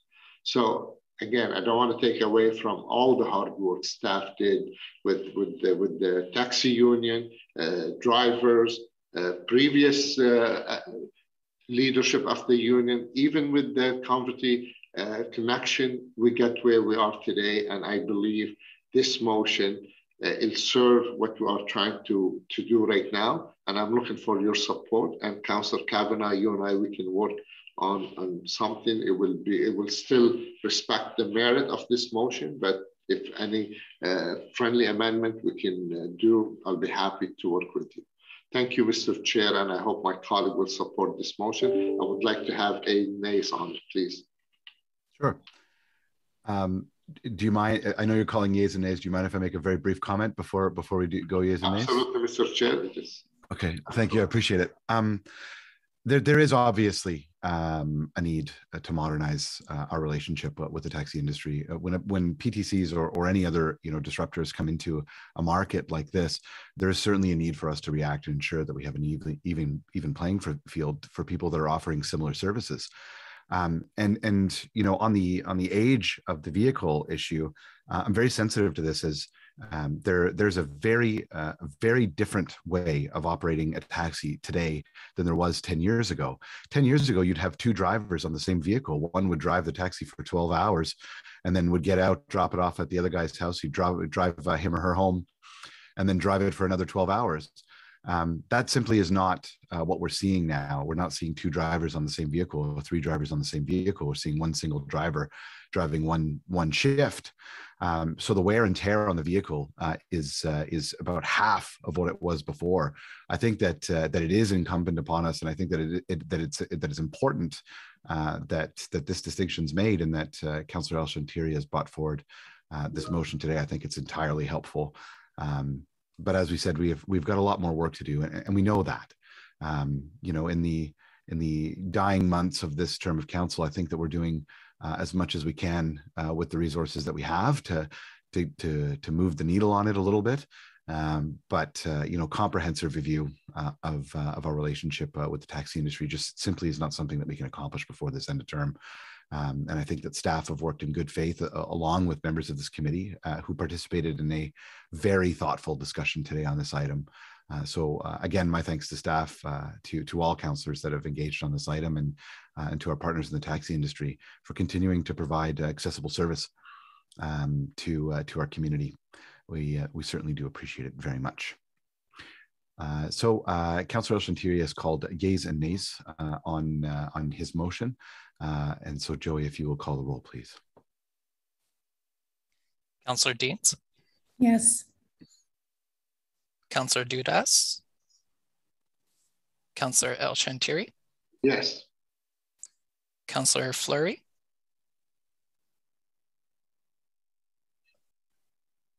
Conseiller Fleury. Councillor Kavanagh. Yes. Councillor Kitts. Yes. Councillor McKenney. Yes. Councillor Meehan. Yes. Councillor Tierney. Yes. Vice Chair Erglai. Vice Chair Erglai had to step away. And Chair Luloff. Yes. Thank you very much. On the report as amended, is this carried? Carried. Wonderful. Thank you, everyone. And thank you, everyone, for coming out to speak to this today. We truly appreciate your time and very much looking forward to a comprehensive review as soon as possible. Number 3, passed on consent. And therefore, we'll move on to Crime Prevention Ottawa Annual Report 2021, that the Community and Protective Services Committee recommend that Council receive the report for information. Presenting on the report today, we have the Chair of Crime Prevention Ottawa, Councillor Diane Deans, along with Nancy Worsfold and Rob Boyd, the Program Manager from Sandy Hill Community Health Centre, is going to be on hand as well, and a PowerPoint presentation is planned. So over to you, Councillor. Thank you, Mr. Chair, for the opportunity to speak on this item. As you all know, Crime Prevention Ottawa continues to play an impactful leadership and convening role addressing safety issues in our communities. As a small funder, CPO strategically allocates money to develop, promote, and support emerging and overlooked priorities. As a knowledge broker, CPO leverages its established networks to disseminate good practices in community safety. As with many organizations, CPO has had to pivot its work throughout the pandemic.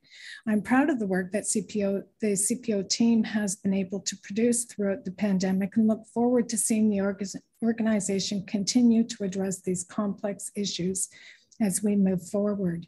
In addition to a brief overview of our annual report, we will also be sharing some groundbreaking research with you today about the safety needs of drug users in our city.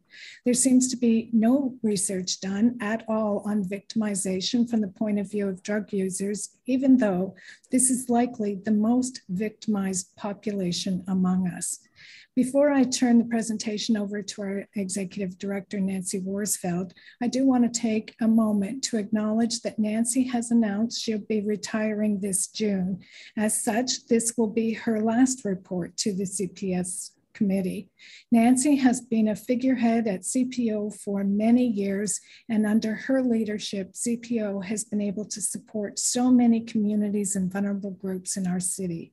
She has done so much good work with her small team, and it's hard to imagine CPO without her at the helm.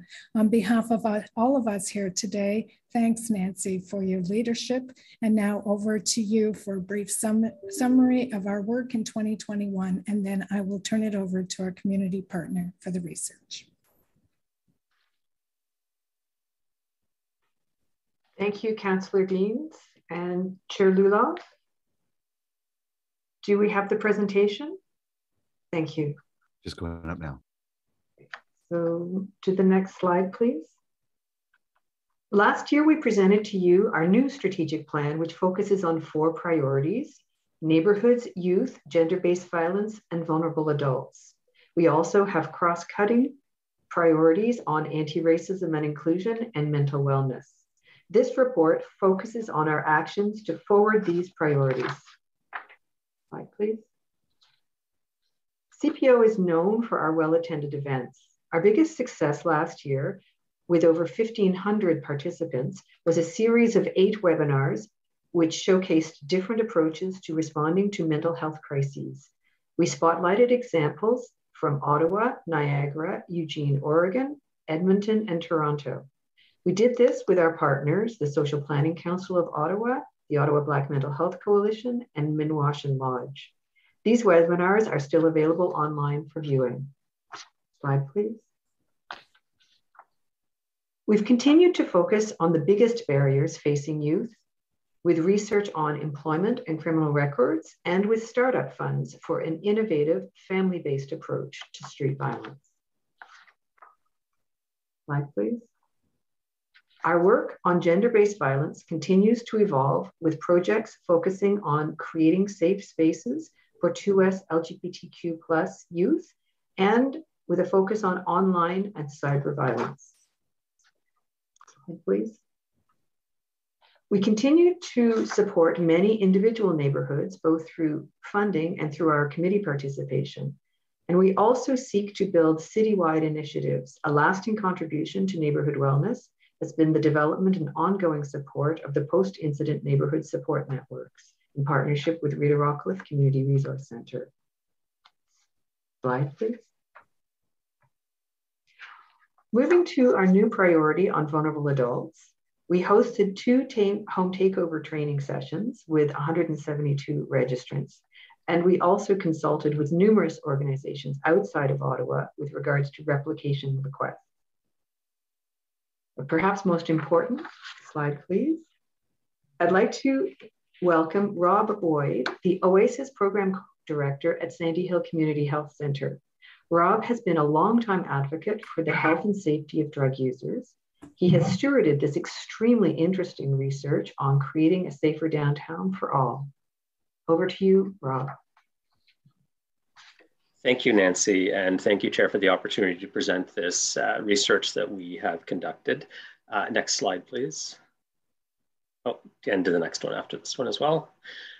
So the basic purpose of this was to identify some of the underlying needs related to safety for people who use drugs, and then to develop some really pragmatic solutions to this that are implementable at various levels.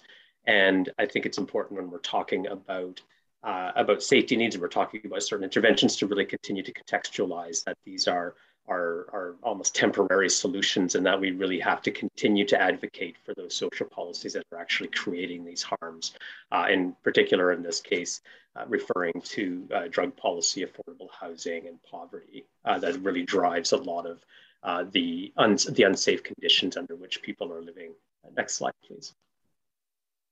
So what we did is we did do a literature review, and as Nancy had indicated, that there's very little published literature from the perspective of people who use drugs. So this is an area of open inquiry.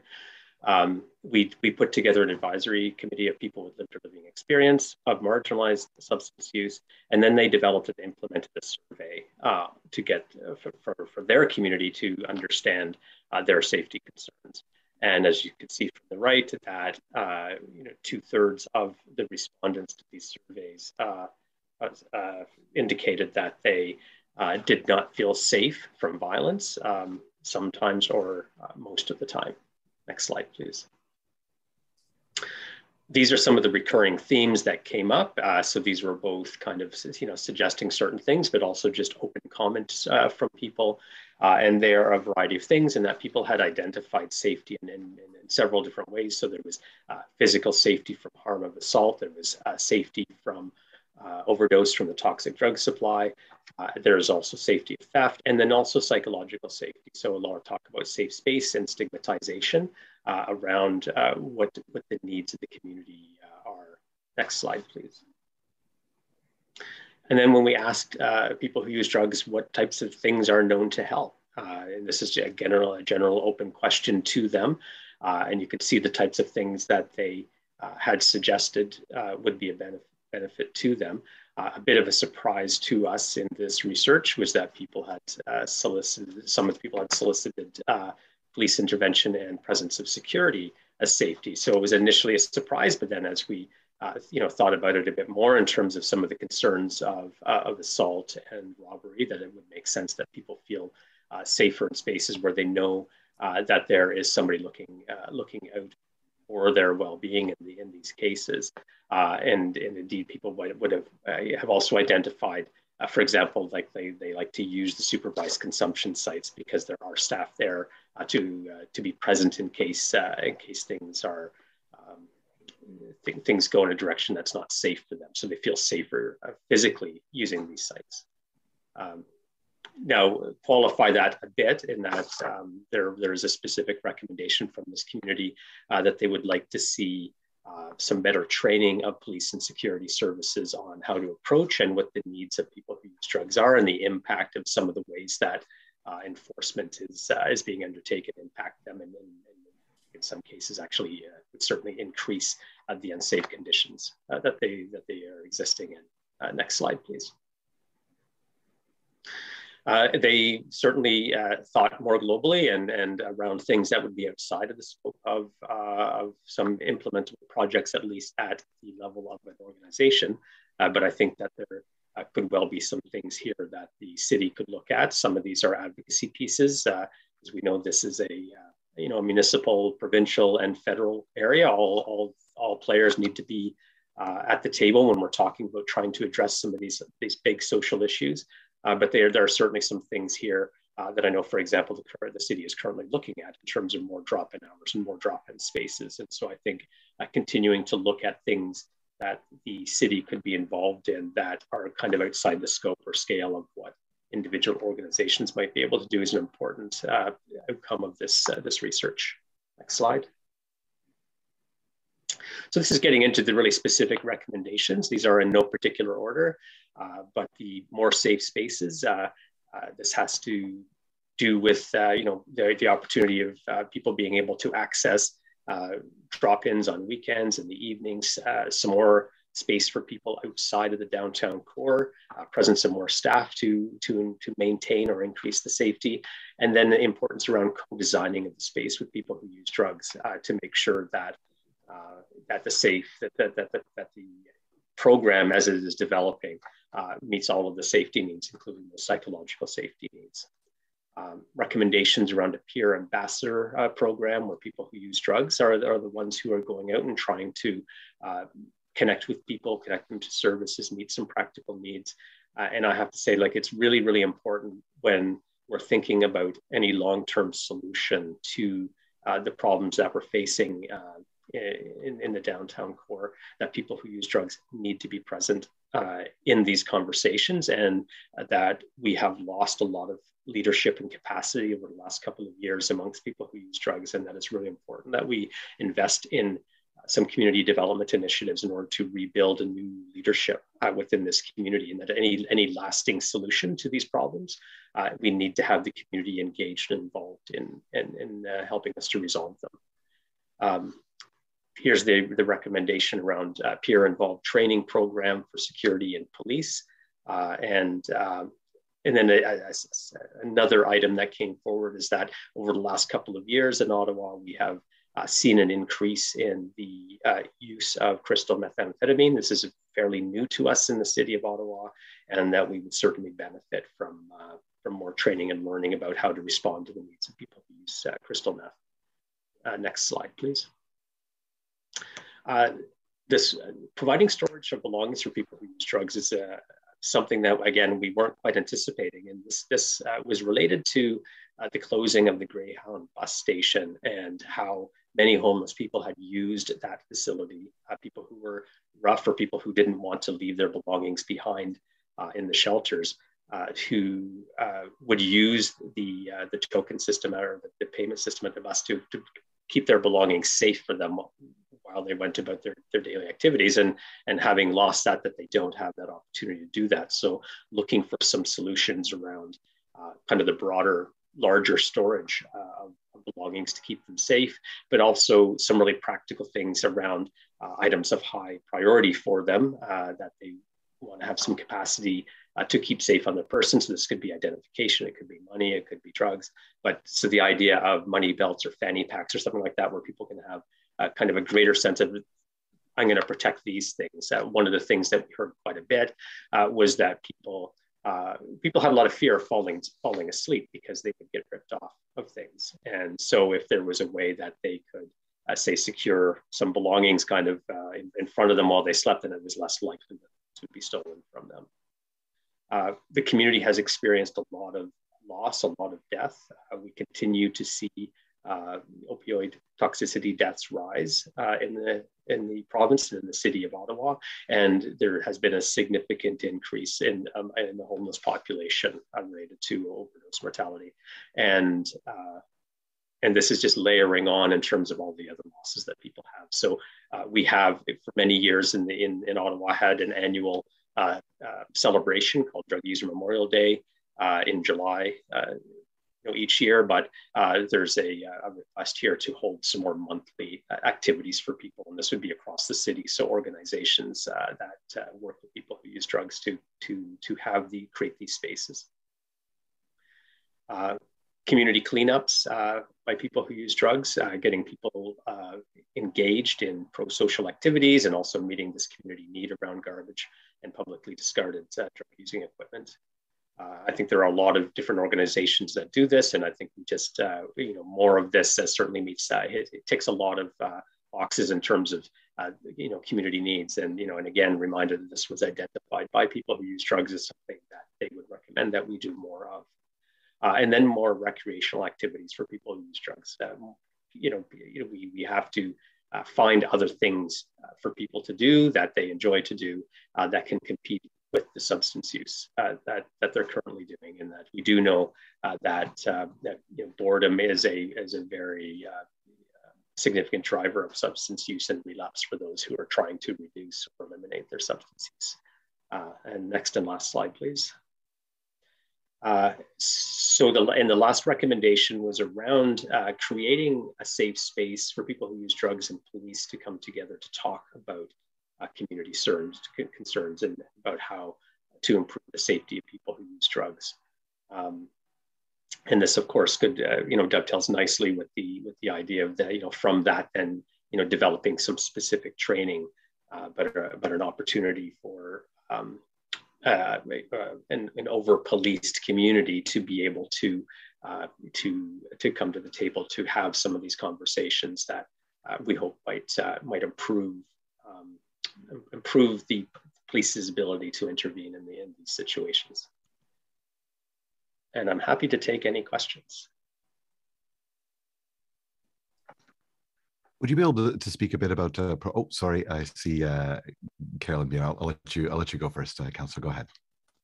No, it's fine, Chair. It's actually okay. Well, thank you, Mr. Boyd. Good to see you. Do you have an estimate of how many people are on the street? How many drug users are currently on the streets of Ottawa? I don't. It's actually a very difficult number to assess. I think that it is pretty safe to say that our experience in when we opened the supervised consumption services is that there were a lot more people injecting drugs or wanting to use these services than we had anticipated. But we don't, because of the way that, because the services for this community are often anonymous services, it's really difficult to get a count, even across organizations. I think recently I've just looked at some of our numbers about unique clients who've used our site, and the number was something like 850, but it's much larger than that. Are those individual visits, or are those people who drop in maybe once or twice a day? Yeah. So those would be individual visits over the course of 2021. So that's my one small supervised consumption service. So that wouldn't include, 800. I'm blown away by that number. Yeah, and unfortunately, the number is much larger than that, because again, we have 5 booths in our site. So if you look at, you would need to add in some of the inner city numbers from the trailer, some of Southwest Public Health, and it's a much larger number. We're talking in the thousands. And this is, and we're just talking about Somerset West, or sorry, San Health. That's correct. Supervised injection site. Correct. So that number, when you say that number could be greater, yes, because there are a number of sites. It is definitely greater than that. Wow. And is the number continuing to grow? Again, difficult to assess without kind of having a denominator, but I think that the feeling is, again, that we had underestimated what the number was. So the sense was that the number has increased over the last 5 years. Okay. Are these people predominantly residing in the downtown core, or are they going downtown to use and going back to wherever they live? We don't collect any data in relation to residents. I would say that, from our experience and from the experience of sites across the country, that most people don't travel great distances in terms of using services like supervised consumption. So my guess would be that it would be a high percentage who are living in the areas around the site, within, say, a 15 to 20 minute walking distance of the sites. Okay, I'm just wondering. I mean, I think data collection would be an important part of a survey.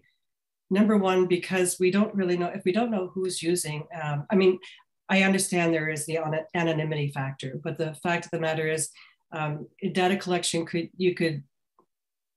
I'm not suggesting, maybe you do have some kind of data collection, but how do we know that if if we don't understand who these people are, maybe the services that they require, how can we say how many people would actually really want to access detox and rehab and a bed somewhere? Do we know that? We do actually do quite a bit of data collection, and we do a significant amount of reporting on the supervised consumption services. I do 25 reports a year to the provincial and federal government on this one program. So it is actually an over-reported program relative to anything else that we do. Those data do include posting references, referrals to things like substance use treatment, social services. A lot of the work that we do is about trying to connect people to services as they're coming in. Mm-hmm. So the first thing that we do is to try to create a safe space for people. And the second one is try to engage them into other services that are available to them, and take those opportunities when they want to make some changes to capitalize on them. Okay, but if we do that, I'm just trying to understand why we can't get a handle on the exact number of people.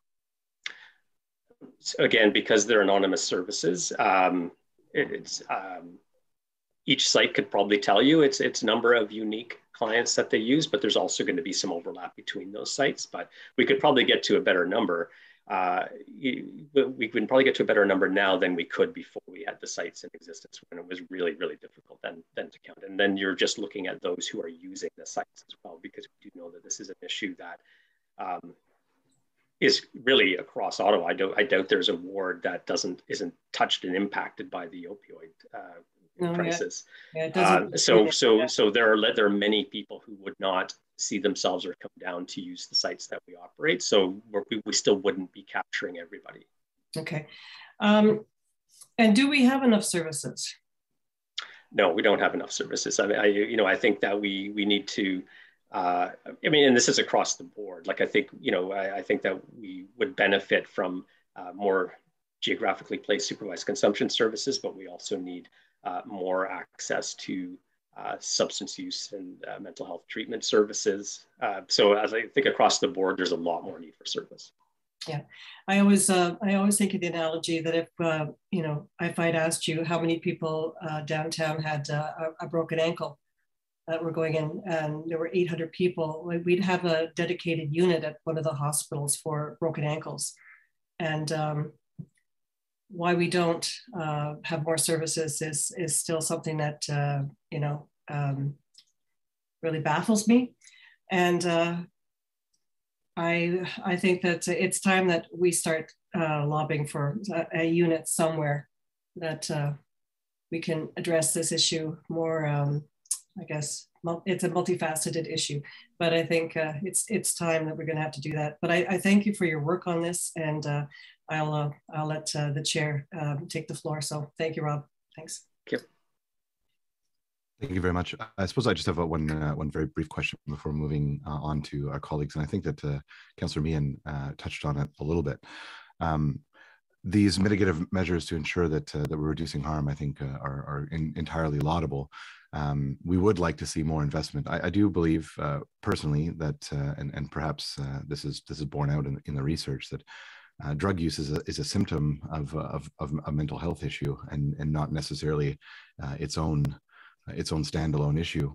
People tend to, not wake up in the morning and decide that today is the day that I'm going to try an illicit substance, unless there's other mental health issues that are ongoing. That access to early intervention and access to intervention when it comes to treatment programs within the city of Ottawa will be so important to tackling this opioid crisis and this illicit drug crisis that we have going on right now. Can you describe what programs are available, what funded taxpayer funded programs or public programs are available to somebody, you know, should they decide that, you know, obviously things are not going very well and they'd like to receive treatment to tackle their mental health and drug problems. So there are a mix of different programs and ways that some are public funded and some are not. So one of the main ways that the main tools we have around the opioid toxicity crisis is opiate agonist treatment. So that would be methadone or buprenorphine naloxone. So we have oral treatments available, and that is largely done through private, actually almost exclusively done through private. So some publicly funded oral opiate agonist treatment would be necessary. We're also finding that it is very difficult it's very easy to get people connected to and initiated on opiate agonist treatment. It's much more difficult to retain them in care in opiate agonist treatment because of the shift in the toxic drug supply, when we're now dealing with fentanyl and very high dose opioids that are really difficult for people to remain engaged in care. So there's a huge gap in our system right now around access to injectable opioid agonist treatment. And the gap is that the high dose formulation of hydromorphone is not available on the provincial formulary. So this is something that we've been advocating for a number of years. So that way we can actually get people up to match the doses of fentanyl that are out in the street. So that's our real challenge right now in this crisis, is that we are dealing with a very different crisis than we were even 5 or 6 years ago. So for other types of substance use treatment, we have SAR, which is our main referral source for anybody who's looking to get into either residential or outpatient substance use treatment. So we would make the referral into them. They would do the assessment of need, and then they would be referred to the various treatment organizations within the city or within the province if it's more indicated that they would go out there. In the area of mental health, I think that there's been a lot of movement that has been made recently in terms of the mild to moderate mental health for people. So the one call, one click type of initiative, or the Kids Come First with the CHEO, I forget what the CHEO one is called right now. But in terms of the severe mental illness and the stuff that we're seeing on the streets, we certainly need a bigger investment. We've seen a lot of additional decompensation of people who are street involved, many of them who use drugs over the last 2 years in the pandemic. I wasn't aware of the issue of the replacement therapy and the potency issue. Thank you.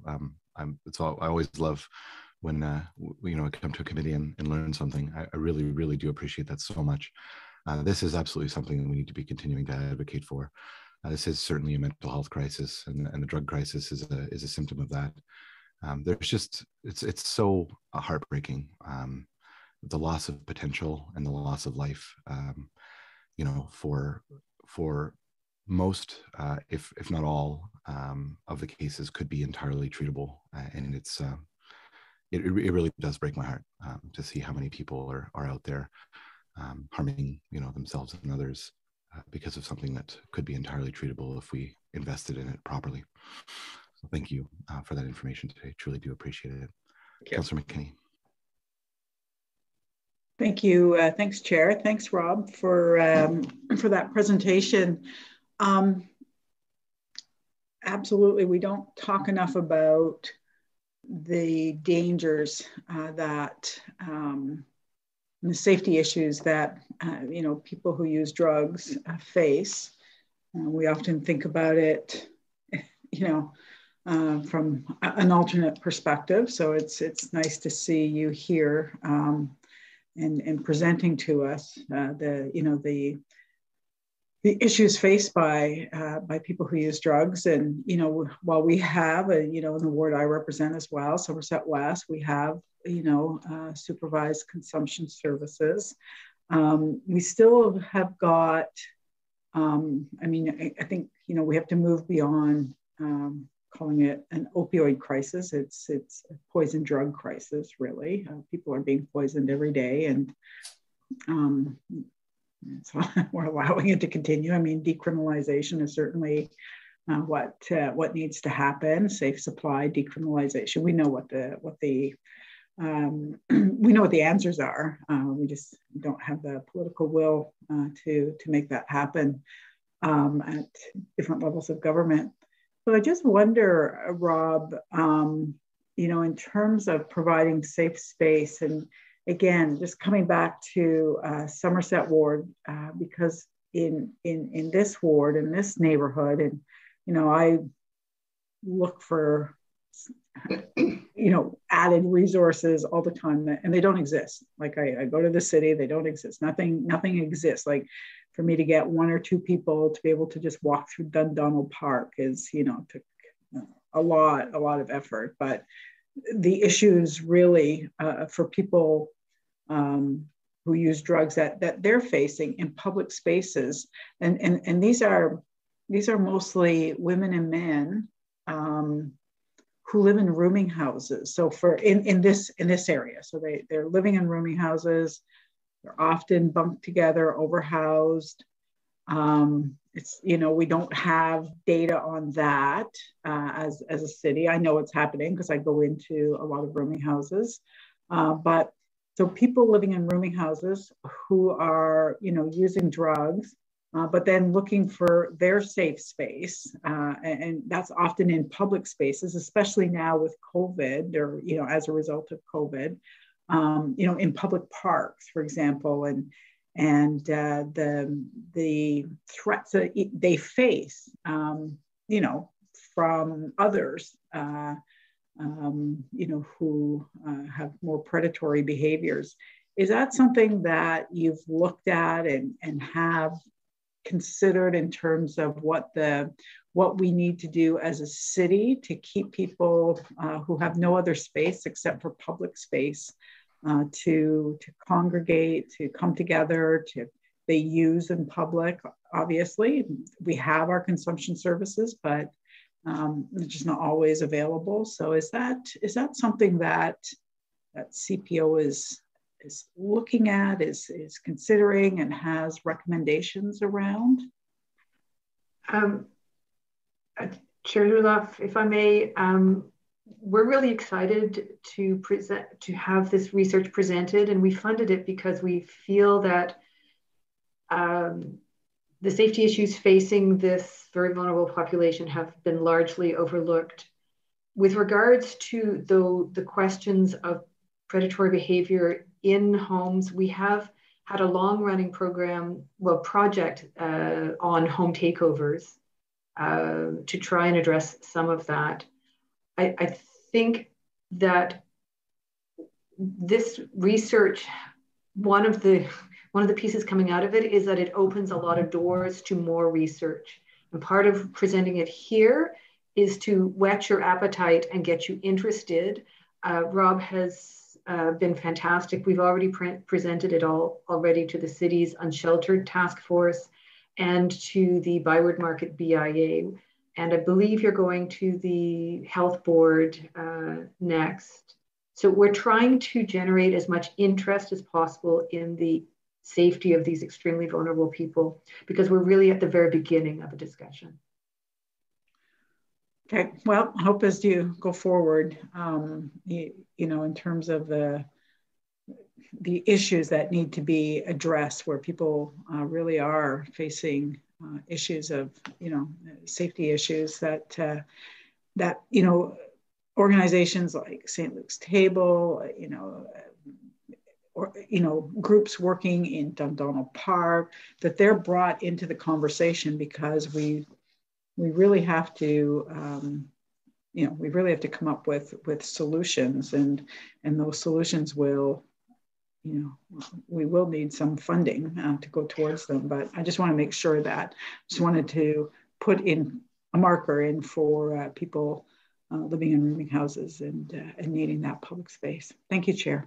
And I would say, just to respond to your point around you know, public spaces, you know, there was a reference to that in the themes and what would work, and so there was something with regards to kind of like a designated camping spot, and so that was speaking about safety needs in public space. And you're absolutely right. I mean, a lot of our drop-in centers are inside buildings, often inside basements of buildings and things like that. And when the weather gets nice, people don't want to be there necessarily. They like to be outside. So how do we create these spaces outside where people feel safe? So I think that's a really important challenge. Yeah, I agree. Thanks, Rob. Thanks, Chair. Excellent intervention today, Councillor. Councillor Kavanagh, please.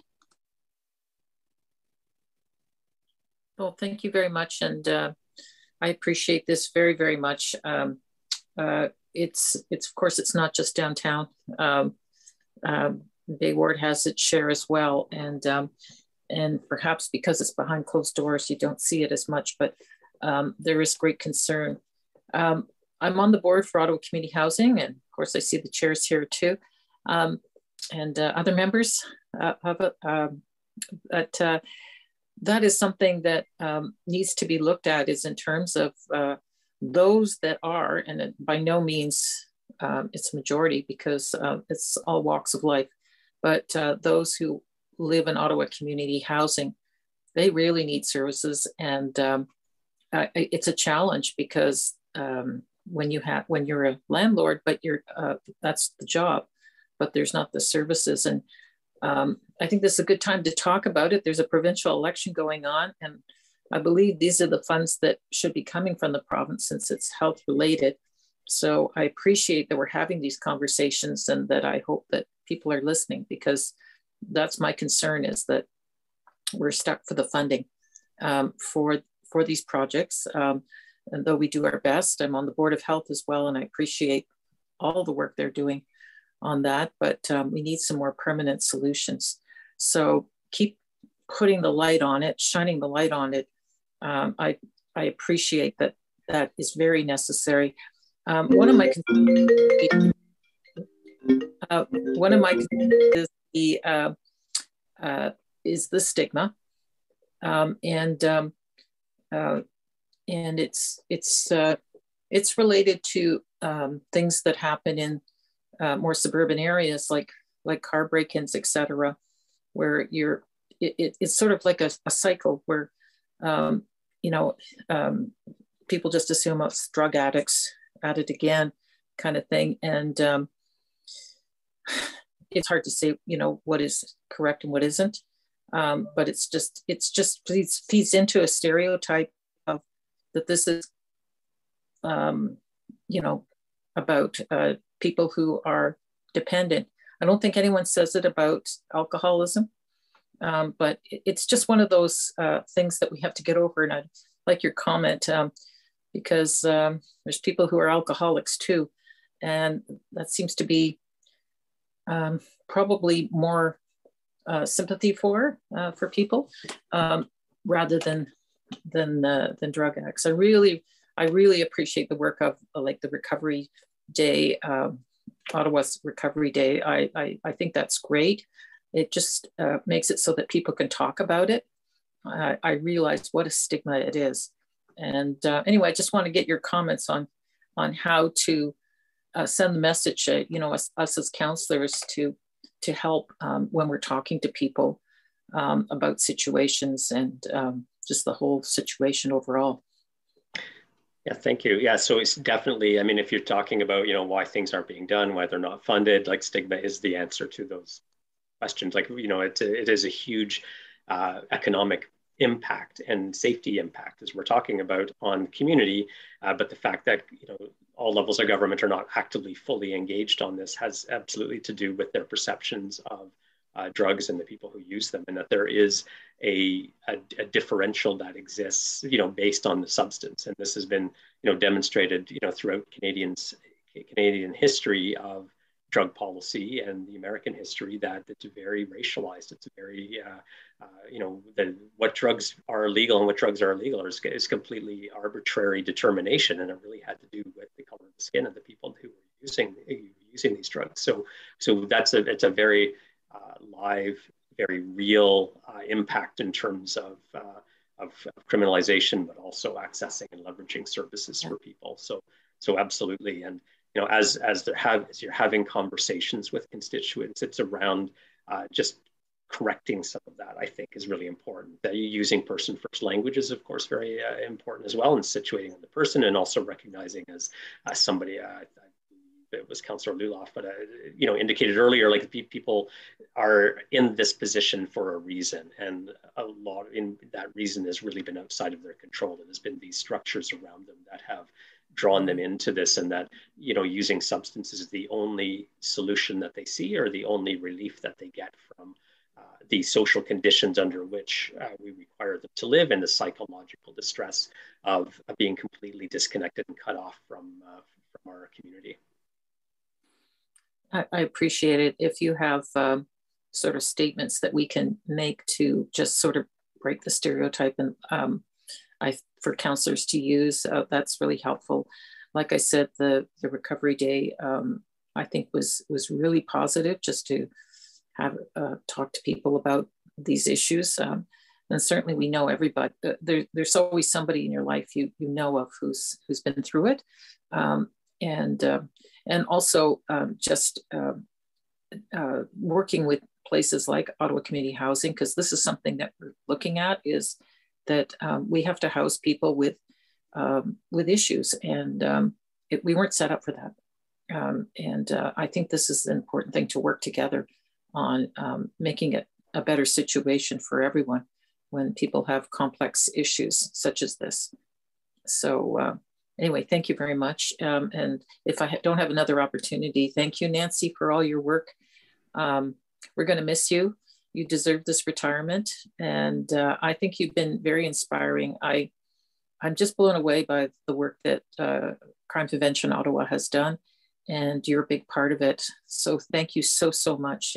It's so positive, and it makes a difference. And I want you to know that. Thank you. Thank you for your excellent intervention today, Councillor Tierney, please. Great. Thank you very much, Mr. Chair. I think more and more people, I look at my colleagues, we all see the situations that are occurring. How many times we may have a family member or an acquaintance that's, hey, can you shoot me $50? And you know exactly what's going on. And it's just a downhill spiral for these people. And a lot of these people they don't have money. They can't get into private institutions. And I guess I'm just looking for a comment based on what you see. And I've heard this firsthand from a family member that has a crack addiction, that they can't get into any of the places unless they get into shelter systems first to be able to get back in to get the required help necessary, because fentanyl is the prevailing drug of the day, I believe. Is there a solution to this? The people that truly want help, that are not on fentanyl but are using crack or cocaine, there seems to be a real challenge to get public funds to be able to help people get in-house support. So I'm not talking about virtual meetings and things like that, because the people I've been speaking to are saying that doesn't help. They need the in-house supports. And maybe Rob has a comment on that. It's a struggle for these people. Yeah, it's definitely a struggle, and certainly my heart goes out to families and loved ones of people who are struggling. It's a really difficult thing to watch what's going on and to be powerless, because you are powerless, right? That person is making decisions that that you might not agree with, or that you know is harming them, and it's a hard position for people to be in.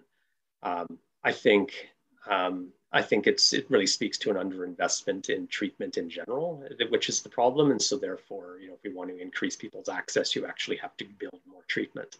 I think it's also important to note that, you know, treatment services as they are now are pretty woefully underfunded. So I think that we need actually an investment just to get the industry up to a livable standard in some cases. Not everybody needs to have residential. Some definitely would benefit from it. I haven't heard that anything about you having to go through the shelter system to get access to that. So I would encourage people to continue to make application to SAR, Service Access to Recovery, here in Ottawa, which is that centralized place to place people in services, and to look at what's the best match. I mean, I think, you know, mentally, and I think based on how we we understand things from popular culture. If you're not within the system, everybody kind of thinks, well, everybody has to go to rehab, everybody has to go to a residential in order for this to work. That's not the case. There's lots of really good interventions that can be done in the community that have equally good outcomes. So just being open to that is another option. But it's definitely, we need a whole host of different types of interventions for people, because it's not a one size fits all. The other piece that I just want to say is being cautious around managing expectations, that abstinence is a very small corner of recovery. And even AA and NA will tell you that it's a very small percentage of their members who achieve total abstinence. So recognizing that reduction of use and managed use are very laudable goals within this as well, because each of those, has a positive impact on the individual's life and the community as well. And thank you very much, Rob. I'll take it offline and chat with you on that one, if that's okay later on. Yeah. And it's just, it's sad, and I completely agree. I mean, there's people that are back in multiple times trying to get the supports, and it's a very difficult situation. But on to I don't know if it's a happier note, but again, thank you, Nancy, for everything you've done. Your work with Vision Jasmine in my area, all that great stuff. You're going to be very missed, big shoes to fill. So thank you very much, Mr. Chair. Thank you very much, Councillor. Councillor King, please. Thank you, Chair. And on the same vein as Councillor Tierney, I want to commend Nancy for all the incredible work that she's done with communities. I know that I was a beneficiary of that, both as a community member and also as a councillor. And as a community member, I was president of the Overbrook Community Association before I was elected. And we did a tremendous amount of work on a post-incident neighborhood protocol. I had seen directly the effects of very violent drug-related crime in my neighborhood, and the fact that there wasn't a proper dialogue with the community to ensure that people not only would become safe through enforcement action, but also would feel safe in their communities and be able to work towards taking those communities back by themselves. And so I thought it was a very powerful tool when I was a community association president, actually helping pilot that project. And now on the other side, after being elected, I'm seeing neighborhood programs such as the one in Jasmine Crescent, and also the one that has been implemented in Overbrook, to ensure that we have more of a societal approach rather than an enforcement approach per se, one that's more focused on social service intervention than enforcement, which I think is very important. So I was just wondering if you could shed some more light on some of the neighborhood-based initiatives that you're undertaking, and the way that you're seeing those initiatives evolve.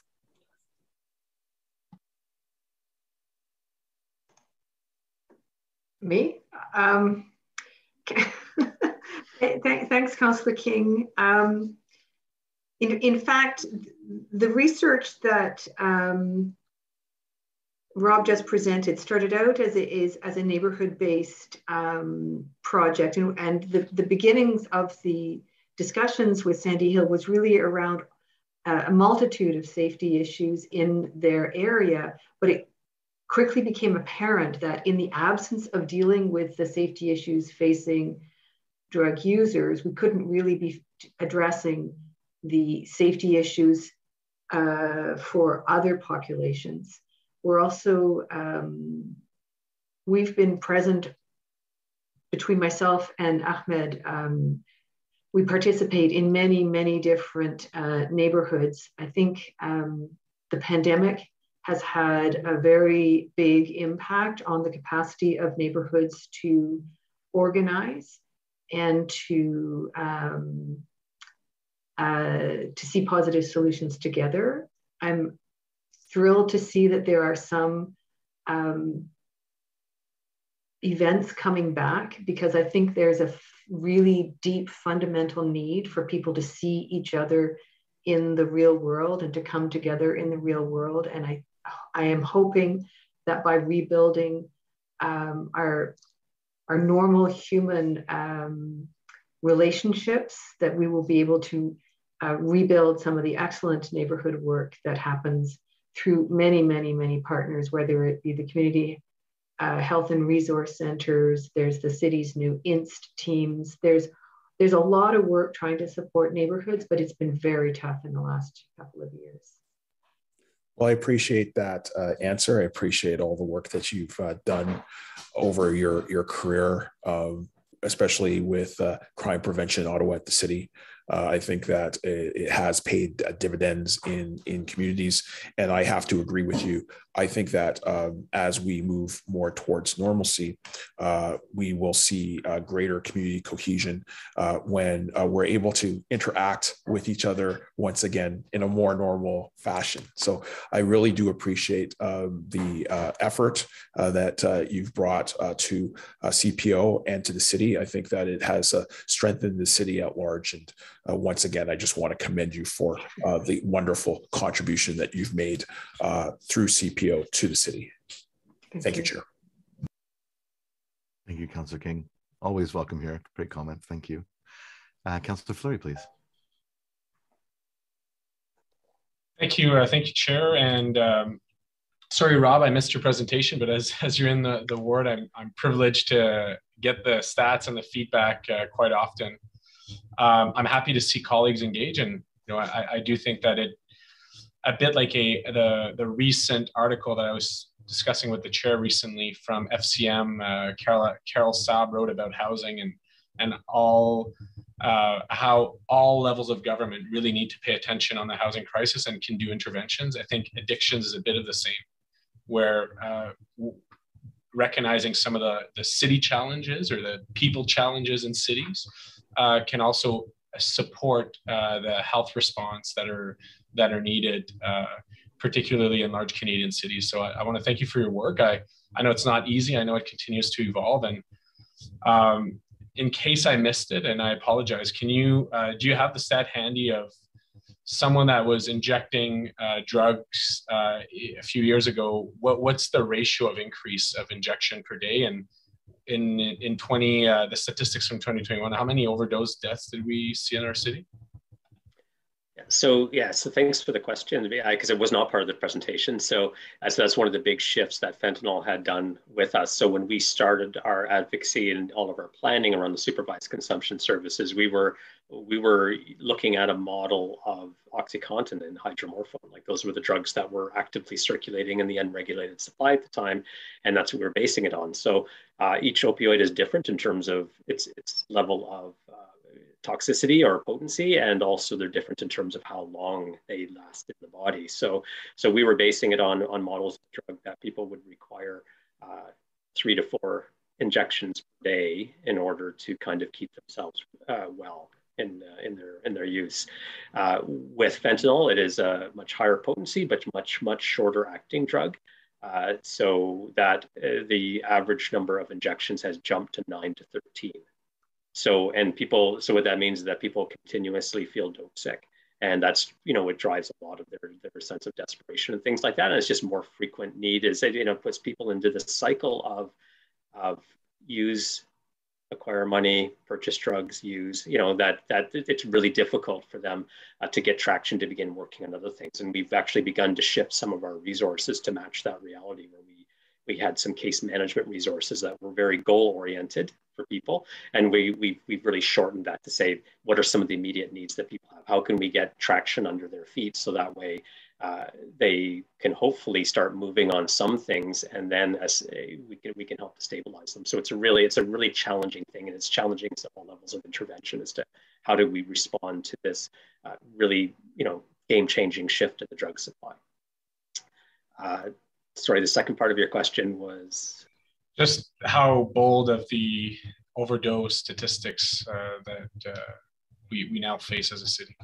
So I don't know off the top of my head the 2021 data for it. I think it is slightly higher than the 2020 data, which was a big jump. We went from, I think it was 68 to 125 overdose deaths in the city. we have seen a really significant increase in the number of overdose interventions in our site, and I would expect that's the same across. So, last 2021, this is just the data that I'm more familiar with. 2021, we had over 700 overdose interventions on the site, and none of those resulted in a fatality. But and then we had a significant number of those did require the administration of naloxone, which is kind of an indication of severity for us, because we would typically start with oxygen for people, and then a smaller percentage, but still not insignificant, required multiple doses of naloxone. So, in terms of a proxy of how much more death we would have had, if you look at that naloxone administration as a proxy, things could have been a lot worse. So we know that they have continued to rise, but just not at the same rate. But I don't have the numbers for 2021. They are available, I think, on the Public Health Ontario website. They have an interactive opioid tool. And so you can get access to at least some up to date. There's always a lag and a delay in overdose data as the coroner investigates cases. So Rob, just to so that people leave this in a clear way, are there more injection drug users in the city today than say last year? And if not, why are residents attributing to an increase in concerns or challenges relating to addictions in the community? Yeah, that question did come up earlier. It's really difficult to characterize the size of this population because they tend not to identify themselves, in general ways, and then the services that we offer are often anonymous. And we don't actually currently have any of these broad surveys that are happening in these bigger research projects that might be able to get us to a closer approximation of that number. But I think, as I said earlier, it is really clear that we underestimated the number of people who are injecting drugs, and it is reasonable to think, given that other substance use has gone up over the last 2 years. If you look at what we know in terms of alcohol and cannabis use, that very likely injection drug use has gone up over the last 2 years as well. Great. Okay. Well, thank you, Rob. And from my 2 cents, I think we do have to be careful on how we characterize addictions. I heard from colleagues before, alcohol or so on. You have to recognize that if you're in a shelter world, no matter where you consume, you're stigmatized. And unless you have a key to a unit with a proper space for yourself, then no matter where you're consuming, no matter what substance, even if you're over 19 and able to consume alcohol legally, you're still stigmatized. And if you doubt that, come and walk with me down Rideau Street in the market, and I'll show you some of those challenges. And that's why I'm so adamant about the importance of a key to a unit with a lease. On the range of services, I do want to bring some attention to a strong partner collaboration between Pathways for Recovery, the Health and Resource Centers, and OPH relating to safe supply, which I think is certainly part of the response spectrum. And I think Rob highlighted very, very carefully the kind of the circles of, the feet of an addiction and the impact that has on a community. So I do see a bright light if we can get residents to have their own units with a key, and if we can offer expanded safe supply to those who can directly benefit from it, then we really remove some of the stigma issues, and we remove directly the community impact issues. And I know Rob's on the front line of those conversations with the health ministries and so on, but just so that we're giving a bit of a voice to these programs. They're important. They start at Inner City Health. There was a pilot project a number of years ago, and now I believe it's expanded to close to 350 individual users who are, it's higher. Okay, so Rob, what's the number? I think the number, it's probably capped out right now, is 500 right now. Okay. Yeah, there's no more capacity. Yeah, the need is what, 1,000, 2,000? Could even be higher than that. Like we are talking the thousands for people who are injecting drugs. Yeah. Yeah. So I just think it's important for council and the public and the media to understand we're identifying a real community pressure, but there's some system gaps and system barriers to accessing a clean drug. As you and I would go see a doctor, we'd go to our pharmacy, get a prescription, and then wherever we would take that prescription, that drug, we wouldn't be stigmatized. And unfortunately, that is not entirely available to residents here in our city. So there needs to be continued attention to that. I will use my time diligently. Nancy, thank you for your work. You and I have been on board meetings over 12 years, and I've always appreciated the very constructive. You were always diligent in bringing forward the voices of and validating what residents were saying and businesses, and you kept the city partners as well as OPS and others accountable to those conversations. And I think you've done a really good job where no one could put you in a corner. You were always based on facts. You were always engaging folks. You were always open to bringing forward solutions. And if residents if residents or stakeholders weren't factual, you would also have a really good way, a really professional way of clarifying those points. So you will be missed. I want to thank you. I did reach out to the clerk's office, and it's in no means a question of questioning the organization or an individual or the board or anything, but I do want to make sure that as part of the governance review that's coming up for council, that we do look at opportunities in the future of governance. I know, for example, we have the safety and well-being plan that's out there. There's some efforts around mental health. There's CPO. So I don't know where it lands. I don't have a personal opinion, but I just do want to make sure that the Crime Prevention Ottawa, as one of the city's agencies, boards, commissions, is included in the upcoming governance report. Yes, Mr. Chair, Crime Prevention Ottawa would be included as part of the local board's review in the upcoming governance report. Okay. And I don't want to bring fear here. I do think the work is important, the work is valuable, but I do think it's also important to modernize with all that we've gone through and the opportunities here to respond to some of the growing pressures in our city. We need to equip an organization like CPO to respond in an effective way. So again, thank you, everyone. Thank you, Nancy. I hope that we'll have a chance to properly thank you in person. I'll look to Councillor Deans and your board to organize for all of us to properly thank you. Thank you. Thank you very much, Councillor Meehan.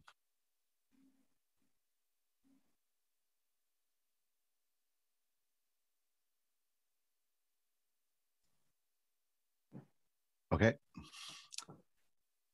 Is this item carried? Or sorry, received. Carried. Received. Yeah, fair. We did pass the second Crime Prevention Ottawa Board of Directors nominations. Thank you, Councillor Deans, for your kind words. We're glad to support that. We have no in-camera items today. Councillor Fleury, I do believe that you wished to lift a piece of information previously distributed for comment. Yeah, just a small comment, Chair, and appreciate the length of committee. I won't take more time. Simply to say, I really want to thank both the Dans in Parks and Rec as well as their teams. Not only is it important for us to meet our GHG targets, it's also important for us to ensure that the quality of air in arenas is top notch. I lived, and you lived yourself, when we were in pools and there was chloramines up the yin yang, and lifeguards were itchy eyes and so on, and certainly the attention of aquatic staff at the time to bring in the UV systems so that we could lower the concentration of chlorine made a significant difference to employees, made a significant difference to all pool users. And I think we're a bit at the same cusp for ice resurfacers in our city to protect our employees and protect arena users with green technology. So I want to thank staff for the IPD and looking forward to the future program and procurement. Thank you very much. Any further questions on this item? Wonderful. Do we have any notices of motion? Seeing none, we have a few inquiries. I believe we have one from Councillor Fleury, one from Councillor Tierney, and one from myself. We'll start with Councillor Fleury's. Please go ahead and introduce your inquiry. Thank you, Chair. And this is in light of some of the recent reporting for the Osgood rooming house. I've been working diligently with city staff and in the community on this matter for a number of years. And I'm happy to see that the coroner is involved, but I do think it's important that we properly present some of the challenges and what the city's doing about it. So here it goes. For years, rooming houses in Ottawa have been known to be unsafe, have ongoing property standard issues, and little accountability from landlords and property managers who oversee them.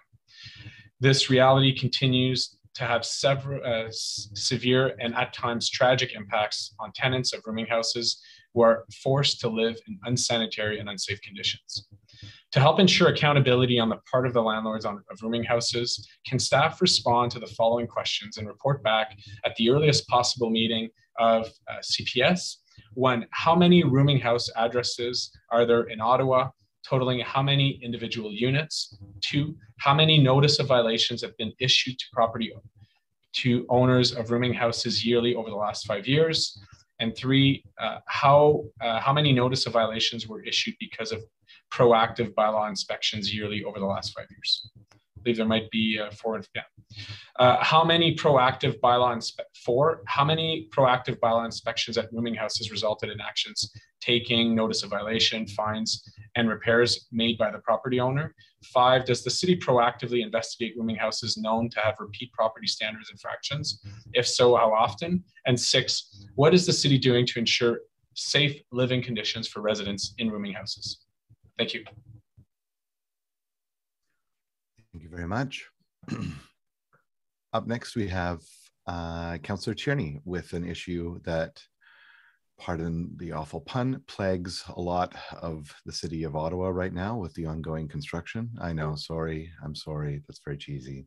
Oh, that's also just as bad. Okay, Tierney, go ahead. I'm going to shut up before I accidentally pun again. No, Mr. Chair, quite correct. This isn't Hammy Hamster or Ratatouille. We have a major issue that is starting to take place, and I see Teresa on there too. It is a problem. And forgive me, just to give a lead in, Mr. Chair, please forgive me.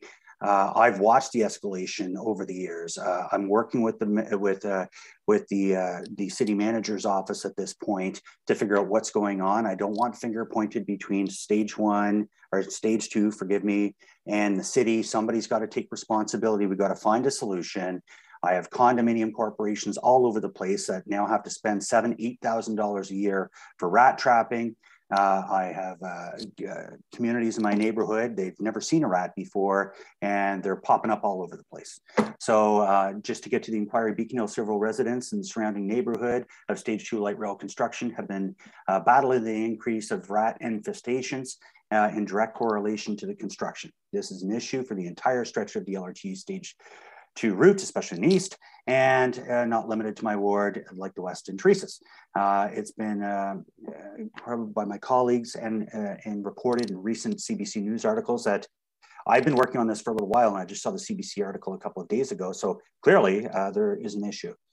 We are fielding complaints of multiple condominium corporation residents incurring costs for rat abatements. And this has become a persistent situation that will not resolve itself. This is city communicated information to residents.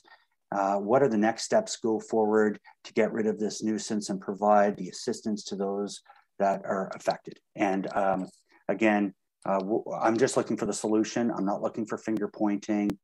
Even to get sewers abated is becoming more and more of a challenge.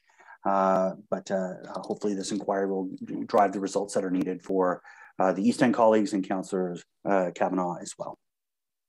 Thank you, Mr. Chair.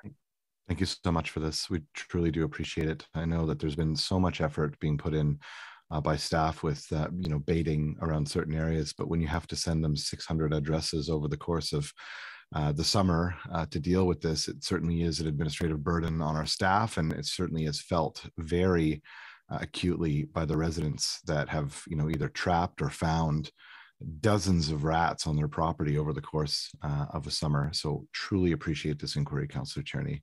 I know that it will benefit all of us on the route, and hopefully we'll come up with some solutions for future projects like Stage 3 or other infrastructure projects. I have an inquiry regarding mitigation strategies to address ambulance level 0 events. This is something that all of us, I believe, at one point in time have spoken about over the course of this term. It's something that Councillor Deans was very involved in trying to fix as the former chair of CPS, and Councillor Suds before moving on to another level of government. This is something that we all deeply care about in the city of Ottawa. In January 2022, Mayor Jim Watson and I sent a letter to the Ontario Minister of Health, Christine Elliott, requesting the minister's assistance in solving the long-standing and systemic issue of paramedic offload delay at Ottawa hospitals. As noted in the letter, offload delay continues to be a significant contributor to level 0 events. That's when there are no ambulance available to transfer a patient across our city. The letter also noted that there were 750 level 0 events in Ottawa in 2021, a considerable increase over the previous year. Since then, the paramedic chief has reported to local media on multiple occasions that the Ottawa Paramedic Service continues to incur significant offload delay at hospitals, which has led to an increase in several instances of level 0 in our city.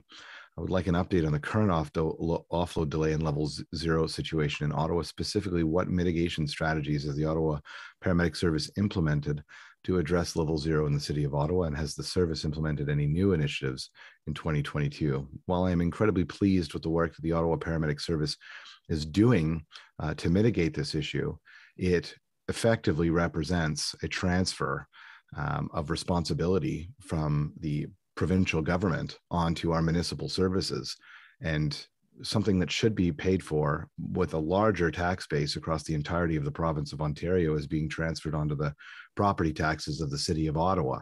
We are paying for extra paramedics to stay at hospitals. These are paramedics that could be in trucks out there serving our community. It's a completely unacceptable situation, one that has been raised for decades, including during the 2 previous chairs' times. Let's get to the bottom of this, and let's ensure that the province is providing the proper funding for healthcare in our city moving forward, so that our paramedics who are out there every single day serving residents can do their jobs rather than sitting in a parking lot at the Ottawa Hospital or at CHEO. Thank you very much. Do we have any other further inquiries on this? Or not on this, but on any other item? Seeing none. Do we have any other business? Councillor Deans. Yeah, thank you, Chair Luloff. Some of you were asking about a retirement party for Nancy Worsfield as she leaves CPO. There is a planned party on the 9th of June, and I would be happy to circulate to all members of council that invitation in case any of you would like to join us. Thank you for that. That's wonderful. What an incredible contribution to our city. I know that many people will be very interested in that, so thanks for that. Any other business? Seeing none. Thank you to everyone for the spirited and respectful discussion today on some items that tend to cause us a little bit of heartburn in the city. Seeing everyone collaborating together on this committee means a great deal to everyone and to our residents, so thank you. On adjournment, is the motion carried? Carried. Thank you, Chair. Wonderful. We are adjourned. Thank you, everyone. The next meeting of CPSC is scheduled for Thursday, June 16th. Following that, we will take a break, and then we won't return again until August. So rest up. See you next month. Looking forward to seeing everyone. I hope you have a wonderful day. Take care. Thanks, Chair.